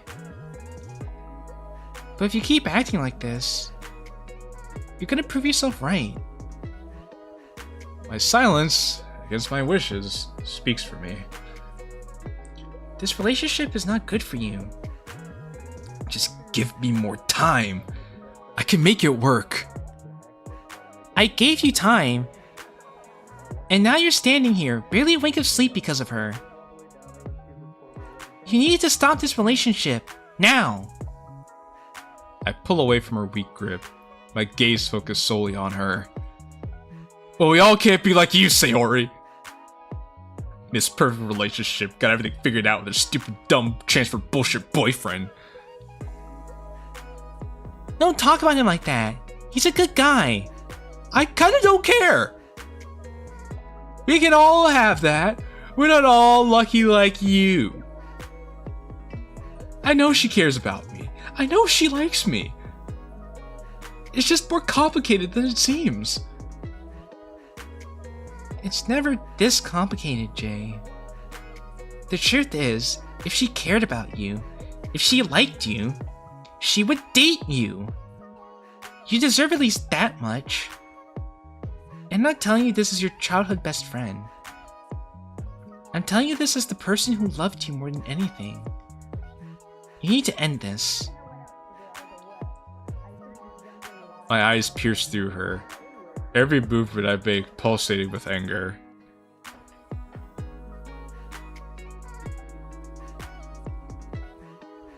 How your favorite chatter?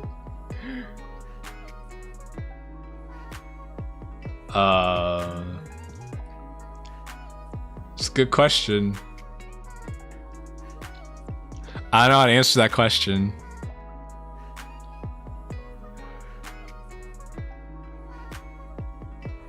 Yeah, I like all my chatters.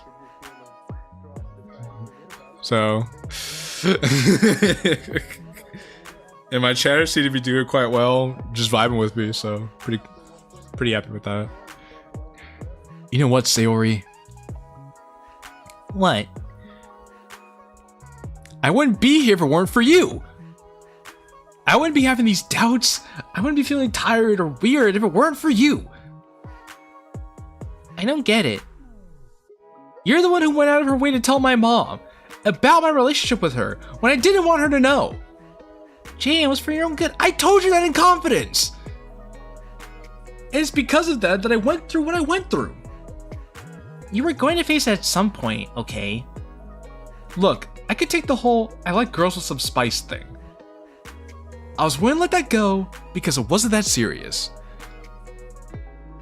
But this shit right here, my nigga, this shit right here. To be fair, you didn't tell me not to tell her. You're smart enough to figure it out. Sayori steps back, probably with fear of my overly strained expression. You said you expect better from me. But why don't you trust me to just do the right thing? Because you're not doing the right thing. See? You don't trust me. And that's good. Because I don't trust you either. You don't mean that.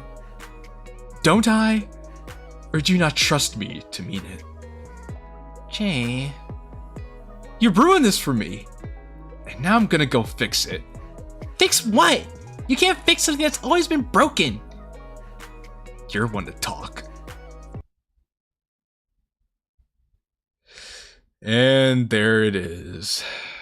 There it is. The bomb dropped. The explosion heard around the world. What did you say? My heart bangs on my eardrums, each beat filling my head with more horrible thoughts. You heard me. You're coming here with your sweet little boyfriend or whatever. But he doesn't know, does he? That you're broken.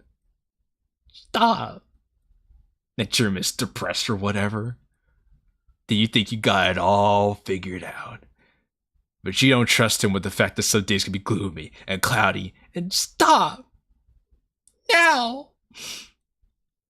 Maybe instead of trying to break me up or whatever, maybe you should just focus on yourself. Because you're wrong. These things are complicated. Sayori's lip quivers with each tear running down her cheek, blinding me with their reflected light. Fuck you!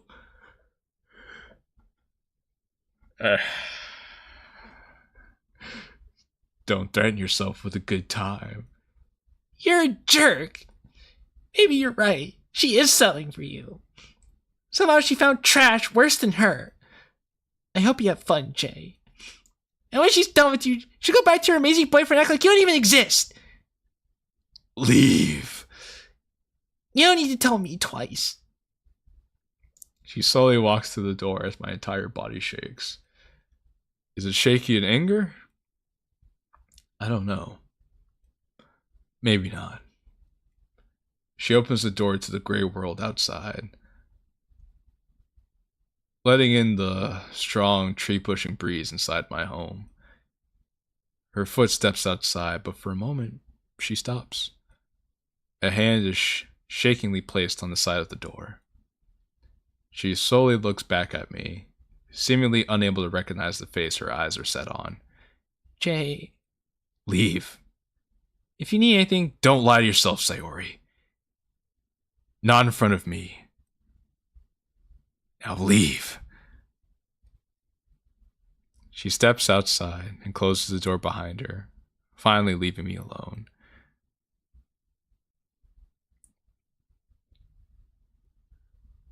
My body continues to shake, not helped by the sudden cold. The stench of the greasy pizza permeates the kitchen, making me feel nauseous. My body surrenders to the shaking as I fall to the kitchen floor. I hold myself with all my strength, trying to find some stability. But I just keep shaking and shaking and shaking. So there's a lot to unpack here about this scene in particular, especially this moment with the two of them in the kitchen. But I wanted to just get through that in its entirety before I went back and I talked about it, because this is a very special scene or a special moment in the story, and I wanted to treat it as such. So I remember the main idea for this scene was to create some conflict between MC and Sayori to have them resolve their issues with each other.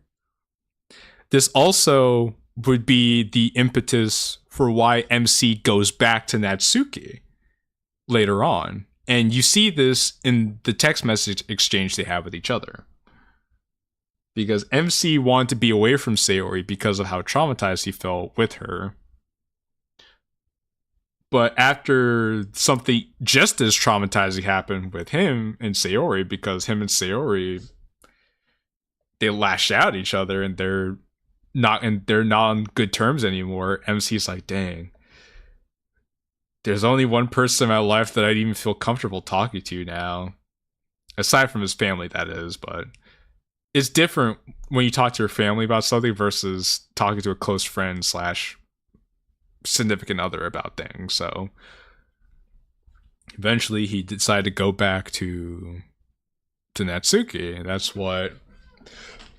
that's what helped push their relationship along after the fact, since especially for a long time Sayori and MC don't talk to each other anymore, or Sayori just avoids him if he could help it, which is fair because MC wasn't the nicest to her.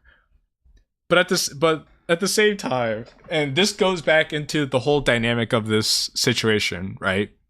Because the goal for this scene was to write it in such a way where neither person was in the right. We didn't want to make Sayori look too bad. We didn't want to make Sayori look too good either.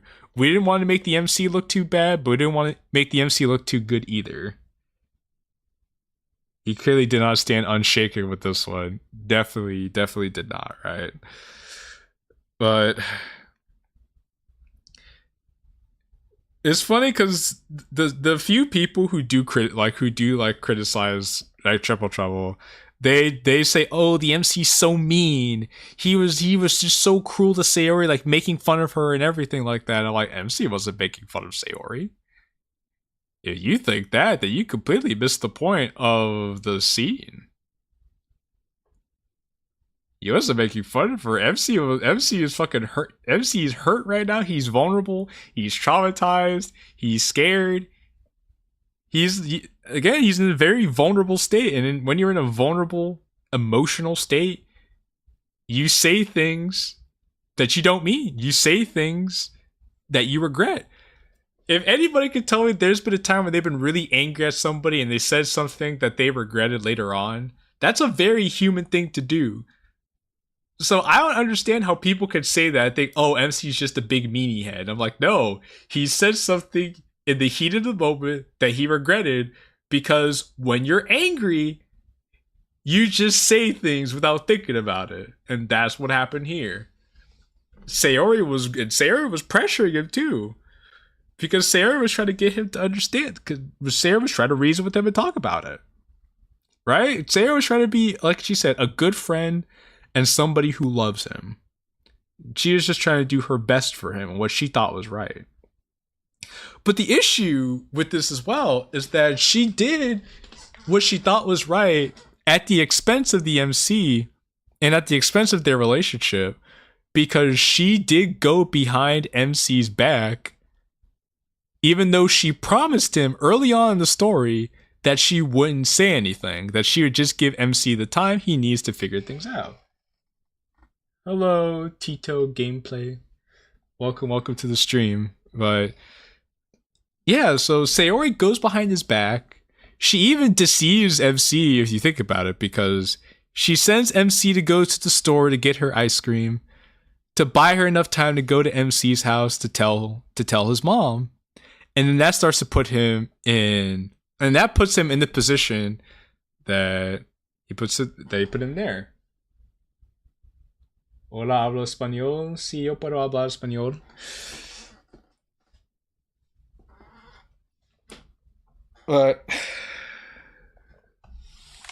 But yeah, so that was the so again, as I was saying, that put MC in a negative. That put MC in a bad position. The reason why he ended up going to Natsuki's house in the first place. So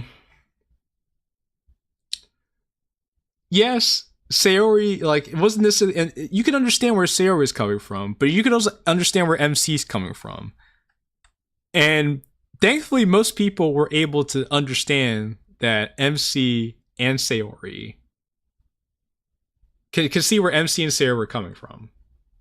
That's what makes the scene hurt so much, is because they both care about each other. They both understand where each other's coming from. But MC's anger comes from a place of where he's angry at himself and he's angry at her. Because how the heck did he even get in this situation in the first place? And it baffles me, honestly. It's amazing to me how there are a good number of people who just simply refuse to empathize with this man at this point in time in his life, after everything you see him go through with. Granted, he did bring this upon himself, so it's not like the MC's completely like free of blame. But even then, when you see everything he's like went through to get to this point in time, and you just think the MC is somebody who's just a horrible person, it shows how unable you are to fully empathize with people. In my opinion, because just look, just see, just you have to understand why he got to this point. He's been violated multiple times by a lot of different people, especially by the girl that he cares about a lot. Another thing that makes this scene interesting as well, because it's also a conversation that I've had with myself in regards to, my real life counterpart, like of Natsuki's real life counterpart and everything, and like how I felt about her. Now, granted, I wasn't like the MC. Like, the MC and I like share like similar experiences, but the MC has a different personality to me. This isn't like a 1-for-1 kind of thing with me. We changed his personality a bit just to make sure of that it didn't just feel like, oh, this is just me inserting myself into the story. No, that's not what this is. That's not what this is.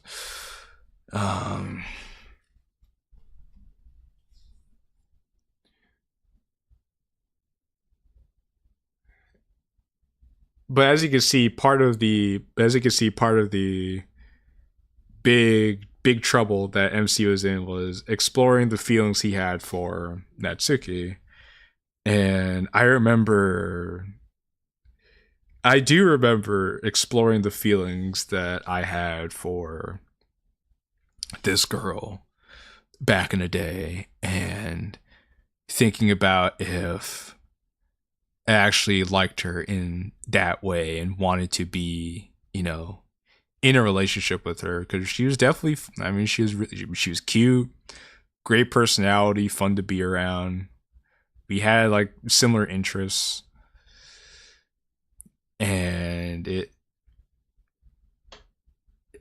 and she definitely felt like somebody who would be a great girlfriend to have. Issue was, there was the big elephant in the room, was, while you felt like a great girlfriend to have, I'm with you while you're somebody else's girlfriend. So, but even then, being as young and naive as I was, I still did think about that opportunity, and I will admit, there was a part of me that did want to entertain having a relationship with her, which I think is why what happens later on in the story hurt as much as it did, because not only did I care about her, but I guess I got really attached to her to the point where I actually could see myself being in like an actual relationship with her, instead of just it being a thing where I just hooked up with her just for the physicality and nothing more. Because that was another thing about me as well, is that even though I had like a lot of different experiences with different girls, I'm an old-fashioned guy, and I like the idea of having a meaningful connection with somebody instead of just a fleeting bit of like physicality and then going away. And I think that was starting to show itself over time.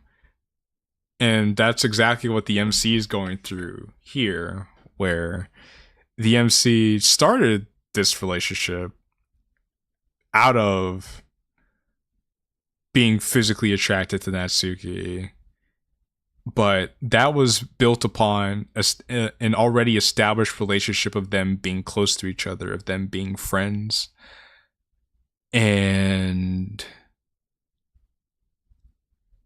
of them like getting to know each other. So yeah, even though the physical intimacy was great, there was a desire for a deeper, more meaningful connection there, which is also something that gets explored throughout Triple Trouble, especially in the second half. After this part, like I would consider the second half after this scene, I would say we get to the second half of the story, because the homecoming scene in here, in my opinion, I would say is like the halfway point. So this is probably one of the few parts of the mod that I would say feels like a lot of myself, which I suppose is funny to say considering the whole story was based off of myself. But this is a part that does feel like a lot of myself, because this was something that I did struggle with and did think about during that time period. And it's possible she may be watching this right now, and I do be what I say when I did care about her a lot, and I did think about it. I thought about it a lot of times after the fact as well, because of the relationship that we have with each other, but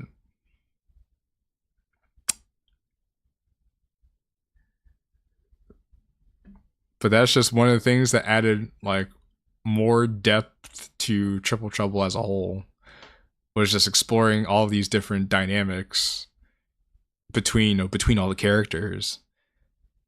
And that's one of the things that makes Triple Trouble such an adult story. And it's not just an adult story because it has NSFW scenes of, MC and Natsuki doing the funky wonky.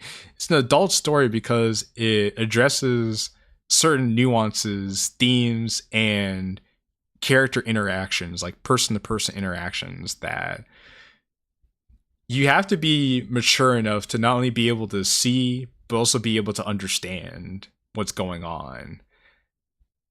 And you could tell who's capable of seeing that by seeing the people who don't like it and hearing them say why they don't like it.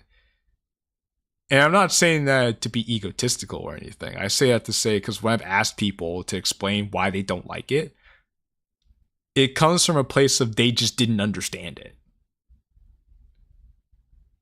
And when I talk to people who really enjoy Triple Trouble, even saying that it was one of the best mods that this community has had to date, you see there's the people who actually do understand the nuances of these different character interactions for what they're worth.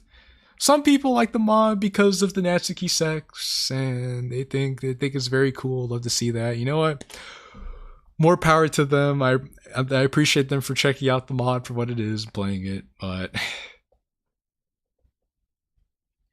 that was one of the things I wanted to address here for this like fight scene between Sayori and MC, because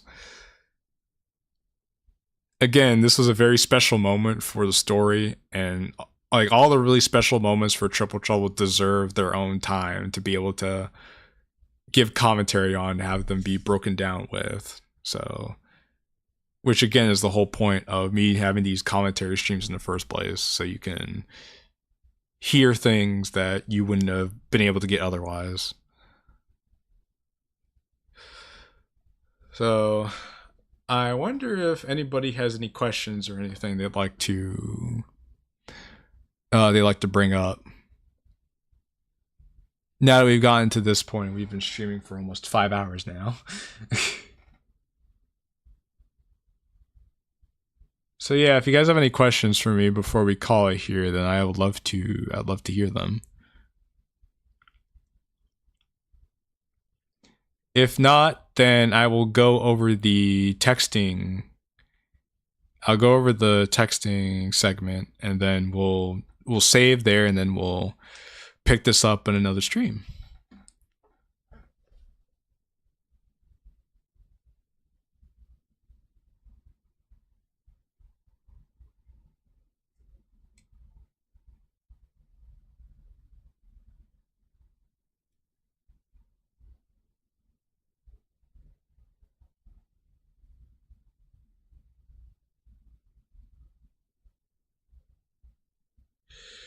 No questions, no preguntas.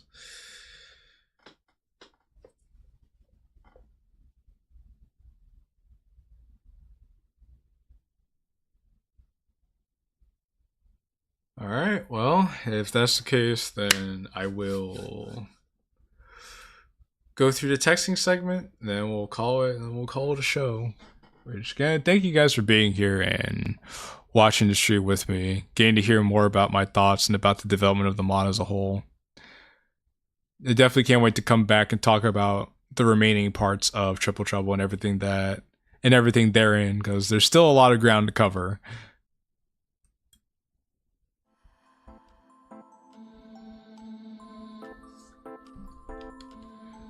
So a fun fact about the phone here is you actually can scroll up and read through the previous messages.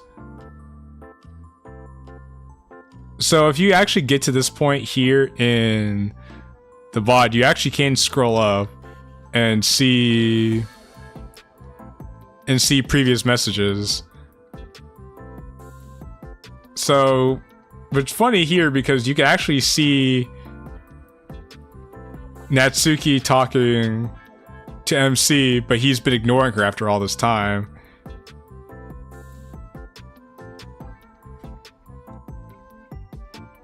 Because here it starts with her texting him immediately afterwards. From the night of homecoming, going on from there. You're still live? Not for long, I'm about to wrap things up. Hey JT, yeah, I'm about to wrap things up. You missed my whole spiel. I was just gonna go over this texting segment here before I call the stream. But yeah, so like I said, if you guys get a chance to come back to this point in the mod, actually read through some of the messages, because it adds more to Natsuki's characterization, and it's just a nice little detail that we were able to put in there. So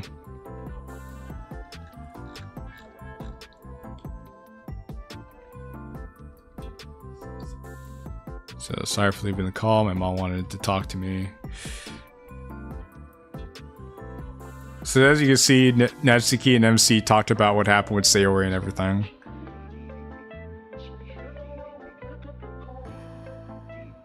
I know it can be a dummy sometimes, but if you need anything, you can come to me. I'm always down to listen.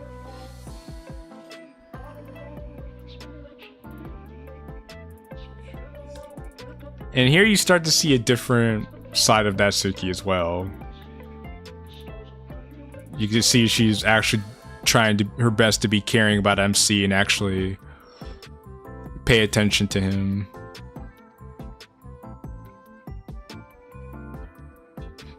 Okie dokie, bruh. I'm trying to be funny. Trying.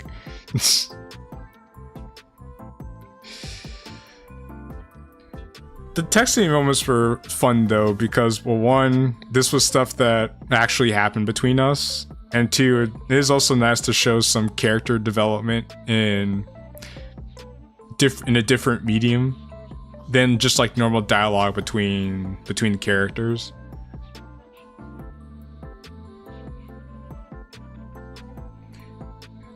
Another fun fact about this phone though is that there was some custom code added to this phone that you wouldn't find in any other variants of this phone, because I worked with the guy who made this, Elcaro, to help make a couple tweaks to this.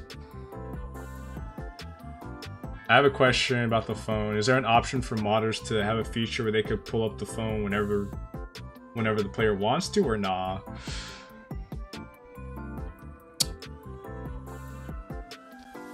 You know, that's a good question. I never coded it in. I never coded that in, I guess because I never thought to do that. Mostly, especially since the most likely reason you would pull up the phone again would be to go look at the pictures that they send to each other, and you could find all the pictures in the gallery anyway.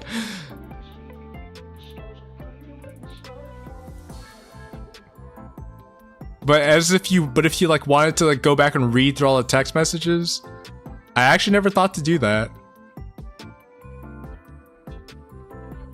I suppose, granted, you could always just save whenever the phone comes up if you want to go read through the messages again. But that's honestly a good question. I never thought of it. But if you mean like, is it possible to code that in? It's definitely possible to code in to like call up the phone whenever you wanted to. It's just a function that you can prompt up. So from a story perspective, I didn't do it because I didn't think it needed to be done.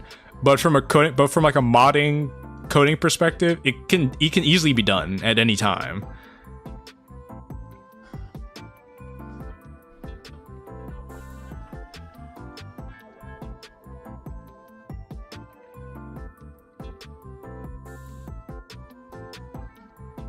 Yeah, I was curious since I saw the phone GUI thing come out from that modder you mentioned. Well, because there were a few people who coded their own phone thing, but Elcaro made a better version of it, so I just worked with that one, and I worked with him to help add a couple of changes to it. Like, I added a feature to actually delay text messages coming out to simulate, you know, when you see someone's text message but you don't respond right away because you got up to go do something. I worked with him to add in that kind of a feature to the phone GUI. So you would see certain pauses in the text messages, and that's because the characters actually stepped away from their phones and then came back. You know, like real people would.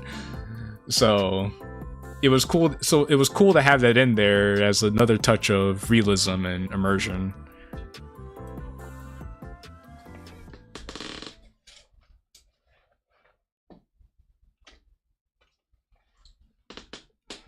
So December 4th. So now we're in the downhill part of Triple Trouble. We've now gotten to what I have considered to be the second half of the story. So,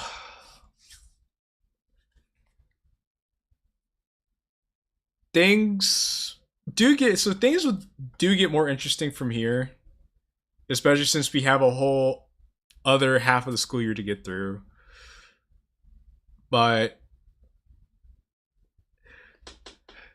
this is also the part where, for those people who think MC is a piece of shit and think Natsuki is nothing but a sleaze bag, this is the part of the story that would make up for that.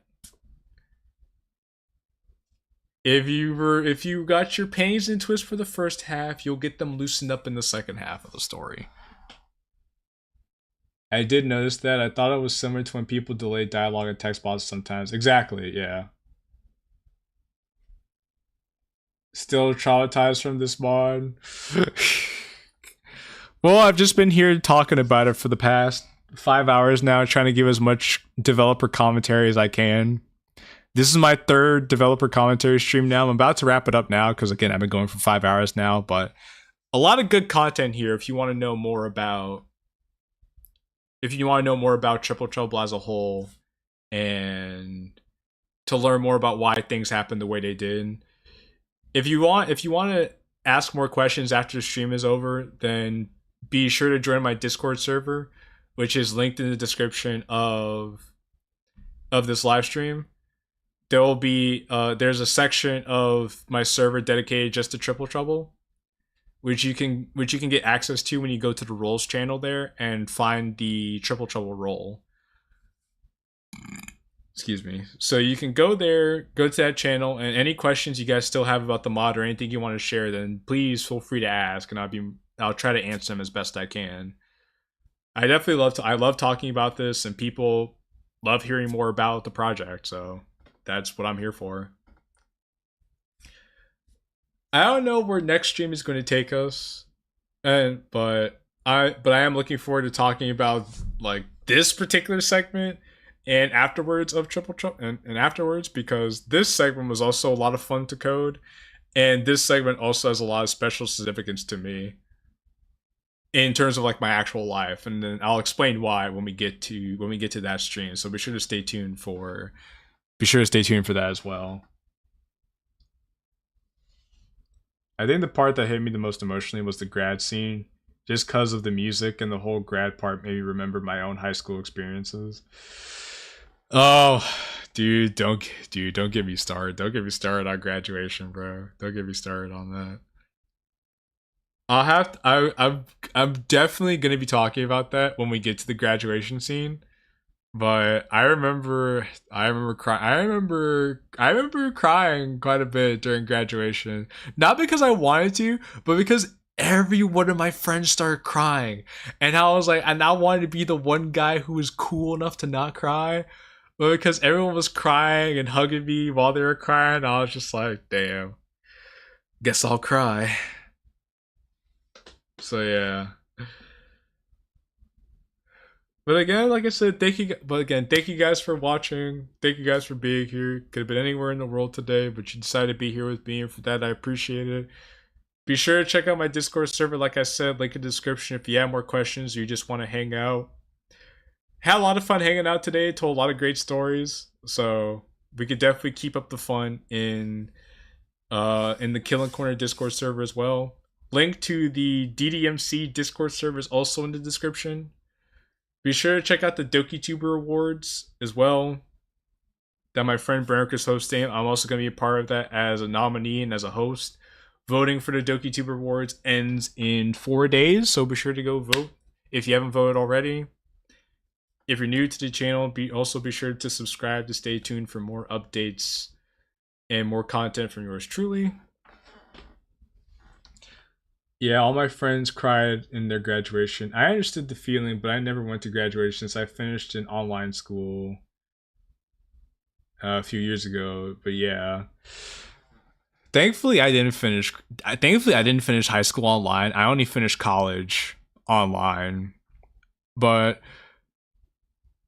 It was funny because there was still one girl that, even though I met her on my online classes, we actually did hang out together face to face. We still talk to this day. She wished me happy birthday not that long ago. She's currently going to dental school, and I wish her the best.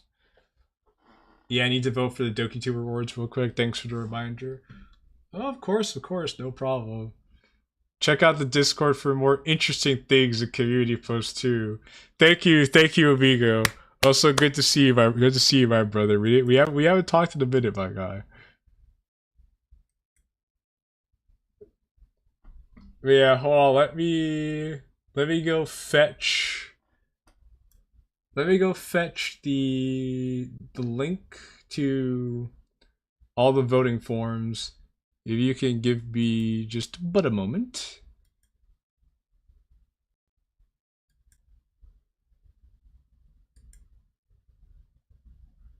So share, copy. Okay, so shoot, I didn't want to do that. Okay, now behold. So yes, you can go to that video. You can learn more about the DokiTuber Awards and all the forms, and all the voting forms will be linked in the description of that video as well. I'll also give you some more updates about the future of the channel, so be sure to check that video out as well. So, can't wait to see you guys for the next stream. Chances are I probably will come back to do another developer commentary stream because I had a lot of fun doing this one, and I do have a lot more to say about Triple Trouble as well. So that being said, once again, I love you guys. Thank you guys for being here. I appreciate you all. Please check out all the links that I provided, and or at the very least check out the YouTube video that I linked in the chat for more information about all the things going on with the channel and all things that are going on with all sorts of future content and everything like that.